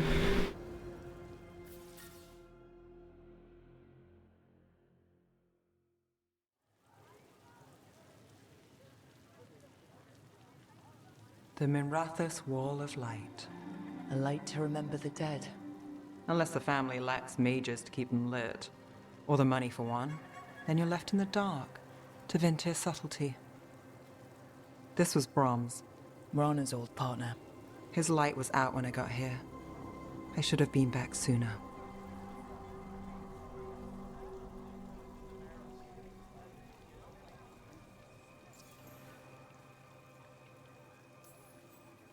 The light drawn echoes back in Aeternum. Formalities. He wasn't big on those, but he'd appreciate it. I'm stopping Aelia. Looks like we had the same idea. Rana. He read serials between assignments. Romance. The last one ended on a cliffhanger. He was sure he knew the ending. I never checked if he was right.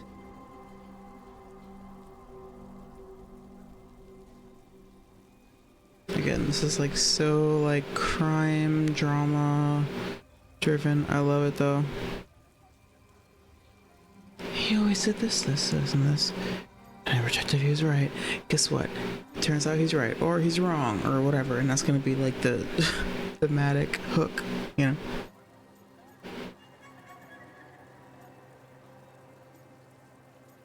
I'm not saying that as like a bad.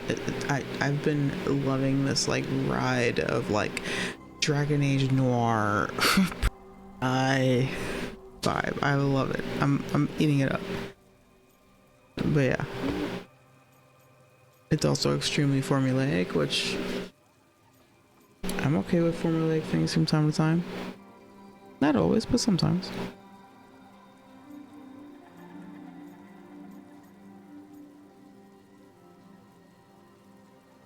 He'd like Balara. He'd have liked our friend Balara. She loves those things. Although she expects happy endings. So did he. At least on the page. Better chance there than here. You're not the only one chasing Aelia. I've tracked some of her followers. They aren't quick to talk. Most said I'd be saved soon. But I did get the name of a place. Sanctum Lucican. Ooh.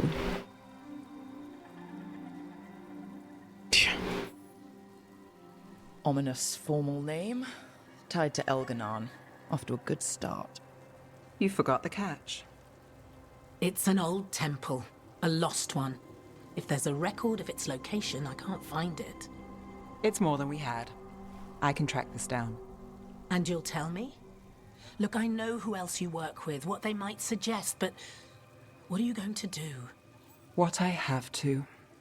Docktown needs to see... What? Magisters who look the other way? Bribed Templars? Venatori who walk? Yeah. They see you. Is that all? Docktown needs protection, not an example.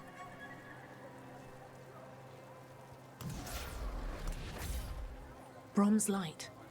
Thanks. Sure. It said, never remembers that you said protect Docktown at all costs. Hell yeah, I stand by it. Yes.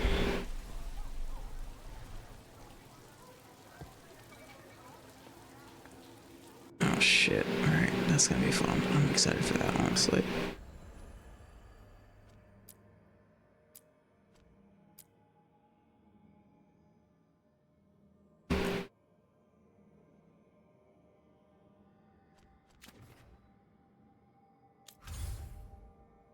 Okay, this is also a conversation quest and it involves tavern, so we're gonna do it and then we're gonna stream.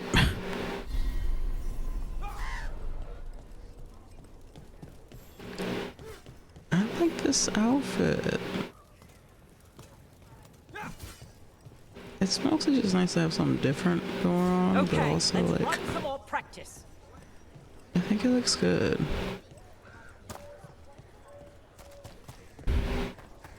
Exciting times. Glad to be in the thick of it.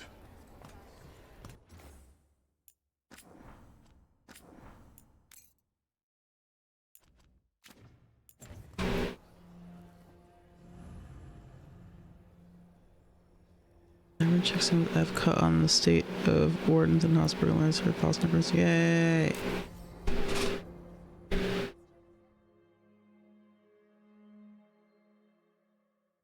Evka, any word out of the deep roads? Not yet. We're kicking at rocks looking for Isaiah. Anyone who knows anything about... Griffins? Aerials of the Grey Wardens? They went extinct during the Exalted Age. Hassan says hello. That sounded more like he's hungry.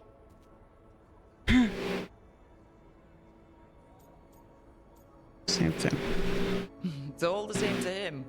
Been trying to teach him new words, and feed me is his favorite. Can I ride him? Let's give him a few years to grow. How's his training, Davrin? Better than I hoped. We're starting to see eye to eye. Hoping it'll make it easier with his brothers and sisters when we find them. There's more? A whole family? Can't wait to have them with us. After Weishaupt, the Wardens need hope. Something real, something pure. Having the Griffins at our side would be like old friends coming home. They weren't always treated like friends. I know. What Isaiah did won't be forgotten. What happened? Let's just say the Wardens didn't always take good care of them. A mistake will never repeat. Hassan and the others will be treated like respected warriors. We'll rebuild together.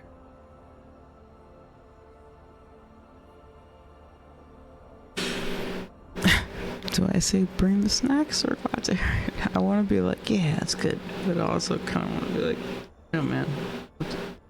What's a bill? What's a new bill? It's good to hear you say that. They deserve better this time around. After Weishaupt, everyone gets a fresh start. I can help raise them. And my dad can forge Griffin armor. Hear that, Hassan? You'll always have a home with us. Let me know how it goes finding the rest of the flock, or pride, or... How about Feather Brigade? We'll Nice. stay in touch.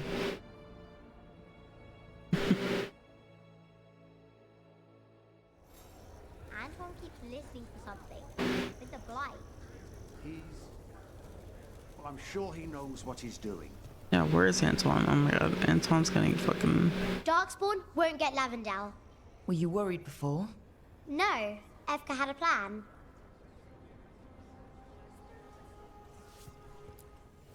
Take a look. All right then.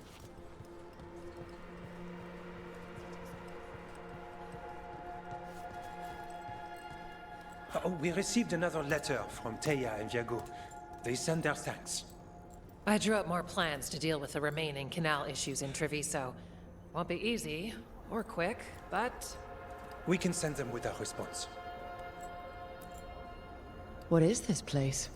Little more than a ruin to the people here. The wetlands are full of secrets. A lot of them buried over time. The Second Great Blight, strange curses, mysteries in the woods. The stories go on. How's Lavendel? After our victory, people told stories, sang songs. It was good to see people laughing. You had a hard road after Weishaupt. It's not something you shake overnight. People put on brave faces, but they'd lost hope. When that happens... But there is hope now. It started with the fight against the dragons. It continues now, in Lavendel. You helped make it happen. Spite thinks you're afraid of me. I hardly know you. So it's Spite you're afraid of then? No, maybe cautious around. I once got bitten by a hunger demon that turned people into werewolves. We broke the curse, so that was fine. But yes, cautious. Fair enough.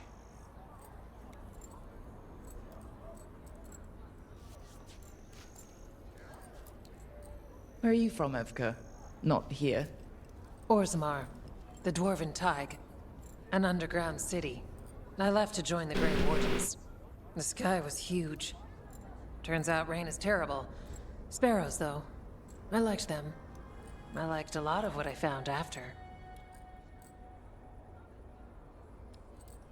I feel like that's a fair summary. Rain sucks. Birds are awesome. What did you do before you were a warden? As far as like surface life, I right? was a servant. in a country home. Being Oh. attacked by darkspawn, that's rare in Orlais. The other servants got away. I got blighted. The others got away because you distracted the Darkspawn. And it was days before anyone found you. Before you found me. We would not have met otherwise. Aww. Is it true your floating palace shot at you? How does that work? I can share the rumors, but you didn't hear them from me. Have you always studied the stranger side of the Blight? Not on purpose, but when your reports have a certain pattern to them. We gained a reputation for following the weird stuff. It's come in handy now. Yeah, it is. How are things going? We're continuing to look into the Blight here. Its forms, how it acts. For every answer, there's another question. Secrets lurking ever deeper. Rook, good to see you.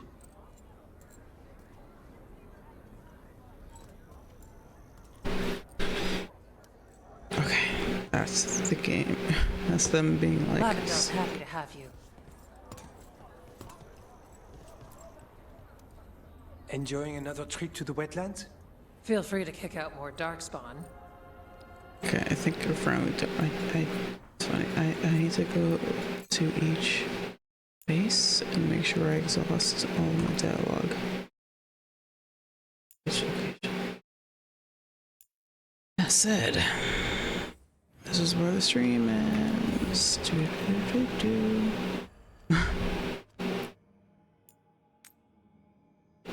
And this is next for sure, and then we'll kill some dragons, I guess. Anyway, thanks everybody for hanging out.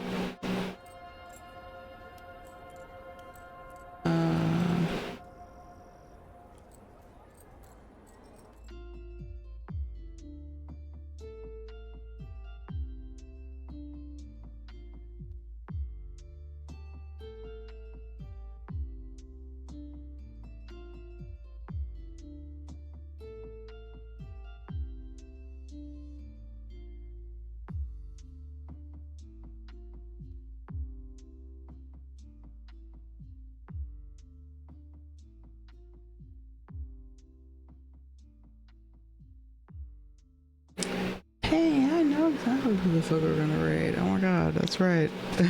We're gonna raid Krantos. Let's go.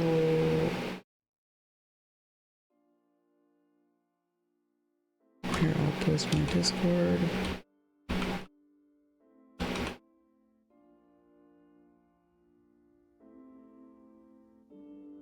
Join my Discord if you like. Otherwise, thanks again for hanging out.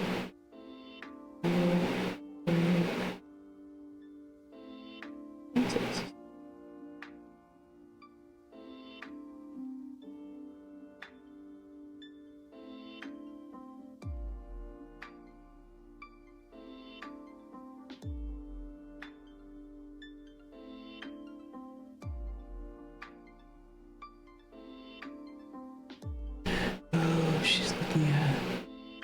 She's like so smart race. Oh my god. That'll be fun. Alright. Thanks everybody for hanging out. See you tomorrow.